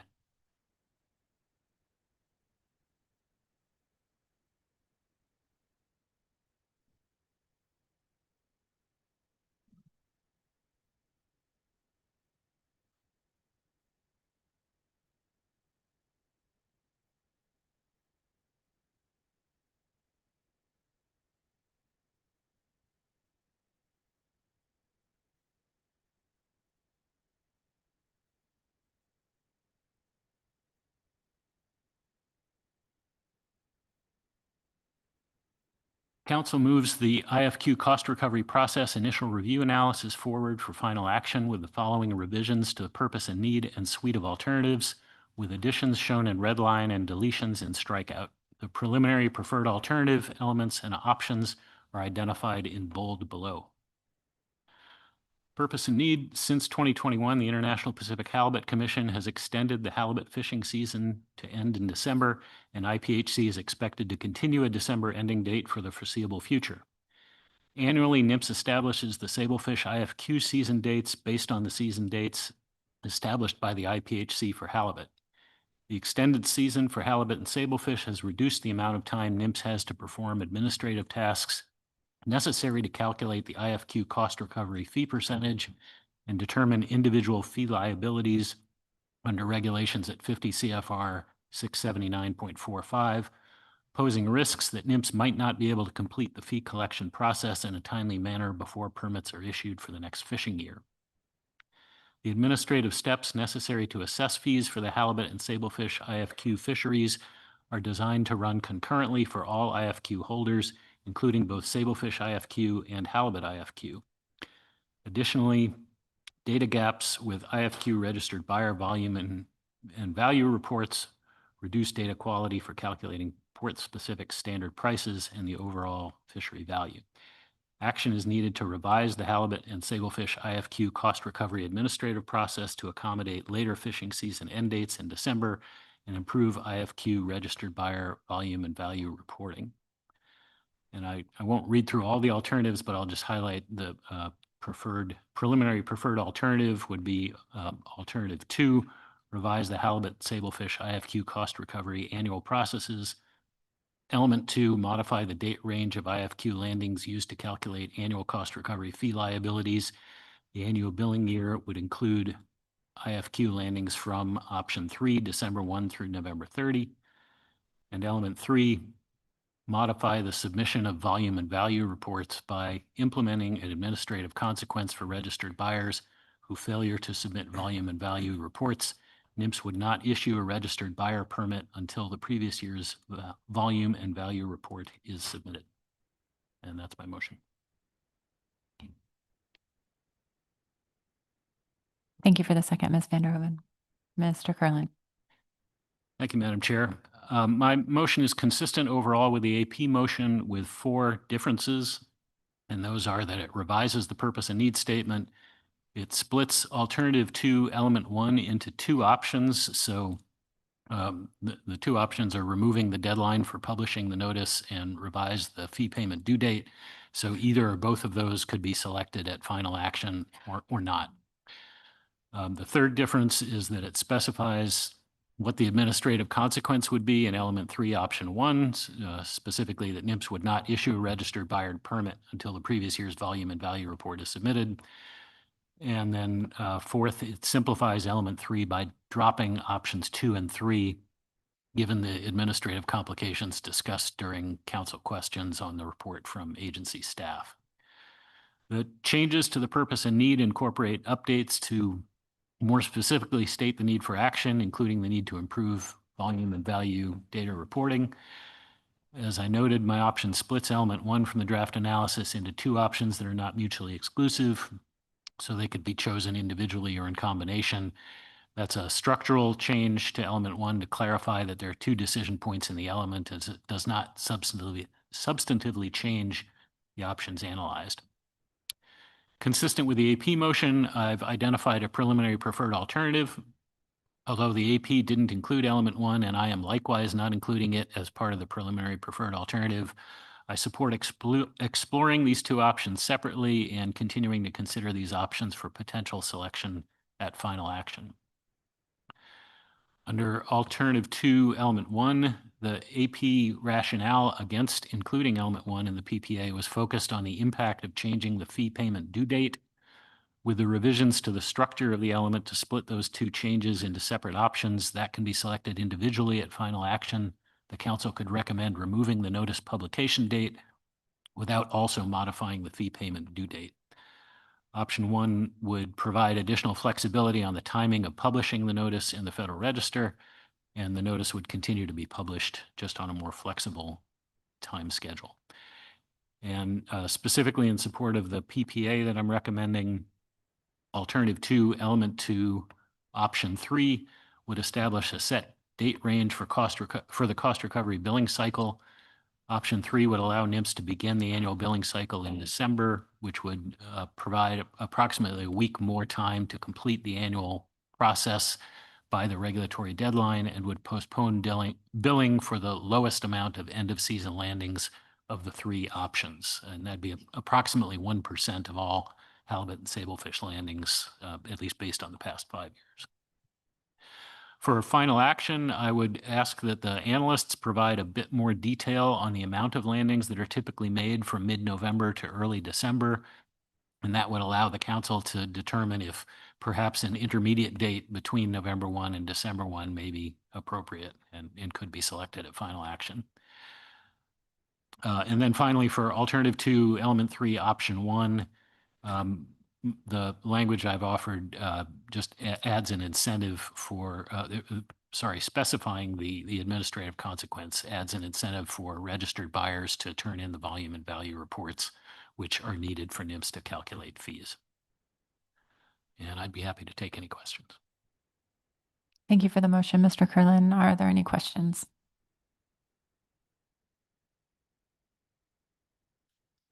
Any comments on the motion? Or excuse me, any amendments first? Any comments on the motion?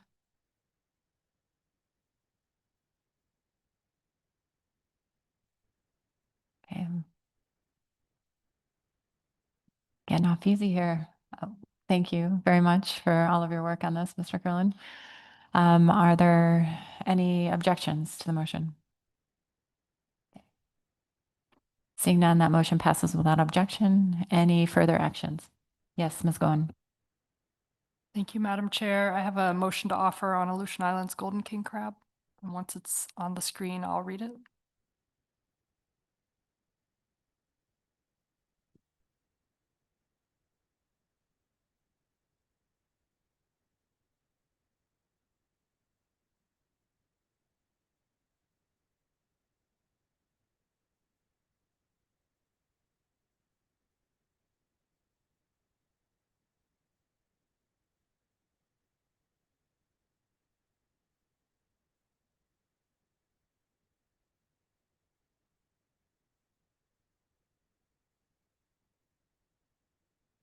The motion reads, the council takes no further action on a change to the season start time for the Aleutian Islands Golden King crab fishery as outlined in Appendix A to the regulatory impact review for a proposed regulatory amendment to revise the annual IFQ cost recovery process.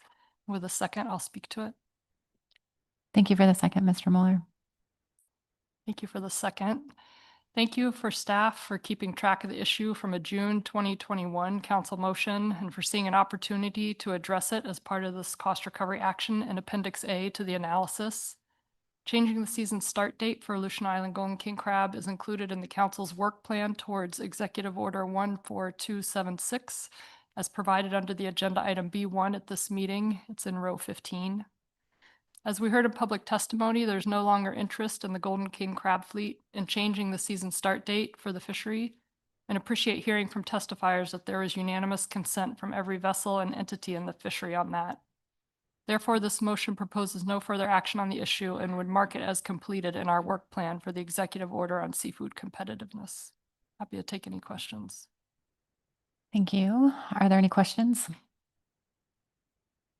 Any comments? It's pretty straightforward. Thank you, Ms. Goen. Okay, any objection? Okay, that motion passes without objection. Okay. Any other actions?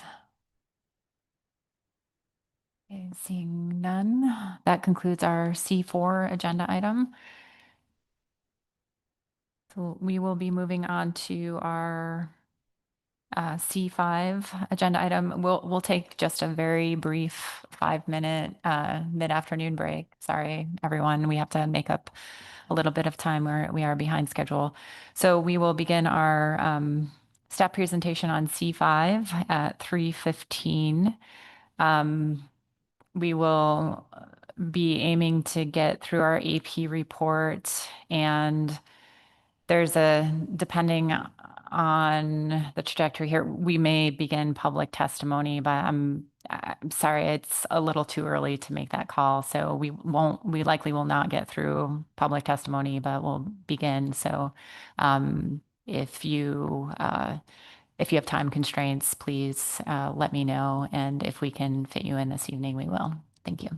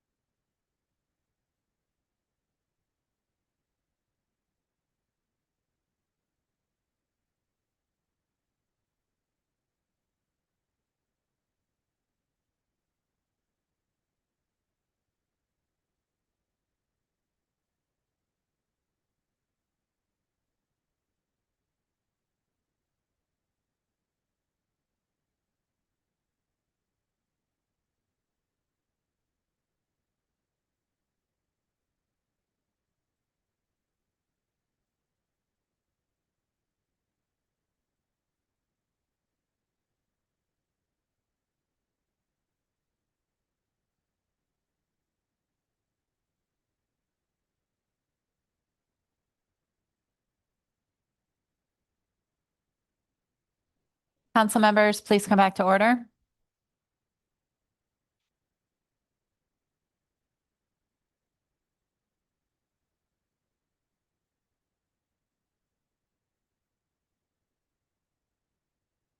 And as I announced before break, we're going to try to make it through our staff presentation and AP report on C5. We'll see if we have time at the end of the day to begin public testimony. We will close public testimony sign up this evening before we break, so we can plan for timing through the agenda tomorrow. We do have some people on our next agenda item leaving tomorrow, so we will have to begin our D1 agenda at least at the latest, probably after lunch. So just to give everyone an idea of how much time here. Thank you.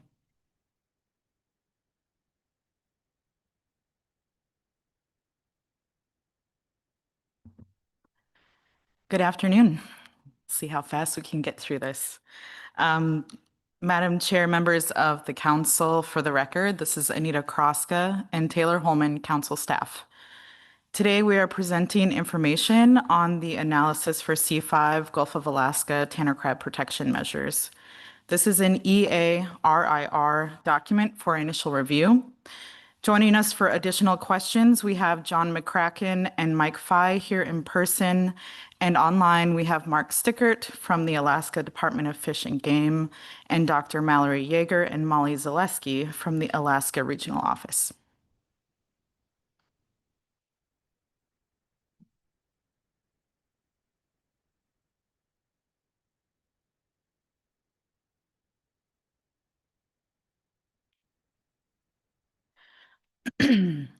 For the purposes of our presentation today, we will focus on a majority of the sections in the document, some more in depth than others. And I won't walk through all the pieces that we will cover today, but I do want to highlight here that alternative 3, it will be discussed at the end of the presentation.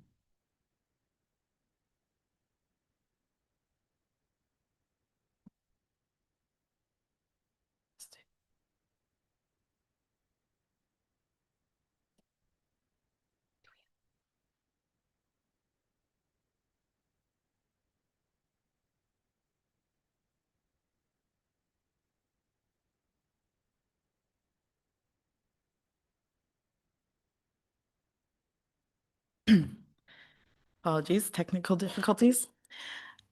This slide encapsulates a brief history of this action. In the figure, you'll see the recent history.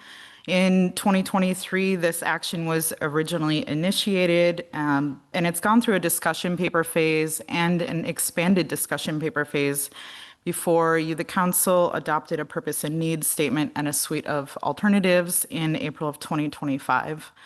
We did want to note that there is a long history of management considerations for crab protection measures before this action, some of which we will cover at a higher level later in this presentation.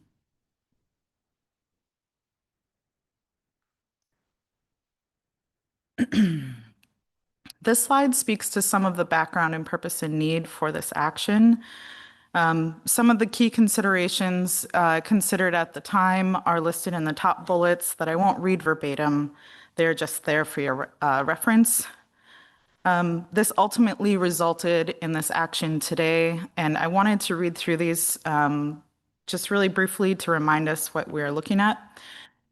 The council is considering management actions that conserve and protect tanner crab while minimizing negative impacts on the central Gulf of Alaska groundfish fisheries, including establishing a new groundfish fishing area closure on the east side of Kodiak Island in areas known to have high densities and abundance of tanner crab, and considering a process to evaluate the effectiveness of the existing Gulf of Alaska tanner crab protection areas around Kodiak Island and determine whether modifications are needed. We'll go through the alternatives next.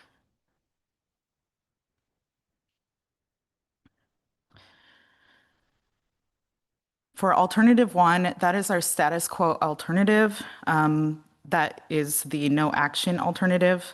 Alternative 2 would implement a new closure on the east side of Kodiak Island with the objective to minimize groundfish fishery interactions where high densities of tanner crab are known to occur, and during life stages where tanner crab are vulnerable to fishery interactions. In alternative 2, the council listed an intention to establish criteria and a timeline to review the effectiveness of the closure area. Under alternative 3, the council is evaluating existing closure areas to protect crab around Kodiak Island. After an evaluation has been completed, the council will consider options for modification or removal. This alternative 3, is framed within the analytical document, more like a discussion paper in its own section that is outside of the RIREA analysis. So again, we will not dive into alternative 3 information until closer to the end of the presentation.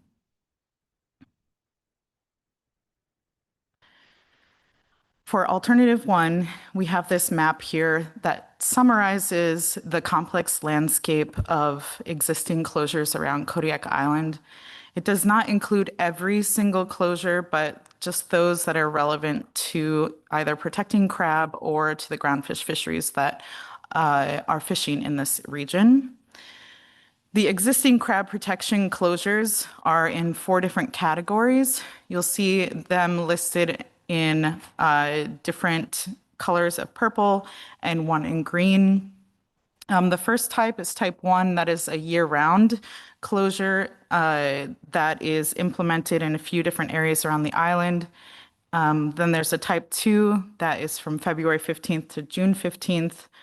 Type 3 that are open unless otherwise closed. And separately from those is the Marmot Bay Tanner Crab Protection Area, which is to the north adjacent to another Marmot Flats Protection Area, which is a type 1. Just to note that the type 1, 2, and 3 closures were put in place to protect red king crab at the time of implementation.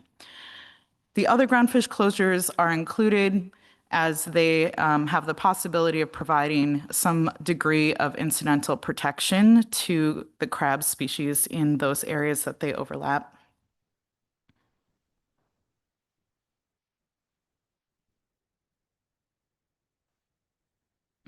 All right, here we're diving into alternative 2, and we have 3 elements. The first element are the 2 closure area options. You can see in the bold blue outline, option 1, that is statistical area 525702. And then very close to it to the west is outlined in gray. That is what we are calling the custom closure or the custom area. That overlaps a portion of 4 different statistical areas, and that's important when we walk through our methods for apportionment in that custom closure boundary. Those statistical areas are all ones that are also adjacent to the first closure option. In choosing these options, the first option was one that has been considered in past crab protection measures, as it overlays some known densities of crab. Option 2 was chosen that was put forward by the Kodiak Crab Alliance Cooperative, KCAC group, in the April 2025 council meeting during their testimony as an option for consideration. And we think their intention was to draw a boundary option centered around some tanner crab abundance densities, using heat maps provided by Alaska Department of Fish and Game during that meeting. On to element 2 for the closure duration options. The first one is fairly straightforward, that is a year-round closure. The second option from February 15th through June 15th matches the duration of that type 2 closure that I mentioned on the previous slide. Those which were structured to protect red king crab during their soft shell phase. And the second seasonal closure option, April 1st to June 15th, aligns with the period between the directed tanner fishery closure date and the tanner crab survey start date. so it overlays that gap in time. And then finally, for element 3, there are 2 options. One includes groundfish pot and both non-pelagic and pelagic trawl gear, and the other option includes non-pelagic trawl gear. And I should mention, and you'll see another version of this figure later in the presentation, this is simply a bathymetric map. It may show up gray or white on your screen, I don't know. Those are just areas that indicate the shelf region on your bottom right of the figure. And then colors that are brighter yellow or green indicate deeper areas, and the purple colors indicate shallower areas. And we really wanted to orient you to this figure sooner than later because it demonstrates a really important aspect of where we are finding tanner crab in this region and where the Alaska Department of Fish and Game survey is conducted.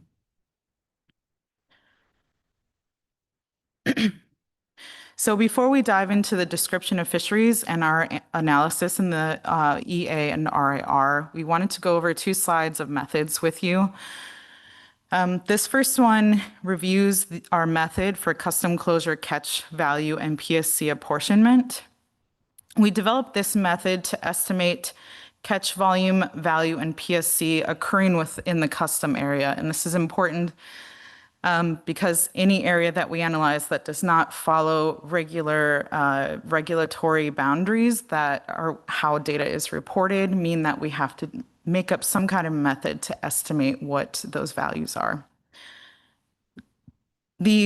And so therefore, actual values such as those reported for 525702, because it is a statistical area, were not available. And I noted earlier that the custom closure option, and you can kind of see it, I know it's a bit washed out on the bigger screen, you can kind of see here that it overlaps pieces of other statistical areas, and that's why important foundation for how we came up with this method.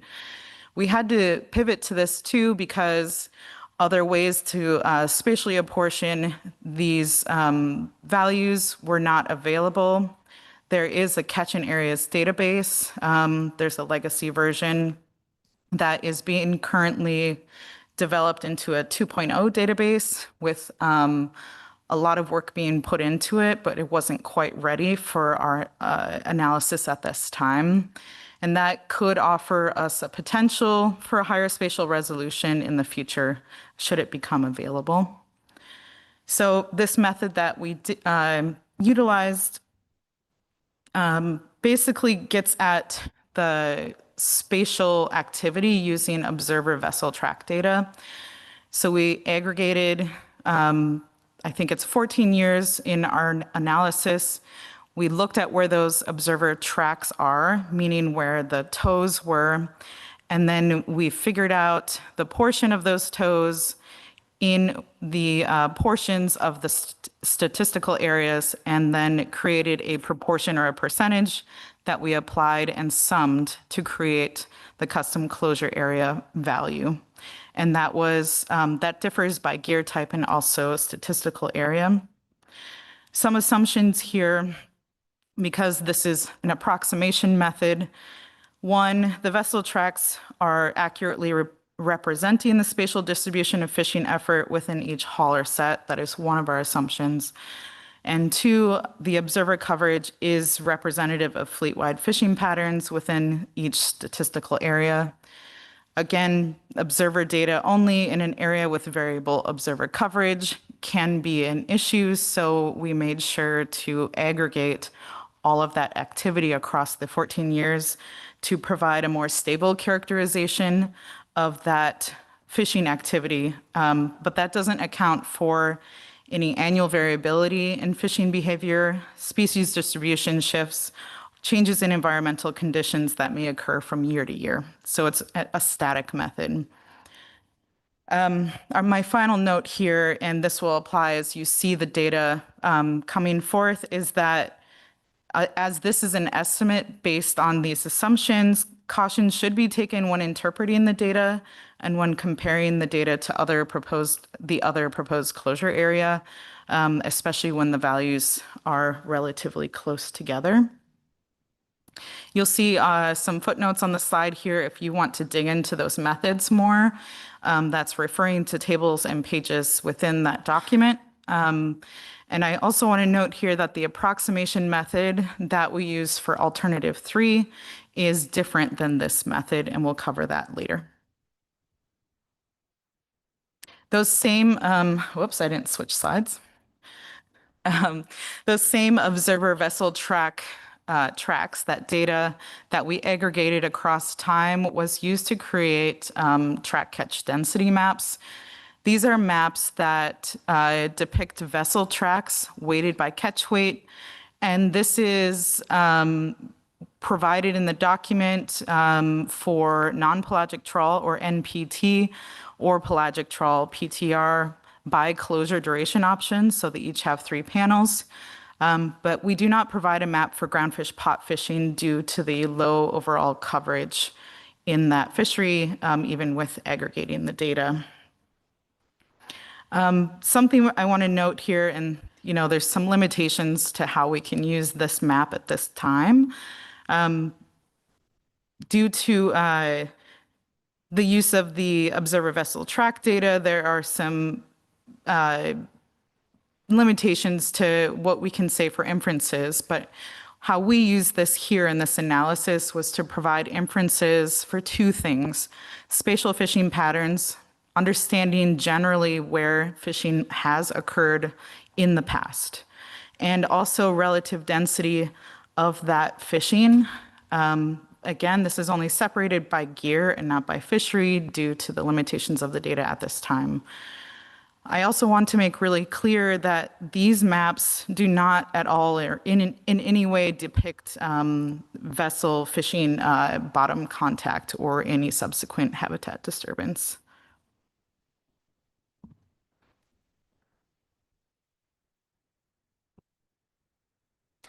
All right, with that, we'll get into chapter 3 of the analysis.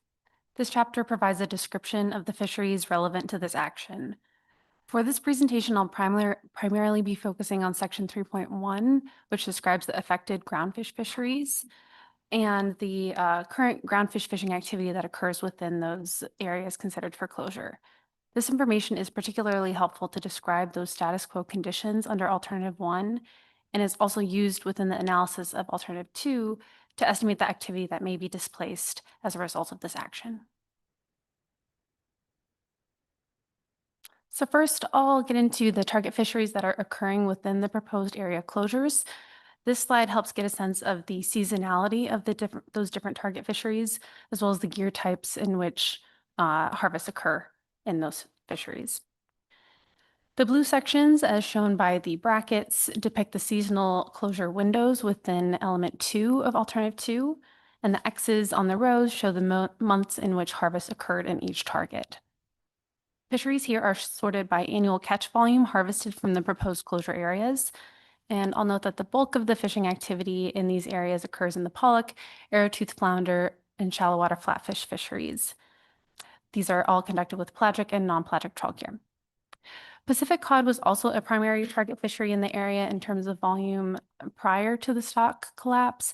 However, after that stock collapse in 2017-2018, there's lower amount of Pacific cod volumes that are taken from the areas. Now, in the next couple slides, I'll be describing fishing activity that occurs within the proposed area closures to activity that occurs within the Central Gulf as a whole, and as a whole within each target fishery or within each gear type. And those proportions are then used to demonstrate the proportional reliance on those areas.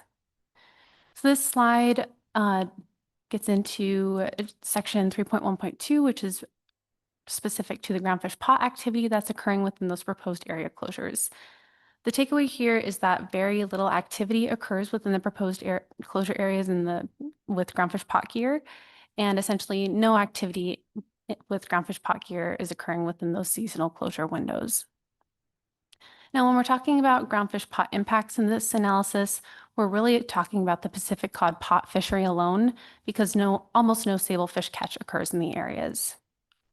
Now, this table and the tables within the next couple slides are a summary of the data within, this one specifically is for tables 3.3 and 3.4 of the document, but all three of those tables for the next couple slides too show the average proportion of Central Gulf groundfish pot activity that occurs within proposed area closures between 2012 and 2025. Now for this table and the following tables, the values are presented as averages of activity that's occurring within 52702 and activity occurring within the custom closure. And for groundfish pot gear, there's really negligible differences between those two values and between the activity that's occurring within the two closure areas are considered closure areas. Although it is estimated that 52702 yielded slightly higher, slightly more groundfish pot harvests.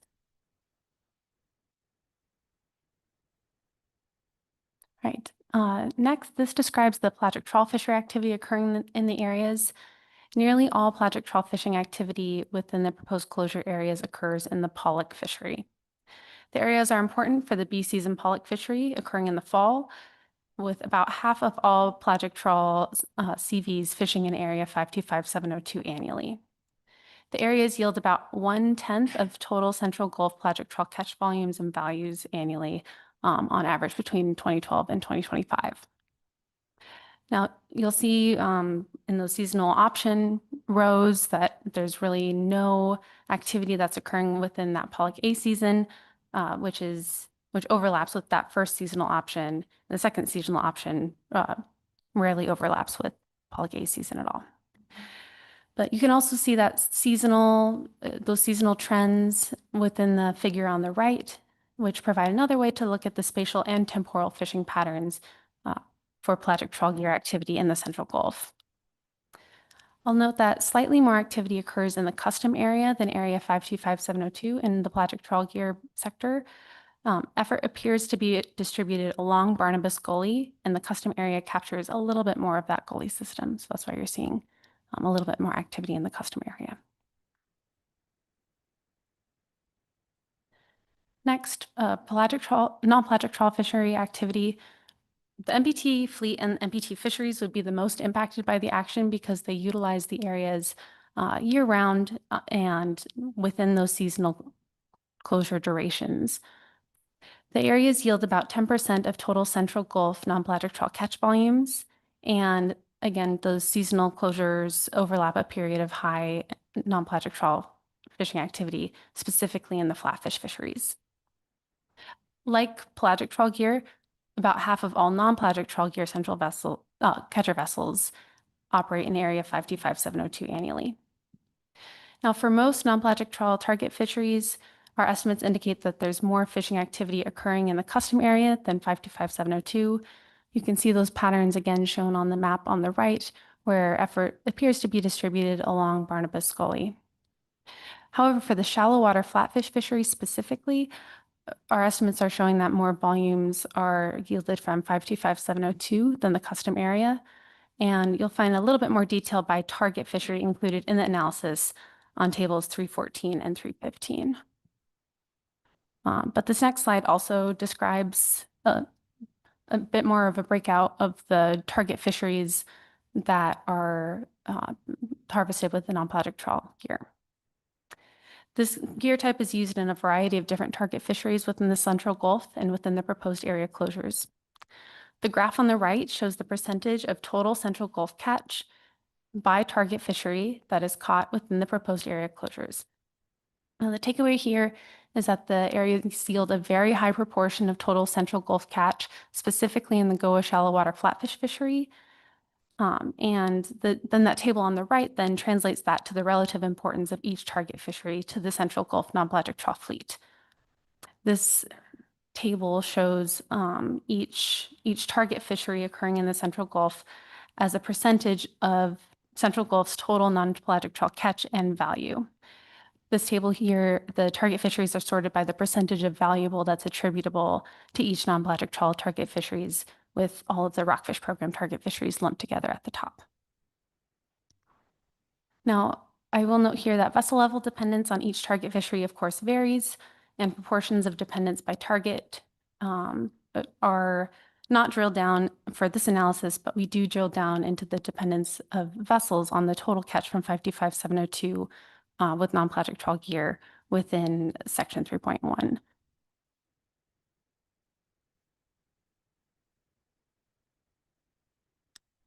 Okay, with that, I'll get, oh, I see a question. Excuse me. Ms. Kimball. Thank you. And you can stop me, Ms. Holman, if you're getting to this, but on the slides aren't numbered. Yeah, that one. Is there a way to break out the catcher processor and catcher vessel data, or would that be confidential because there's too few catcher processors? Like part of what we're trying to see is like level of dependence from the community as well. So those delivering shoreside would be of more interest to me. Through the chair, thank you for the question, Ms. Kimball. In terms of year-by-year values for CPs, in some years that would be confidential and we couldn't break that out. However, if we were showing a longer-term average, that would be possible. Additionally, we have those vessel level dependence tables within, sorry, I have a table of contents here. Within section 3.1.4.1 for non-pelagic trawl gear, that vessel level dependence information is specific to catcher vessels because, as we know, they're more reliant on the target areas because of their proximity to Kodiak. And additionally, we have a little bit more detail for NPT CVs alone within section 3.4, which is the SIA section that shows dependence and engagement by community for each gear type fleet. And Ms. Goen? Thank you, Madam Chair, and thank you for the presentation so far. And help me out here, it's late in the day. Looking at this slide and also connecting it to the slide before, if I'm understanding it correctly, all of these fisheries combined make up that in the slide before where it's around 10% of the total catch by these fisheries for non-pelagic trawl. Is that correct? Through the chair, Ms. Goen, to clarify, do you mean the graph on the left of the screen? All of that is contributing to the 10%? Yes, that is correct. This graph here is just breaking out that 10% and showing by target fisheries. So essentially, they're not, the areas are not of importance to rockfish program target fisheries. However, they are highly important to the Goa shallow water flatfish target fishery.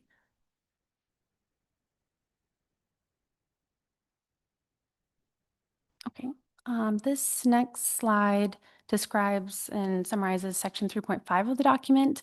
You'll find a more expansive discussion of the processing sector in Kodiak within that section, including considerations of the seasonality of Kodiak's processing operations, fluctuations in processing employment over the years and throughout each year, as well as the species breakouts that are processed by month. In summary, and the takeaway there is that processors in Kodiak have a very diverse portfolio, and there's fluctuations in activity, revenue, and employment that occur over the course of the year. And these are really driven by the seasonality of some high volume or high value fisheries that are landed in Kodiak, including the pollock and Pacific cod caught during A season or B season, both of which are combined within that groundfish category on the graph on your screen. As well as that summer salmon season where that's shown in teal, where that really drives processing activity. And then also, I'll note that while intermittent, the tanner fishery can also drive seasonal processing and activity and employment early in the year prior to the start of A season, dependent, of course, on the GHL of tanner in that year and whether the fishery is open. Now, what I'm highlighting for you in this graph specifically is the relation of that seasonality to those seasonal time closure windows that are considered within the motion. Both of those seasonal time closure windows that are considered overlap what's referred to as the gap season or shoulder season occurring between pollock and peacock A seasons and the summer salmon season. Now, I'll note that this graph, again, doesn't break out targets beyond just the larger groundfish category. So this does lump flatfish, rockfish, and other groundfish species in together. But as you can see, groundfish are one of the species that are one of the species categories, I should say, that are processed during that shoulder season time, along with sablefish, herring, and halibut as well, that help support operations. Now, we had some discussions with individual processors in Kodiak to get more context on this gap season. And you'll find that within table 350 on page 86, a summary of that information by processor, including the species that they process by month and general employment fluctuations over the course of the year in a relative sense. So that will give some additional context on the species composition of that gap season. And Ms. Kimball. Thank you. Thank you, Ms. Holman. I just still want to understand, and I'm going back and forth between the analysis and your PowerPoint, but is there a way to break out? I think the point for the council is trying to understand like what level of importance that particular shallow water flatfish fishery provides to processors in the community and vessels in that shoulder season. So is there a way to break that out from groundfish? And is it helpful to also see this kind of a graph in years prior to 2022? We're capturing a time here when flatfish was almost non-existent due to markets. I think that you're well aware of that, and that's in the narrative in the document. But just for a picture, is it possible to see earlier years than this and to break out flatfish? Through the chair, Ms. Kimball, yes. For the next iteration of this analysis, we can certainly break out this graph further, including a more granular look at what the composition of that groundfish catch is during that shoulder season. We could take a look back further. That would then kind of help describe processor operations also in years where Tanner crab was not open or did not have as high of a GHL.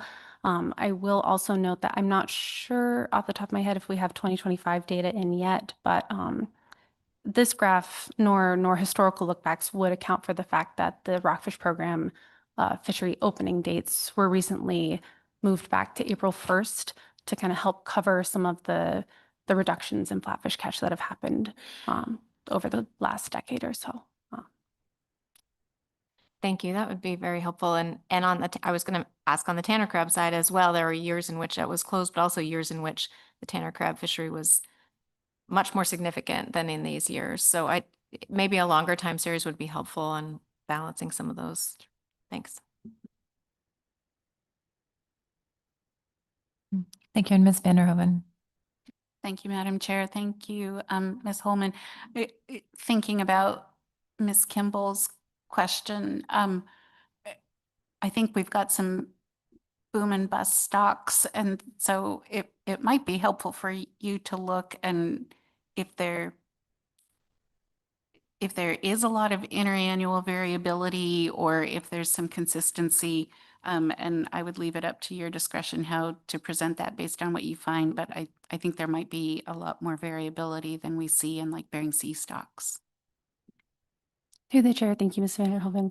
Yes, our focus for 3.5 is currently looking at, I guess, within a year, the seasonal fluctuations, but we can certainly look at interannual fluctuations as well.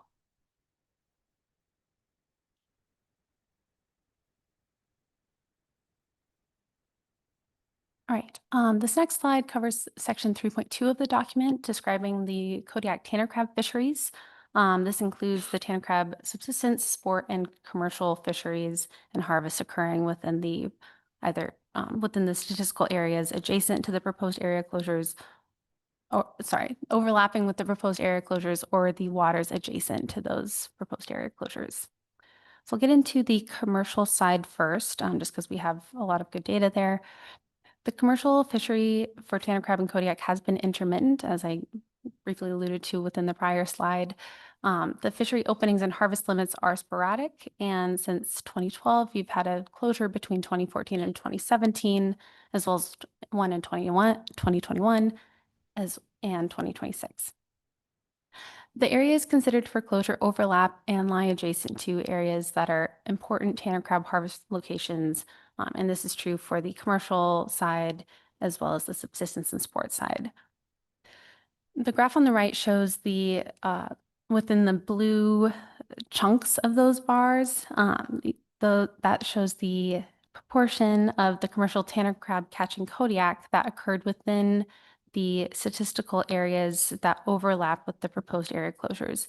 And I'll highlight that here because that is different than the custom closure apportionment methodology that we were able to use for groundfish.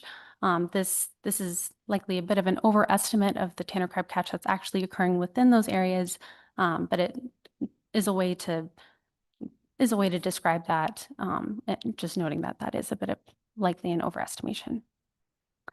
Within the period shown, the tanner crab harvest from the statistical areas of interest, those are those 4 overlapping statistical areas, that accounted for at least 10% of the harvest in all years and over 50% of the harvest in 2 years.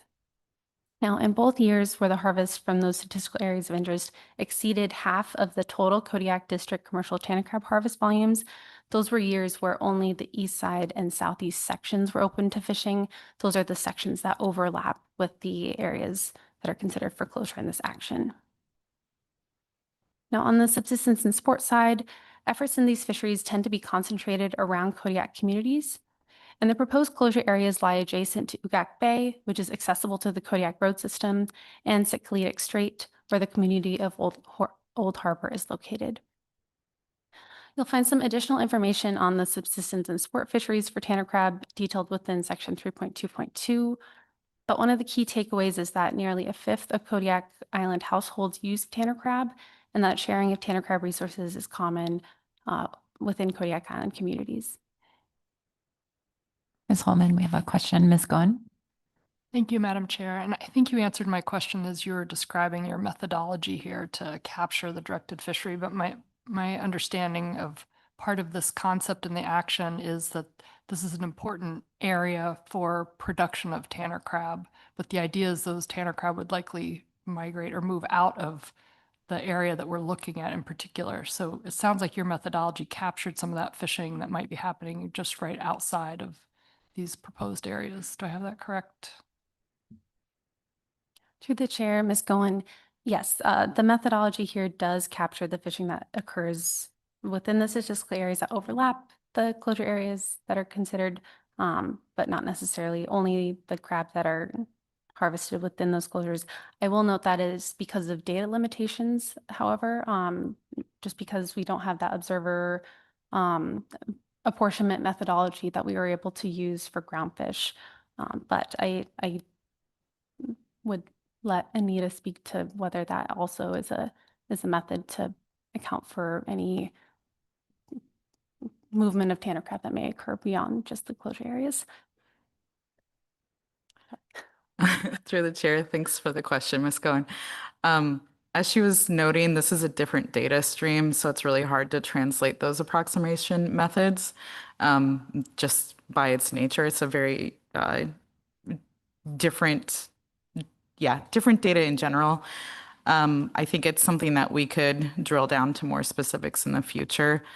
And we'll kind of get into what we do or maybe know about crab movement, but a lot of that to say is that we don't expect them to be as highly mobile in this area.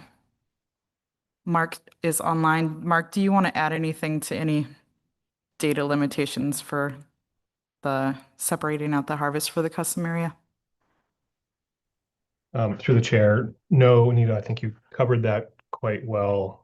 As it was noted, the state doesn't have a observer program dedicated to Gulf tanner crab fisheries. This figure shows that, just given the on again, off again pulsiness of the fishery, it's just not feasible for us to maintain an observer program. And so we make we're able to sort of estimate sort of the outcomes that we might expect from observer data, and then we integrate that into our harvest control rule and reflect that through our annual setting of exploitation or the GHLs for the fishery. So yeah, the we do apply a fair amount of spatial management for this fishery. So basically, we manage each one of these gullies basically individually, and each one gets its own GHL. And pre-season votes have to register, and so we concentrate effort into these gullies, and so we have a high degree of confidence of total removals. But within these really small management sections, we don't have sort of resolution of catch location data beyond the statistical area level.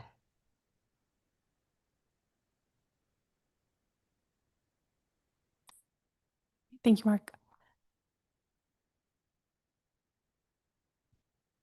Okay. The final slide within the description of fisheries section here, I'll get into participation and engagement by community, which is in section 3.4. We conducted a quantitative evaluation of the different data streams to find the communities that were most substantially engaged in and or dependent on the impacted fisheries.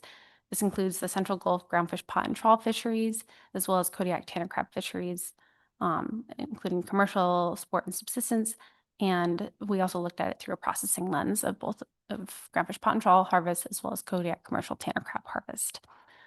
The takeaway here is that, unsurprisingly, from a community perspective, Kodiak is the most centrally engaged in and dependent on the fisheries that are impacted by this action, as measured by multiple indices. You can find additional detail on that on page 68. Okay, and with that, I'll get into Chapter 4. Chapter 4 describes the potential economic and social impacts that may arise from this action.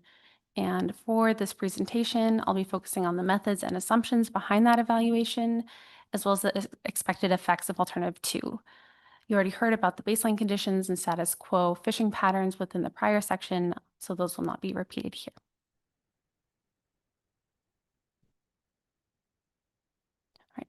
The impacts described within this section are evaluated as a comparison to status quo fishing effort and patterns.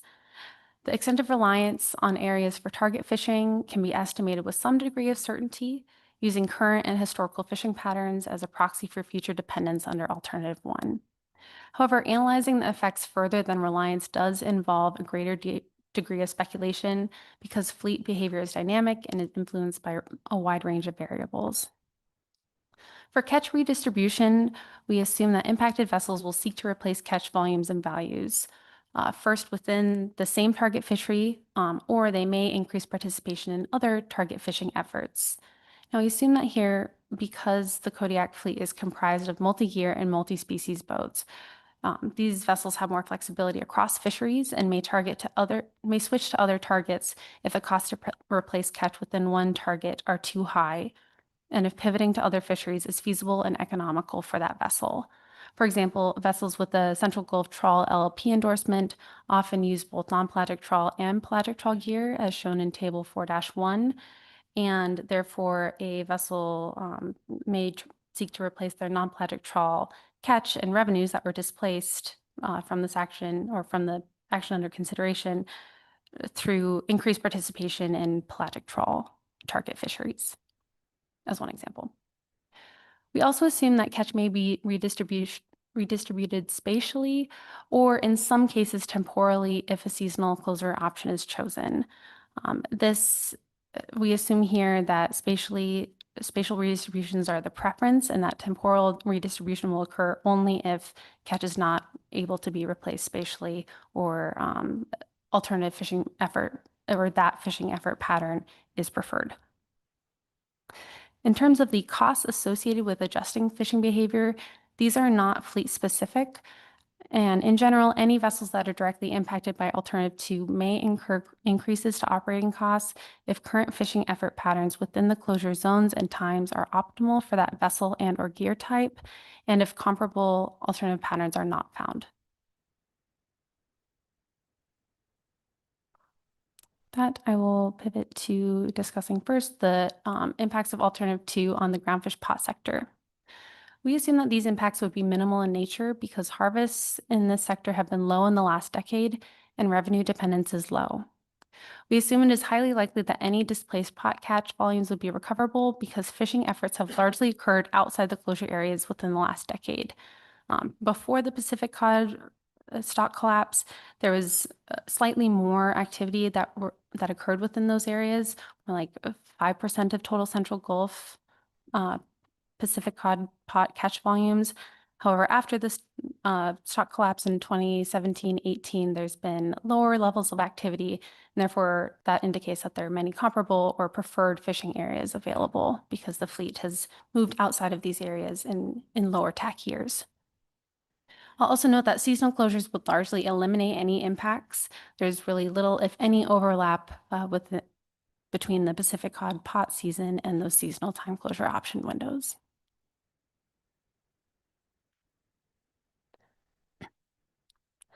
Next, for pelagic trawl year sector, the sector would be impacted under an annual closure because the areas are important for bee season pollock harvests. In terms of vessel level dependence, most vessels are highly diversified, and harvest from the proposed closure areas comprise less than 10% of annual revenues for the majority of pelagic trawl year vessels, though there are vessels with higher levels of dependence, as shown within section 3.1.3.1. We assume that displaced catch volumes would be recoverable through effort displacement in either adjacent areas or comparable fishing locations that are not adjacent to the proposed closure areas, albeit with potential increased costs. I'll also note that any catch redistribution efforts will also be constrained by factors such as existing closures, as Anita showed us in that map under Alternative 1, as well as spatial catch specifications as described within the groundfish section of the EA.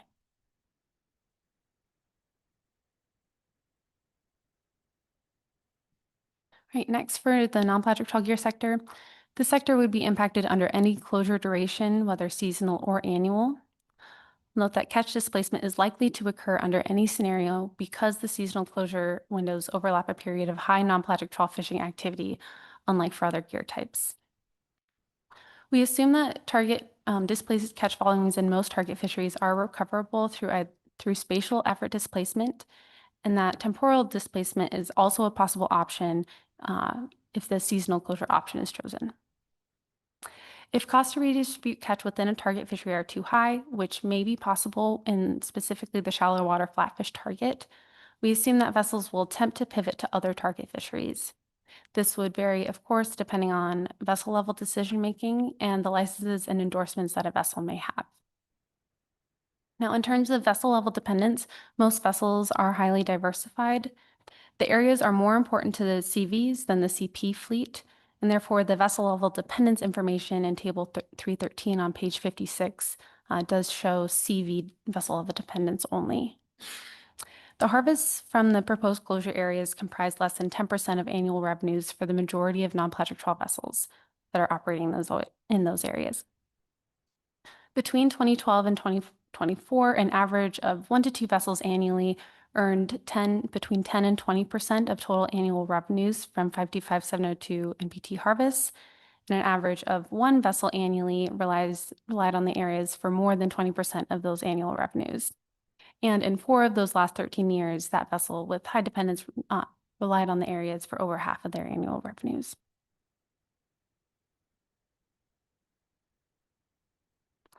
Now, from a community perspective, Kodiak communities, and namely the city of Kodiak, are most centrally engaged in and dependent on the fisheries that are impacted by this action as measured by multiple indices.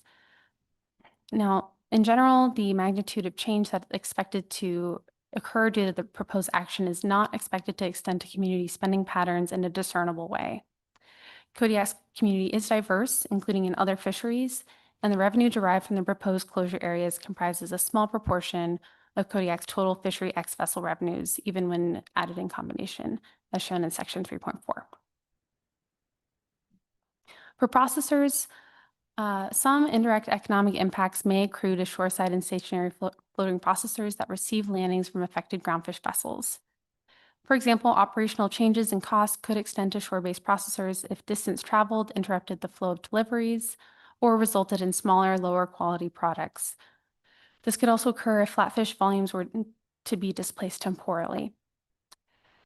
This could also displace processing efforts that would otherwise be concentrated within that gap season, and depending on exactly which season catch is displaced to, conflicts and interference with other processing efforts would arise. Finally, for tanner crab users, any localized benefits that may accrue, as Anita will discuss later within the EA, may improve opportunities for subsistence, sport, or commercial users. However, the magnitude and likelihood of this is unknown. Localized impacts to any tanner crab users do rely on the extent to which benefits to tanner crab accrue to a level that impacts abundance or availability of legal-sized male crab. And again, as Anita will discuss further in the EA, displacement may offset benefits. And I will pause here before passing the mic off to Anita for the EA. Thank you, Ms. Kimball. Thank you. Thank you for that.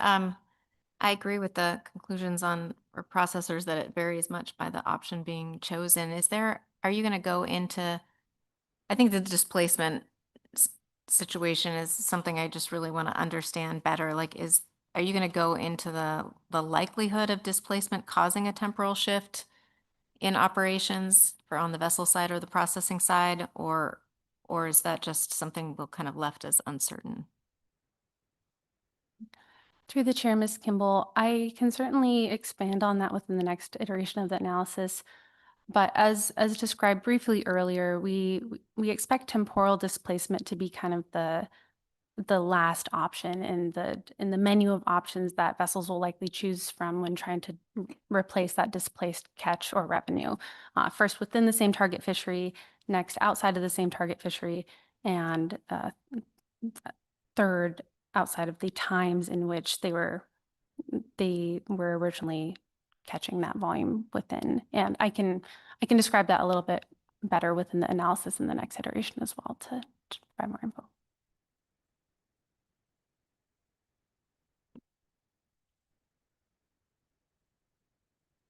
Ms. Holman, can you expand on that a little bit as far as how, I guess you're describing it as a little bit as a hierarchy of kind of your decision making, and is that from conversations with fishermen in the fleet, or how did you come to that assessment?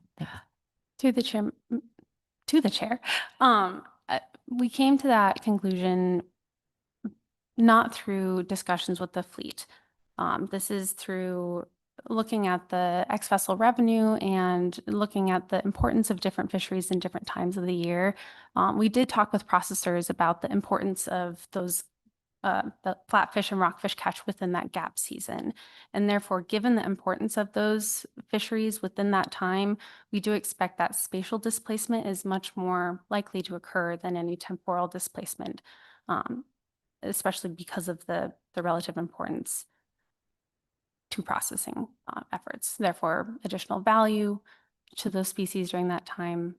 And again, I can certainly talk to stakeholders a little bit more on the harvesting side and see their hierarchy of how they would expect to change behavior in response to this action. But that is primarily based on discussions with processors on the value of keeping fisheries and catch within that gap season. Thank you. I appreciate that. I think it would be helpful to cross-reference with harvesters in the next iteration. Thanks.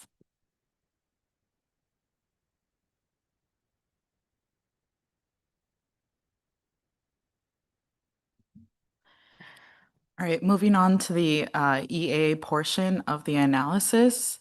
I wanted to walk through just a really quick few crab life history facts for you so we can all be on the same page. And you'll recognize the bathymetric map on the right. That's just a zoomed out version. Again, the blue box is showing option 1 closure and the gray box shows option 2. And you'll notice that around Kodiak Island, there are several areas of high bathymetric relief, which we think are important for tanner crab and also seem to be really productive areas for groundfish fishing. The other polygons around the island, which may be difficult to see on that big screen, represent the other tanner crab protection areas that we walked through earlier, the type 1, 2, 3, and the Marmot Bay tanner crab protection area. The bay and gully systems seem to be really important for tanner crab in terms of where they seem to be persistently found. The bay systems are connected to the offshore gully systems. So for instance, in that image, you'll see a label that says Barnabas Gully that is connected to some bay systems inshore. And this whole area and that bathymetric relief is thought to provide refuge from tidal forces and sites where settlement occurs, soft sediment such as mud and sand that tanner crabs seem to like to bury in. In terms of their migration, we don't know a lot. We don't have any satellite tagging data, which would be optimal to show us individual movement over time. But from some mark recapture tagging done in the early 2000s, we kind of understand that they're thought not to migrate out of the tanner crab regulatory sections that ADF&G manages through right now. Some limitations to that, of course, but it seems to hold true to based on survey observations over the 40-year period that they've been observing this system. There does seem to be some sort of ontogenetic shift where juveniles are found in the bay systems and inshore in those more protected areas. And as they grow larger, they move offshore into those connected gully systems. So there's some connectivity there, but not necessarily connectivity from that region to other gully systems around the island. Another thing to note that has been apparent with this stock since the year 2000 is that they undergo a really cyclical recruitment cycle where a lot of crab move through the system every few years, every 3 to 5 or 6 years. And if you look at the figures in the document 512 and 513, you can also see that reflected in the general pulses of the population, both at the Kodiak district level and at the combined district level across the broader region. And this kind of matches what we know about their maturity cycle, which is thought to be between 5 and 7 years.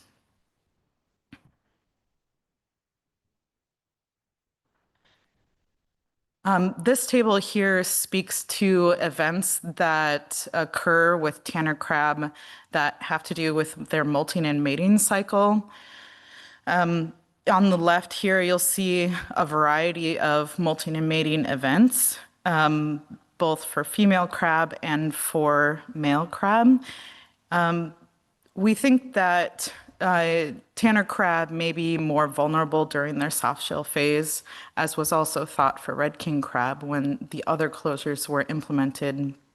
And one of the main takeaways here is that when you look at those gray bars that denote the timing across the calendar year, any of the closure duration options will offer some potential level of conservation benefits. Option 2A, which covers the February 15th through the June 15th cycle, covers more of the soft shell phase. And if you look, 1, 2, 3, 4, the fourth from the bottom line, those are the encounters that the ADF&G survey sees of male and female soft shell crab that can occur as late as July, and that also varies by region around the island, but that's kind of what they're seeing here. That closure duration, option 2B, still covers the core soft shell molting and mating events where there is thought to be a vulnerability. Then the year-round option would also include protections or potential protections for the life stage, where you can see that middle bar that goes across the entire year. And that is when female crab are incubating their egg clutches, and that's an external flap on their body. And that usually lasts year round. And there's also listed some other activities and events that we wanted to compare just to show you that there wasn't a ton, there's still some parity in other regions of the Gulf. One thing to note here too is that to our knowledge, we could not find any information on tanner crab shell hardening duration. That could potentially add a bit of time as a buffer to, for instance, the end of that window when after the April-May time period, their shells are still hardening. We know from lab studies with red king crab that the shell hardening takes up to 74 days, but we do not know how that translates to tanner crab. The last thing I wanted to note here, what seems to be the common thread with all of these molting and mating events is the timing of the spring phytoplankton bloom. That seems to drive these events, and that's obviously can vary every year, but it is thought to occur in April and May, and at least peak in that time. And that is when the eggs are also released and they are going through their hatching period. And so as the diatoms are settling, the crab are also settling to the benthos in the inshore areas. And there's that synchronous timing happening there. I think we have a couple questions for you. Sure. Mr. Kurland, then Ms. Goen. Thanks, Madam Chair.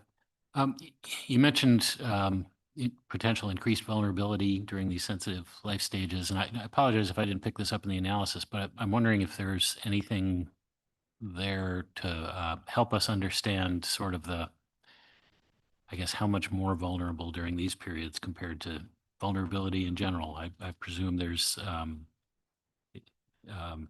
some concern about injury and mortality from gear interactions with the crabs at any time of year, but is there any information to help us conceptualize how big a distinction it is between the molting and mating period and other times of year?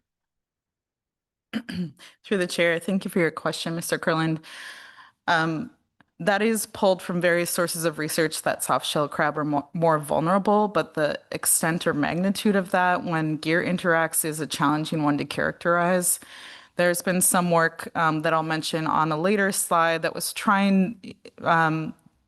getting at what happens when non-pelagic trawl gear is interacting with crab. And they noted, and other studies have noted, that soft-shell crab inherently don't have as much protection because their shell is still hardening, so impacts would be greater. That study and others speak to mortality or perhaps some injury rates that is directly observed, but that's still a tough one to really quantify at this time. So we are making some assumptions to that degree or magnitude of vulnerability. Thank you, and Ms. Goen. Thank you, Madam Chair. My question is on the females and incubating their egg clutches. So, you're noting that that's happening year round. Do we have a sense of how many of those females are in the gully there, in that Barnabas Gully? Through the chair, thank you for your question, Ms. Goen. I'll have to pull that out from the tables in the document. For instance, the ADF&G trawl survey does estimate abundance by sex and maturity. So that is something we could figure out. Does your question pertain to the primiparous crab that are doing their first molt, or to the multiparous crabs that are not molting anymore, or both? You're using words way bigger than I can use. I would say both. I'm just, I'm curious for those females that are carrying eggs, like how many of them are in that gully? And because if we're looking at a year-round closure, do we need to be looking at a year-round closure in that area? Through the chair, thank you for your clarification. I'm sorry that I didn't introduce those words.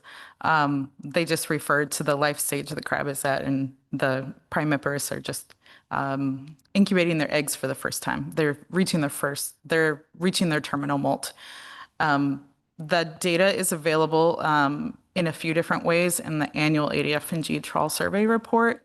They do track clutch fullness, and by that metric, you could also just have a better understanding of the proportion of crab that are undergoing those life cycles. In the document, I did not separate out those life stages, but I think it's something that could be estimated for the region.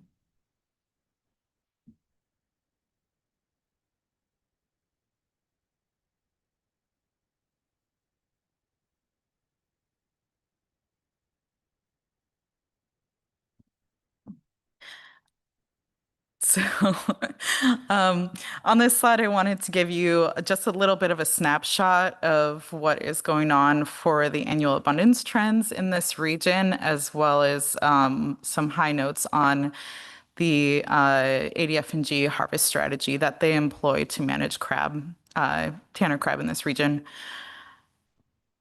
The main takeaway here is that the population on the east side of Kodiak has the most crab in the Kodiak district. It is the densest area of tanner crab. For instance, you'll see on the slide some statistics for 2025. Didn't lay out other years, but you can find more information in the document. Of the two closure area options, the custom closure had somewhat more crab than the option 1 closure 525702. Part of that can be attributed to the fact that there's just more of the gully system contained within the custom closure boundaries, where we seem to find really persistent locations of crab. Though their abundances may shift over time, their locations seem to be pretty stable. So of the entire Kodiak district estimated population for 2025, the east side section had 30% of the population and the highest number of mature males compared to other sections for the last 5 years. And when I say the word section, that is referring to the handful of tanner crab management sections around the island. The east side section and southeast section both overlap the existing proposed closure area options. The southeast section is actually to the southwest of the east side section, and that contained in 2025 34% of the population and also had the highest number of mature females.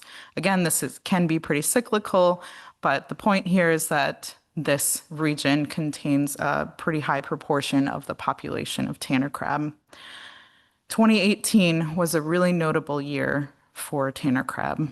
That was in this modern ADF&G trawl survey, large mesh trawl survey, the largest recruitment event since 1988.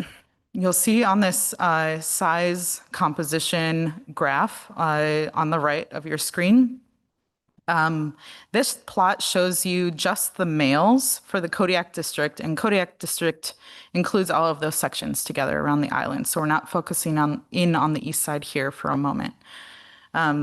As you follow the cohorts through from 2018 and look down diagonally, you'll see that pulse in the population follow through, and a portion survive to legal size, which you'll see labeled on the right hand of the plot. That's 144 millimeters or 5.5 inches. You can see that really strong cohort survived and produced a larger harvest. If you look a little bit further down on that figure, starting at around 2023, that is our next bigger cohort that we are tracking right now. And it has not reached enough of the crab have not reached legal size to open the fishery and be above their GHL limits. So the fishery is closed this year. In terms of the harvest strategy that the Alaska Department of Fish and Game employs, they've had 3 different ones since the survey start at least for the large mesh trawl survey in 1988.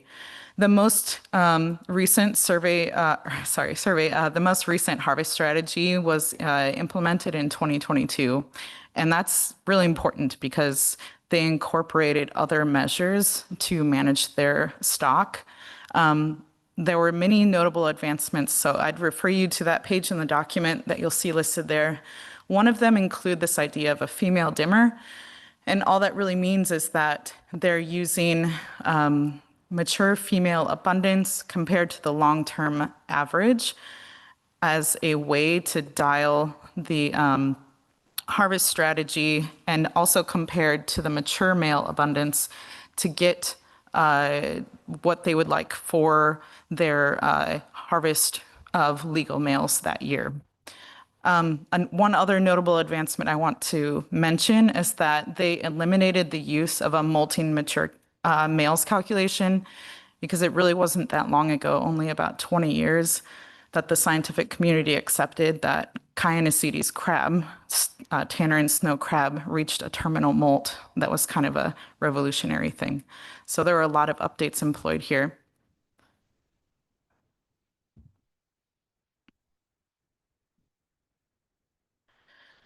This slide includes maps provided by the Alaska Department of Fish and Game from their trawl survey. I would point you to Appendix 1 if you would like to see a multitude of maps by sex and maturity status by year. These maps here, they combine the entire time period, all 14 years, and these are very simply just survey density heat maps that demonstrate the spatial distribution of these sex and maturity classes. The female and male juveniles on the left there, you can see that generally the densest part of the population is, like we were talking about before, in those inshore areas and up into the gully systems, the more protected areas. And then you can see for mature males and mature females that there are denser areas outside of those base systems and pouring out into the closure area options. The survey biologists and others have noted that there seems to be some sort of spatial segregation of the sexes too. And then in that second to last plot are legal males.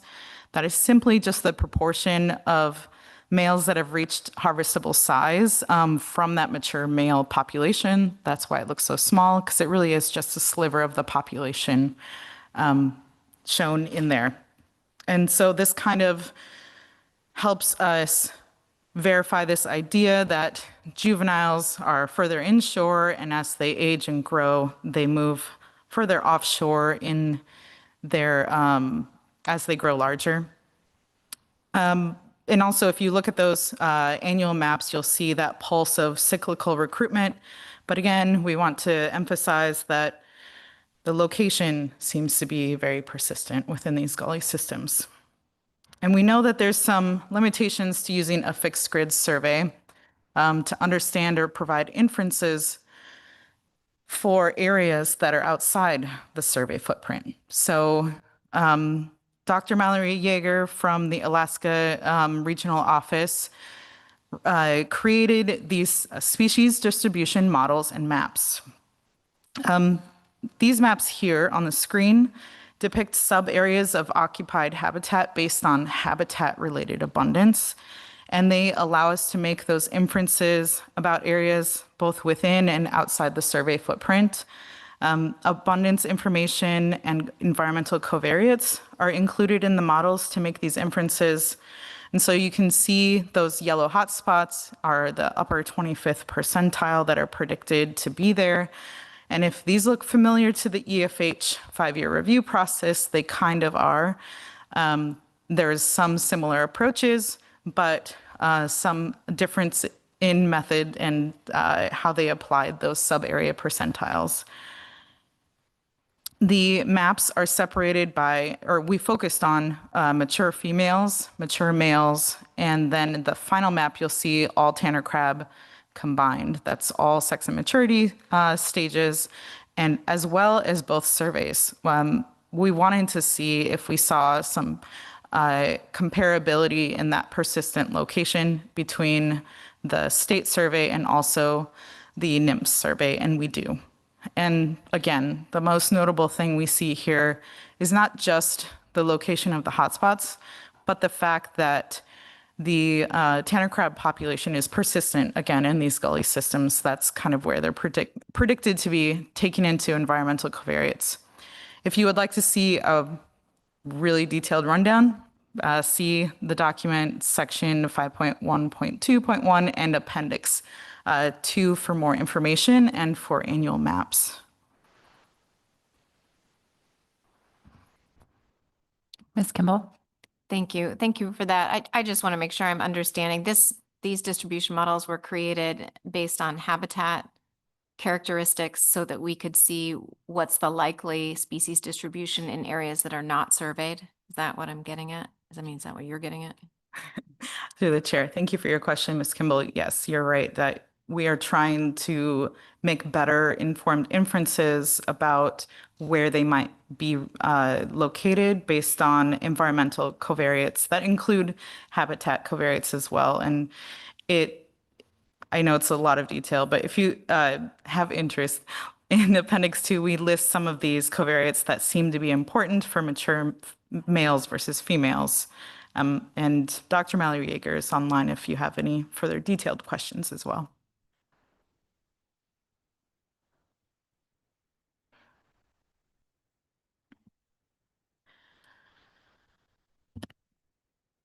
On this slide, I wanted to provide a high overview that acknowledging that there are a lot of other potential sources of mortality that may be acting on the tanner crab population in this area.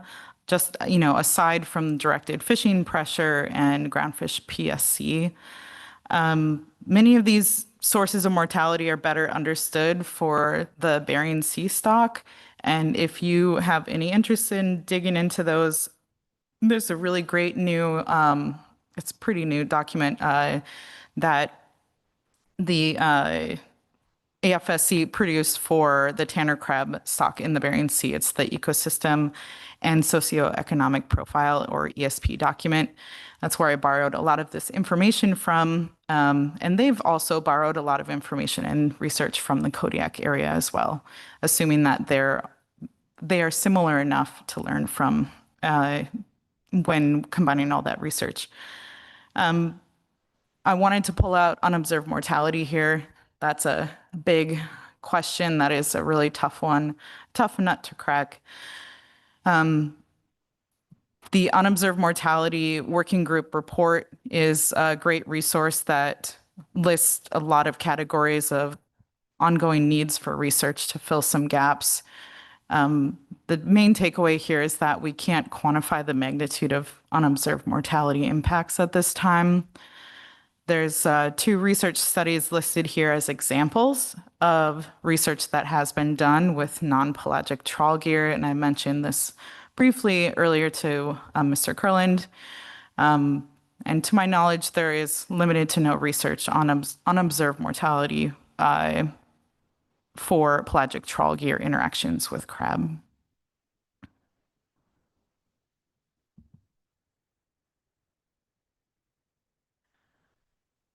Ms. Kimball? Thank you.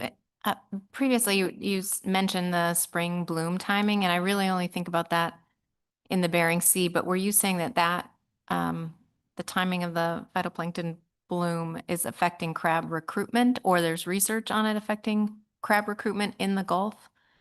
It's such a big indicator, it seems like, in salmon survival in the Bering Sea based on the timing of that bloom, that I didn't quite get what you were saying there.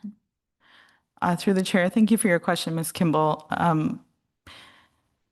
In the Gulf, there have been some research studies around Kodiak Island that tie that concept of the spring bloom timing.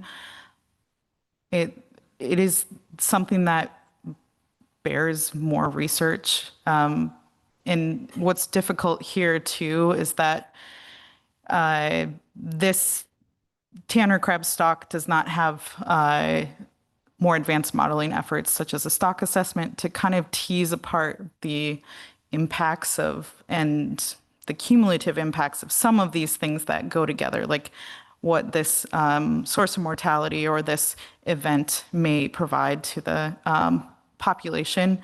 But at least from that research, we can kind of tell that it does maybe have an impact on recruitment.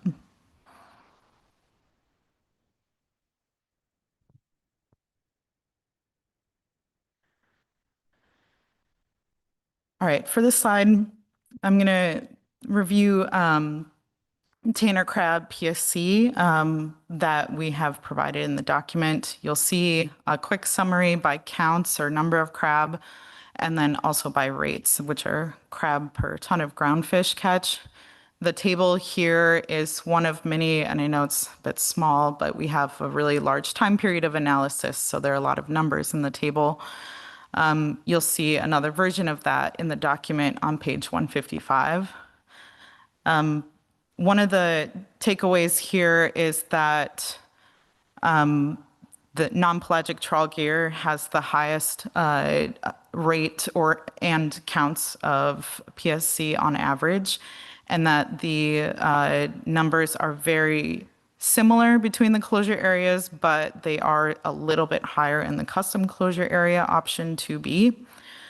In a seasonal sense, PSC counts decrease for non-pelagic trawl and are minimal for pelagic trawl and groundfish pot gear, which kind of tracks with that description that Taylor provided earlier of groundfish fishing activity in the region.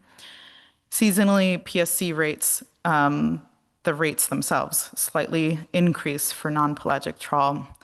And this is where we were starting to try to get at what is going on in adjacent stat areas, so we can make some qualitative conclusions about impacts from redistribution of fishing effort. An adjacent statistical area 525,630, that is the stat area just to the south. It is touching stat area option 1, the 525,702. That statistical area has a slightly lower PSC rate than either of the proposed closure areas, whereas statistical area 535,632, and that is just to the southwest and still adjacent to the proposed closure areas, has a much higher PSC rate than either closure area option. At this level of analysis, this indicates some potential for a change in PSC rate if fishing is displaced due to the implementation of a time and area closure. It would be very much dependent on the amount of fishing that was displaced, what fishery that was, their resulting CPUE, the location that they go to, et cetera, which is something that was, with the information at hand, very hard to predict. If they shifted into areas with higher PSC rates, there is a potential that some of those conservation benefits that may be gained by closing an area would be offset by having more PSC in a neighboring area if they, for instance, chose to move to in an area immediately adjacent. One final note here that I wanted to make on this table and all of the PSC tables for Tanner crab. 2020 was an odd year. As you know, COVID happened and had an impact on on coverage rates for observers. And so we think that those values are likely overestimates, and the resulting the impacts on observer coverage and the redistribution of efforts there resulted in them using PSC extrapolation from fleet-wide rates or broader areas. And so all that to say is that at least in the year 2020, those rates and counts may not be representative of fleet interactions with crab that year. I have a question for you, Ms. Baker. Thank you, Madam Chair. Thank you for that. And on the point about the displacement, potential displacement, I noted yesterday during the SSC report on this agenda item, I did ask them, the co-chairs, about it. The SSC made a couple of recommendations.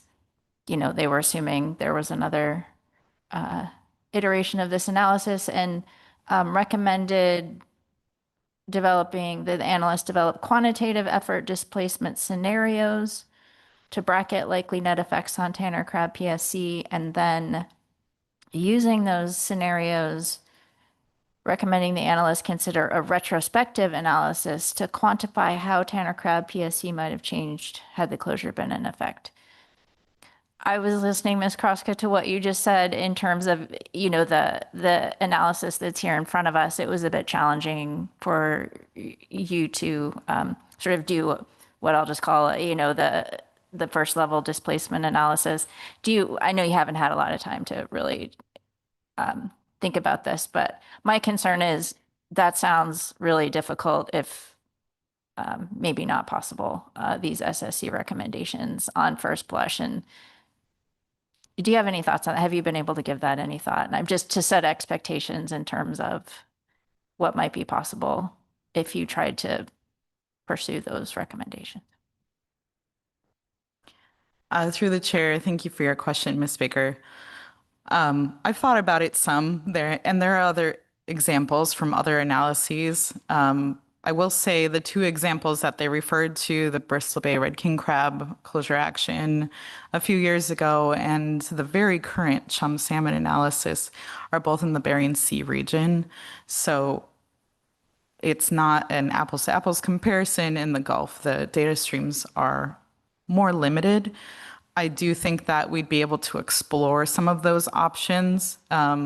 They did, to my memory at least, provide some bookend examples of if we didn't have the data support for really advanced modeling efforts, such as fleet movement models, to kind of understand what's going on, that examples of models that we've seen used in those other analysis, we could at least list a lot of caveats and use the information at hand here and provide scenarios of what that might look like based on the information we do have for PSC rates and locations. So I think it'll bear more exploring. It may not be to the full extent that we've seen in Bering Sea analyses, but I think some version of that has potential. I will say PSC information is inherently limited when we start really drilling down to really small areas, and then by year, and then by vessel, and by, et cetera. So we may shift to some combination of methods that we've, such as those we presented earlier with the approximation method, where we are just trying to understand some proportions and approaches through observer track data. And we're also considering exploring the use of location data from pelagic fishing through the Trawl EM program as well.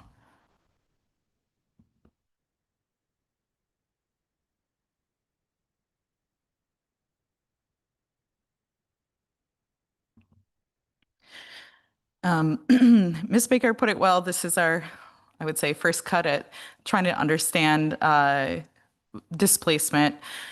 Here you'll see 3 images that we've seen before in the presentation, and we put them side by side so we can kind of do a visual comparison. On the left, you'll see the species distribution model map for mature male Tanner crab.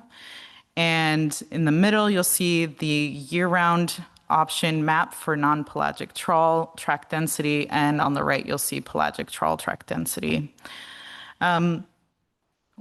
Again, we use these just to kind of get some initial ideas of where fishing activity has historically occurred and where it could potentially shift to. Again, this is only showing where fishing has occurred, but it does not demonstrate CPUE, bottom contact, or PSC rates right now. So with all of those caveats, we think that it's at least reasonable to assume that a redistribution of some or all of the fishing activity from a time area closure could result in increased Tanner crab PSC and some assumptions about unobserved mortality elsewhere. And if that redistribution does occur, there could be some potential for offset benefits that were gained by implementation of a closure. Just to reiterate that when you compare any of those species distribution model maps to the track catch density maps, Again, we're seeing that same story that the gully systems are important to tanner crab, but they really are also important for groundfish fishing. There's a lot that's happening in the same area that is directly overlapping, driven by these, what we think are productive gully systems around Kodiak and also in areas of high bathymetric relief around the islands. We didn't yet include PSC rates for other statistical areas outside those adjacent statistical areas, but if fishing is displaced to areas outside the closure area options, again, we may think that there's a potential for some offset of the benefits gained here. We see the patterns of fishing here occurring in those gully systems where crab also are. So there is a prediction that there will be some sort of interaction. Impacts from increased fishing intensity on tanner crab is unknown. So for instance, if you look at that Barnabas Gully system, which is encapsulated by those boxes on the trawl track density, those are also statistical area boxes. If fishing pressure or fishing activity that was once spread across the length of the gully system is displaced from one of these proposed closure options and concentrated in a smaller area of the gully system, the impacts to the local tanner crab stock from that increased fishing activity are currently unknown. As a whole, our lens here, when we were thinking about our qualitative descriptions for impacts to the tanner crab stock, we were thinking just in terms of localized impacts and not to the population level. That is something that we could try to at least attempt to discern in the next cut in terms of proportions of PSC to the overall estimated abundance here.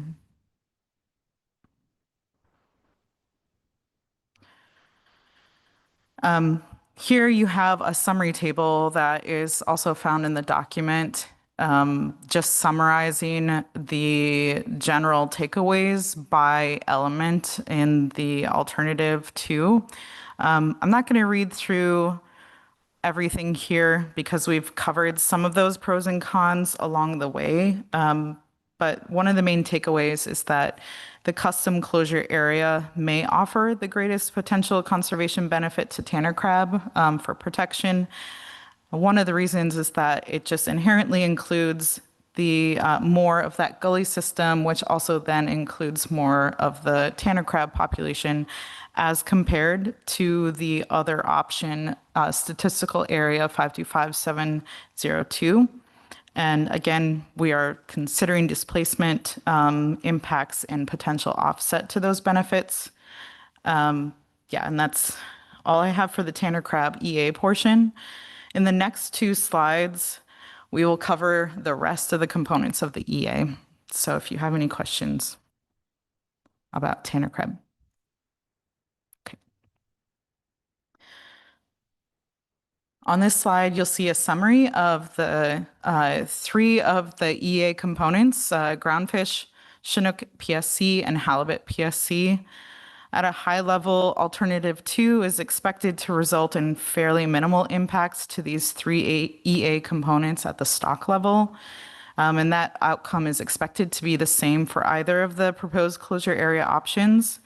And the only stock I wanted to highlight here are flatfish. As you've heard through the thread of our story, the shallow water flatfish complex is important catch, and it also exists in this, in this area in fairly high concentrations. Again, an important area for groundfish fishing and for the tanner crab population, or the local tanner crab population. So we think that there could be a potential for moderate localized impacts to the stock there. If fishing, again, for shallow water flatfish with non-pelagic trawl was displaced, this could result in a redistribution of fishing. And again, it is really challenging at this level of information to predict what increased fishing intensity or displaced fishing elsewhere could have on the tanner crab or sorry, not tanner crab, on these stocks as a whole, but we don't expect it to be anything meaningful at the stock level. The proposed action relative to the no action alternative would likely result in minor impacts to the stock level. Again, we're talking about flatfish. Given their really low TAC utilization and also their potential broad spatial distribution of where they are fished, at least with the knowledge that we have on hand for this iteration. And finally, I'll move on to the last EA component, habitat. This slide outlines a qualitative assessment of alternative to impacts on habitat that you'll see in section 5.6.4. The results here demonstrate historical fishing activity, which is something that we've been presenting throughout, but the big difference here is that this relies on the legacy catch-in areas database. This information goes from 2012 and only goes through August of 2022. That was at the point where they've shifted away from that legacy database. So this does not represent current fishing activity and is another component that we see potential for updating in the future should that new 2.0 database come available. These results here are from the fishing effects model, the fishing module portion that does not include recovery and susceptibility rates that speak to habitat disturbance. The plots here on the right are separated in rows. The top row is option 1 closure area, and the bottom row is the option 2 custom closure area. The main takeaway here is that there's minimal difference in estimated contact area between the two proposed closure areas. And if that looks like a lot of bottom contact area by gear type, just know that this is bottom contact area that is summed by month to produce a value for a year.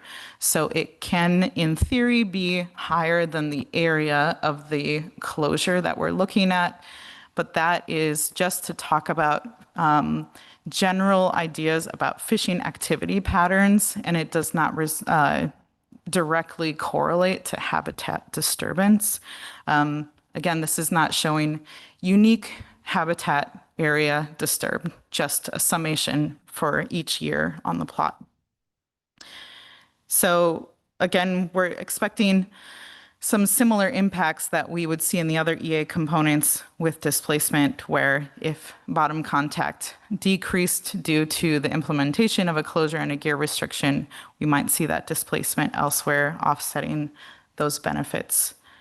I mentioned that future iterations could include updated results from the Catch-in Areas 2.0 database and also results from other portions or modules of the fishing effects model if the council would like to request that. And last thing I want to note here is that ongoing research that you'll hear a lot about tomorrow under the pelagic trawl gear option, under the Gear Innovation Initiative, they are updating bottom contact adjustments for pelagic trawl gear, so that could change these plots and tables that you'll see in the document. We have a question before we move on. Ms. Goen. Thank you, Madam Chair. And I'm just looking at the graphs to the right there. And if I look at the option 1 on all months, it looks like the pot gear and pelagic trawl gear bottom contact areas are fairly low. And my question is on both option 2A and 2B to the right of that, I can't see, it looks like the pot and pelagic trawl gear overlap at near 0. Am I seeing that correctly? Through the chair, thank you for your question. I'm sorry, it's tough to see in the document near or on page 186, you'll see tables that replicate those numbers exactly, but your general conclusions are right. It's because of the shift of those fishing activities out of the area during those time windows.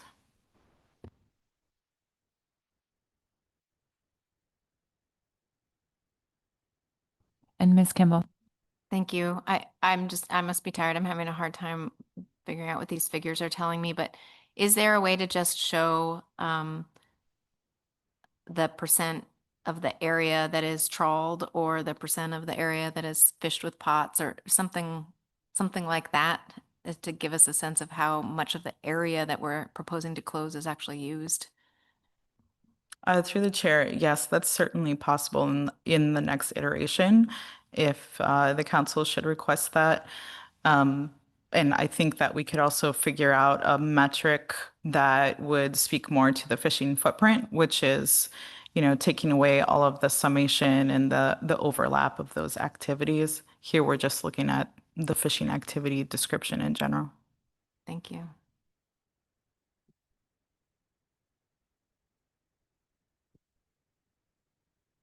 All right, and that that does wrap up our slide deck for alternative 2. We can pause for any further questions on alt 2 before I get into alternative 3. Seeing none, I will. The next following slides discuss alternative 3, which is an evaluation of the existing crab closure areas in the Central Gulf and around Kodiak Island. The crab closure areas around Kodiak Island were shown by Anita in the start of the slide deck, but I'll review them again here. Alternative 3 evaluates these closure areas and considers option for modification or removal. The areas include the type 1 through 3 areas, which were originally implemented for red king crab protection and conservation back in the 80s and early 90s, as well as the Marmot Bay Tanner crab protection area implemented in 2014. Now, alternative 3 is a discussion paper style analysis and was not included within the EA and RIR. You will find within Chapter 7, which includes alternative 3, a broad overview of the objectives of these closures, the rationale and history behind the closures, as well as recent crab abundance and PSC estimates, and finally some considerations regarding these closures. I'll also note here that the development of evaluation options under alternative 3 may inform the development of criteria and timelines to review effectiveness under alternative 2.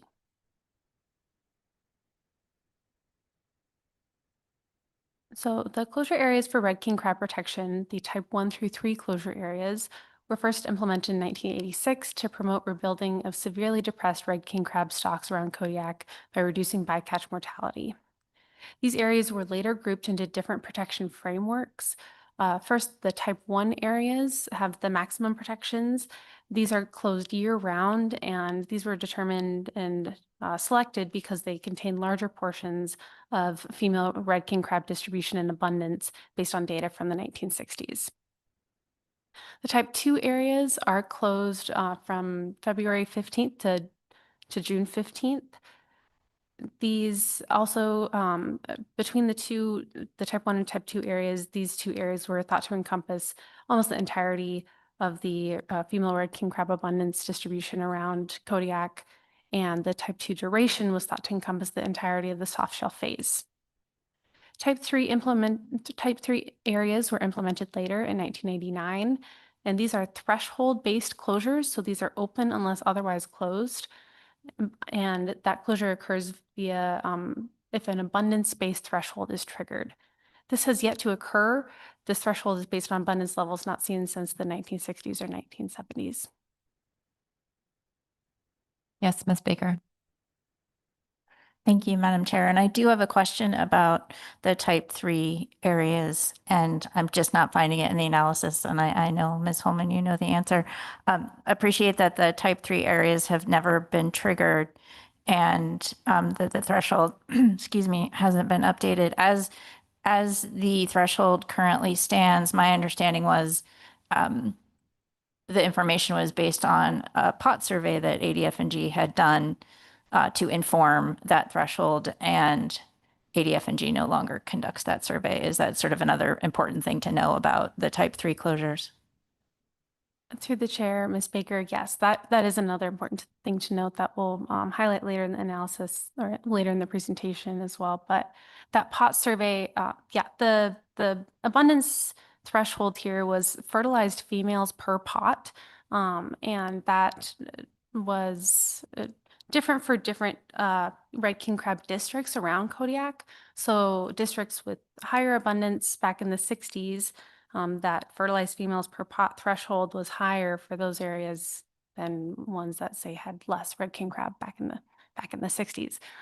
So again, those are outdated both in terms of what the threshold is and the mechanism in which to determine that that threshold has been reached.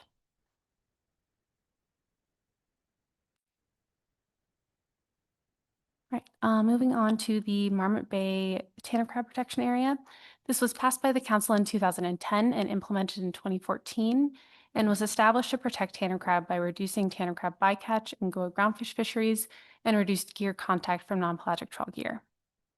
There was also a trailing amendment implemented alongside the Marmot Bay Tanner Crab Protection Area, which was the trawl sweep modification regulations, which required elevating devices in Central Gulf directed flatfish fisheries. This was implemented to decrease gear contact with the crab on the seafloor. Now, I'll also note here that the Marmot Bay Tanner Crab Protection Area also originally included some observer coverage requirements in other areas with high tanner PSC as listed in the enclosure area options that were considered within the table on the right-hand side of your screen.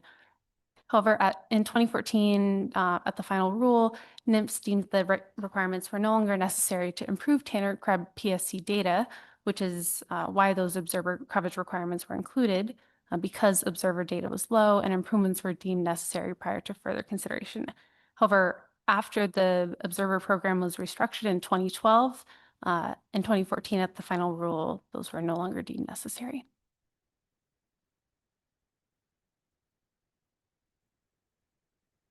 Right, my next slide here describes the red king crab abundance around Kodiak and PSC estimates within and around the existing closure areas as described in section 7.4.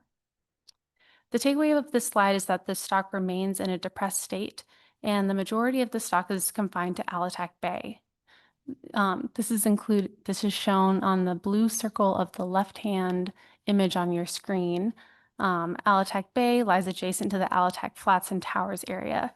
Therefore, in the table on the right, you'll see that 18% of the surveyed abundance is within the federal waters that lie within the Alatak Flats and Towers Type 1 area. But the middle map on your screen, that includes both the federal and state water. So you'll see 95% of surveyed abundance is included in both the waters outside of Alatak Bay and within the state waters within Alatak Bay. Now, also, I'll note here that the PSC estimates on this slide and the next slide for tanner crab, this PSC method does differ from the PSC apportionment method that Anita described and within the bulk of the analysis of Alt 2. This PSC method sums the PSC occurring in overlapping stat areas rather than trying to apportion it to the closure boundaries which do not follow the ADF&G statistical areas. So therefore, this is a conservative estimate which may overstate PSC counts. But that being said, less than one crab a year, one red king crab a year is all that was caught in PSC outside of Alatak Flats and Towers between 2012 and 2025. Now for tanner crab, Anita spoke to this within the EA section, so I'll keep this brief. The tanner crab are more widely distributed than red king crab. And as you already heard, the bulk of the stock is located within those east side and southeast sections, which overlap the proposed closure areas in alternative 2. Again, those PSC values shown on the table on the right-hand side of your screen are conservative and likely overstate the amount in each area.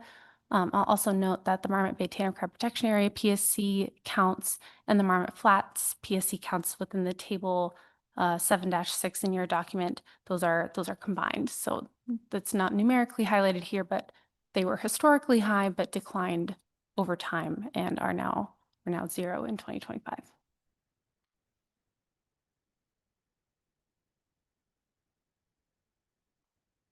This slide summarizes the considerations that we've highlighted for the existing crab closure areas around Kodiak Island, also within section 7.3 of your document. As a summary, the Marmot Bay Tanner Crab Protection Area, as I mentioned earlier, does have low abundance and low PSC rates relative to other Kodiak crab protection areas. For the Alatak Flats and Towers Type 1 area, this is where the last remaining portion of the red king crab stock is located. For the Type 1 Marmot Flats area, this may provide incidental Tanner crab protections because it overlaps a portion of Chiniak Gully. For the Type 2 areas, all areas, the seasonal closure duration that was chosen back in the 80s was based on data from the 1970s and 80s, and this potentially could be revised to ensure that it encompasses the entirety of the soft shell phase as we know today, with any updated research that may be available. The Chirikov Island closure area, I didn't highlight this on the previous slides, but there's no survey the survey is not conducted in the Chirikov Island area. Therefore, abundance is really difficult to quantify out here or out there. And then the Barnabas Type 2 area, this is the sliver that is completely encompassed by the custom area proposed for closure in Alternative 2. You'll see that outside Sikalitic Island on the map on your screen. For Type 3 areas, as I mentioned earlier, these have never been triggered and the benefits have never been afforded. And as described earlier as well, there's an outdated threshold because that was based on abundance data from when the stock was in a much better state. And it also, the trigger itself is also outdated. Finally, for all closure areas, Kodiak waters have a complex landscape of closures, some of which overlap with the crab closure areas under consideration for evaluation, or otherwise provide some incidental protections. These overlapping closure areas do make it difficult to parse out or attribute the effects of specific closures, which also complicate evaluation processes. With that, I can pause for any questions. I'll turn it through before briefly describing next steps. Ms. Baker.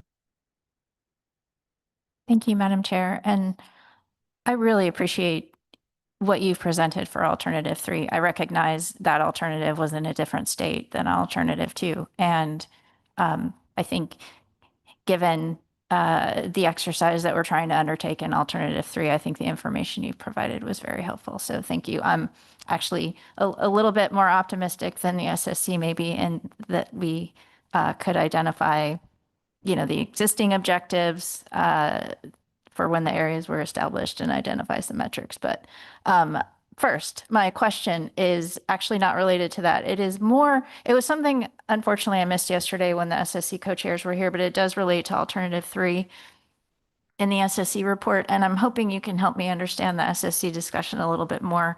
It's the reference on page 21 of the SSC report relative to evaluating whether to modify or remove current closure areas. It says experimental data are preferable in that evaluation, but more difficult to collect and take time to generate. And was there a little more discussion on what was meant by experimental data versus, well, yeah, can you help me with that a little bit? Through the chair, thank you for your question, Ms. Baker. That wasn't a super extensive portion of the discussion, but from what I understood from that, an experimental approach could look something like opening an area for a little while and seeing the recovery dynamics, opening an area for a little while and measuring how much the Tanner crab abundance and PSC levels after it's been open to fishing again. I think that their acknowledgement there was simply one of like, this would be nice to have, but maybe not practical in a short-term sense. And so how do we incorporate that, and acknowledging that there might be a mismatch in terms of like what we could do experimentally and what could be an approach for right now. Through the chair, thank you for that. And so that really helps clarify. I wasn't sure if experimental referred to just collecting data a different way around these areas. But what I'm hearing is that it might actually be a different way of thinking about evaluating these closures. Modification could be a modification to a current closure, for example, could be, like you said, opening up a portion of a currently closed area, not all of it, but a portion of it for a period of time. And then after that period of time, evaluating if in those metrics you've identified, you can identify any differences between the area that was open and the area that remained closed. Is that maybe something along those lines? Through the chair, thank you for your question and clarification too.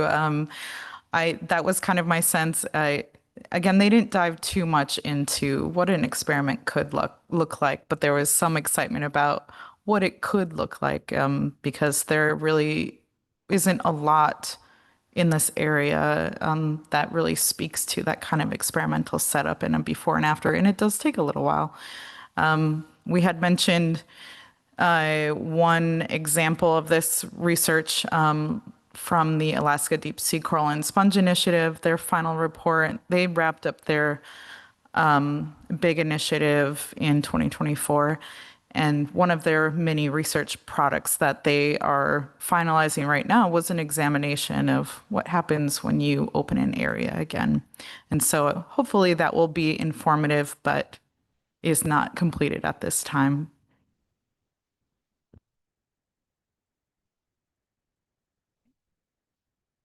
Okay, thank you. All right, I won't spend too much time on this slide, given our time and that indications that we may still be taking the AP report this afternoon.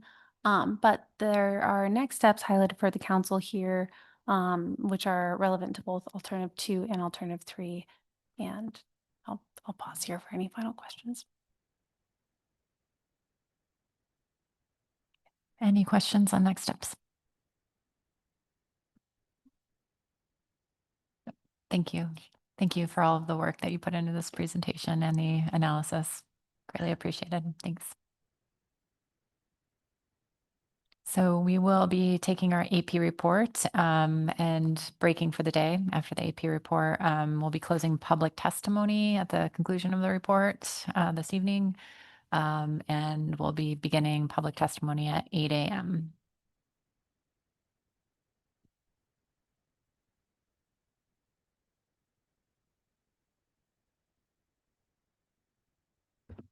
Good evening, Madam Chair, council members. For the record, I'm Heather Mann. I'm one of the co-vice chairs on the AP, and I'm going to deliver our motion on C5, Tanner crab projections. The AP recommends that the council request a second initial review of the Tanner crab protections analysis with the inclusion of 5 new closure options and a new element under alternative 2 and a revised alternative 3. Additions are in blue with deletions struck out. And Madam Chair, I'm not going to read the stuff that was already there and wasn't changed. Is that all right? Yes, thank you. So alternative 1, nope, that was there already. Alternative 2, closure area. We've added option 3, which is AWTA option 1, option 4, which is AWTA option 2, option 5, which is MTC option 1, option 6, which is MTC option 2, and option 7, which is Tanner crab fleet option. And I'll just note at the end of the motion, there are photographs of, not exact of what the closures would be, but something to give you an idea. Element 2 and 3 remain the same. And then element 4, periodic review of new closure for efficacy. Criteria that could be considered when reviewing efficacy include, but are not limited to, benefits to the abundance of the Kodiak Tanner crab stock, impacts of fleet displacement on Tanner crab, halibut, and salmon PSC, socioeconomic trade-offs for the Tanner crab fleet, the trawl catcher vessel fleet, and shoreside processors. Option 1, review efficacy every 3 years. Option 2, review efficacy after 5 years. Alternative 2 elements are not mutually exclusive. And then under alternative 3, evaluate the existing Marmot Bay Tanner Crab Protection Area and all type 1, 2, and 3 closures around Kodiak Island for modification and/or removal using biological, fishery independent, and dependent information available. Element 1, Marmot Bay Tanner Crab Protection Area. Option 1, remove the Marmot Bay Tanner Crab Protection Area. Option 2, modify to a seasonal closure. Suboption A, February 15th to June 15th. Suboption B, April 1 through June 15th. Element 2, type 1 closure, Alatac Flats and Towers area. Option 1, modify the existing closure boundaries only to maintain the closure inside Alatac Bay with an additional 5 nautical mile buffer of closure area outside of Alatac Bay. The remainder of the area outside of the modified closure would be reopened to non-pelagic trawl gear. Option 2, modify the existing closure boundaries to maintain the closure inside Alatac Bay with an additional 10 nautical mile buffer of closure area outside of Alatac Bay. The remainder of the area outside of the modified closure would be reopened to non-pelagic trawl gear. The closure would remain an annual type 1 closure area. Element 3, type 1 closure, Marmot Flats area. Option 1, remove the Marmot Flats area type 1 closure. Option 2, modify to a seasonal closure. Suboption A, February 15th to June 15th. Suboption B, April 1 through June 15th. Element 4, type 2 closure, Chirikoff Island area. Option 1, remove the Chirikoff Island type 2 closure area. Option 2, modify to a new seasonal closure date, April 1 through June 15th. Element 5, type 2 closure, Barnabas area. Option 1, expand type 2 Barnabas closure to year-round. Option 2, modify to a new seasonal closure from April 1st through June 15th.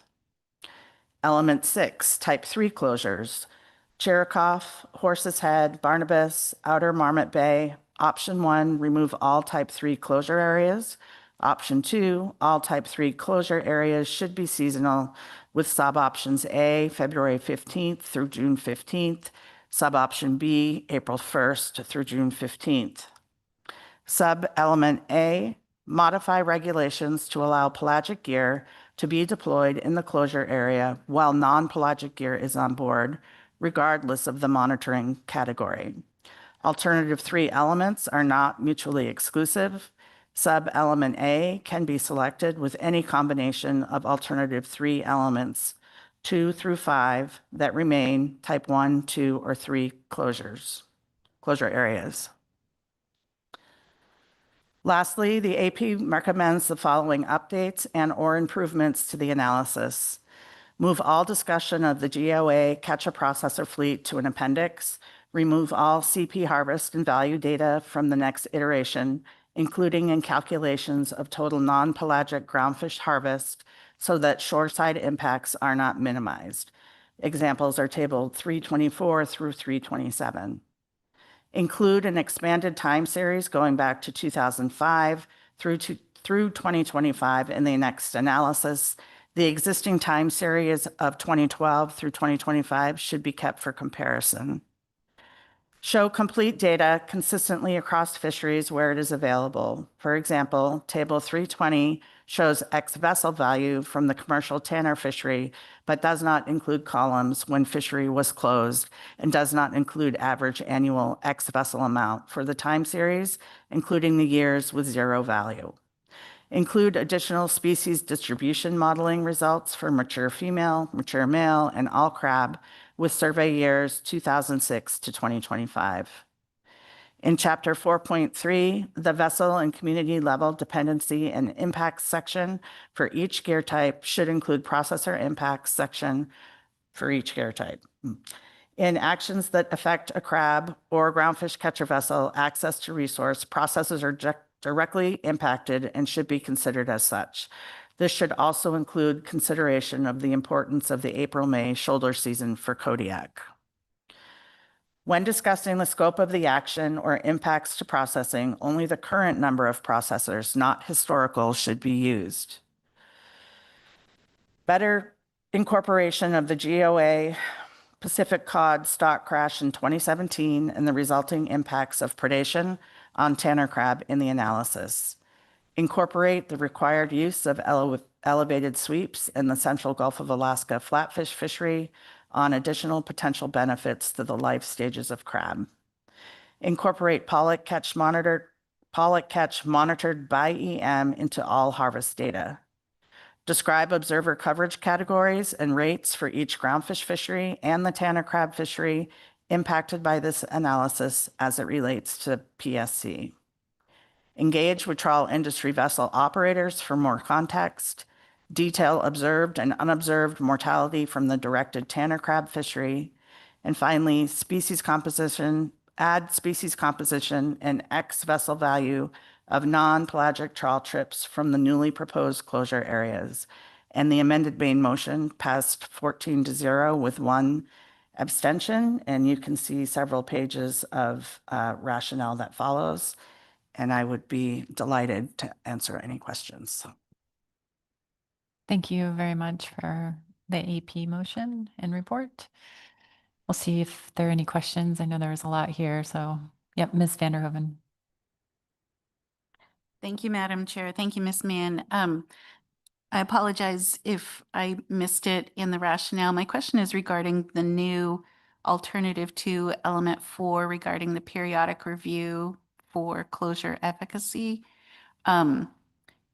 And I see the list of criteria, and I think those basically make sense. My question is, did the AP have any discussion about like what the scale of those would be or the criteria? And I look at like the first one, benefit to the abundance of tanner king crab. And that could be 1 crab or 1,000 crab. It could be a percentage. It could be whether or not there was a directed fishery. Was that discussed at the AP?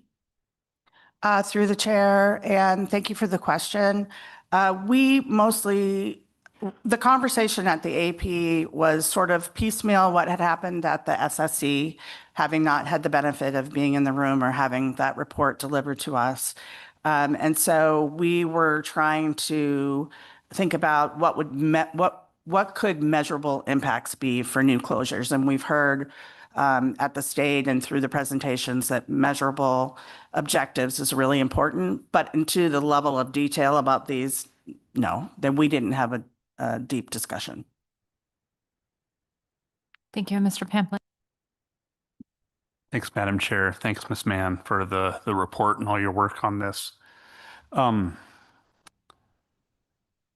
For element 1 in the closure area, the staff looked at 2 options already. One of the options was just the stat area. The other one, there was a fair amount of gymnastics that had to occur to kind of compile the information for that analysis. And I was just curious if the AP in developing or suggesting 5 additional areas, did you interact with staff about the feasibility of clipping data that would work for an analysis in those very obtuse looking areas? Thanks. Through the chair, Mr. Pamplin, thanks for the question. So in our interactions with staff, we did ask a couple of questions toward the beginning of the presentation that were more around, can you overlay these with the sandbox and things like that? And then during our deliberations and discussion, it was certainly recognized that this was an additional number of areas. They are all slightly different from each other, so that's not like it's just one side is moved. So we felt that there was a lot of existing information, but more so a lot of folks that would work with the staff with their net zero and all of that to help them get the waypoints correct. But we certainly recognize this was an additional number. I don't know if we heard this in public comment or in discussion, but options 1 and 2 were not informed by groundfish pot fishermen or groundfish trawl fishermen. And so the 3, 4, 5, 6, and 6 all were informed by those participants, if that helps. Ms. Kimball. Thank you. Ms. Mann, can you characterize though for the options provided by the groundfish fleet? Because I think the option 7 is self-explanatory in the map, but what was the basis for those new closure area suggestions? I mean, was it just in general, was it trying to retain areas for groundfish that are important while also focusing on the areas where you see a high density of crab, or was there some other objective? Through the chair, Ms. Kimball, it was a combination of both those things. Several folks that fish in the trawl fisheries also have fished tanner crab or just from their experience on the water. And so the idea really was to maintain the areas that are really productive for groundfish at the same time as the highest densities of tanner crab. And I mentioned the sandbox before, but I know for the MTC options, that was a really important part. And I believe so for Alaska whitefish trawlers too. But yes, you characterized it correctly. It was trying to really maintain some of those really key areas, but being responsive to the request to look at high density tanner crab areas. Yes, Ms. Baker. Thank you, Madam Chair. Thank you, Ms. Mann. My question is in alternative 3 and alternative 3, element 6, the type 3 closures. And I just want to make sure I understand. We had a little discussion about that with staff. It looks like option 2 that the AP is recommending to modify the type 3 closures from a trigger-based closure to just a temporal closure, a seasonal closure. So the triggers would go away and the seasonal. Through the chair, Ms. Baker, yes, that's correct.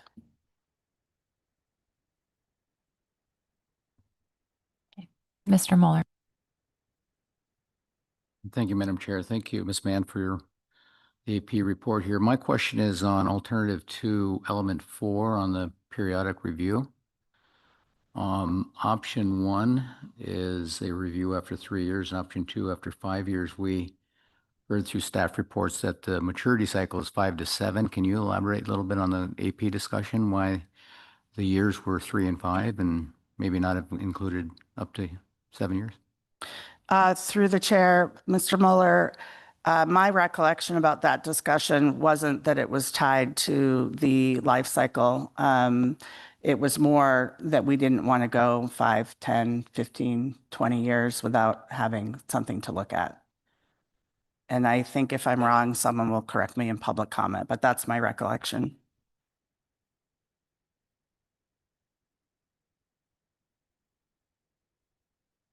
Any other questions? Ms. Goen. Thank you, Madam Chair, and thank you, Ms. Mann, for the AP report on this. My question is back under the alternative 2, element 1, the different closure areas. And if my recollection is correct, from the discussion paper to this initial review analysis, at the discussion paper stage, we had larger areas, ADF and G stat areas, multiple ADF and G stat areas. And then it got narrowed down for this initial review analysis to 1 ADF and G stat area, and then that custom area that's supposed to cover more of where that gully is. So this AP motion is adding all these additional ones that just narrow that down even more. Am I understanding that correctly? Through the chair, Ms. Goen, I'm not an expert on net zero and all of that, but I think, well, I know what we were attempting to do was be more precise instead of large areas in order, as I responded to Ms. Kimball, to be able to try to carve out important areas for pot cod and or trawling, but still protecting. Option 7, I think, is actually a little bit larger in some cases, and I think you'll hear about that one in public comment.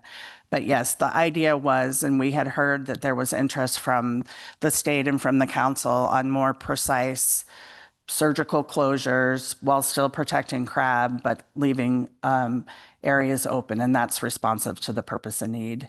It's been a really interesting education learning how to identify these areas and be able to put the waypoints and all of that. So, yeah.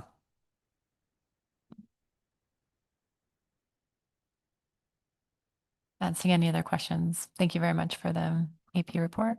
Thank you. So we have closed public testimony sign up. We will come back tomorrow morning at 8 a.m. and begin public testimony on C5. Thank you. Have a good evening.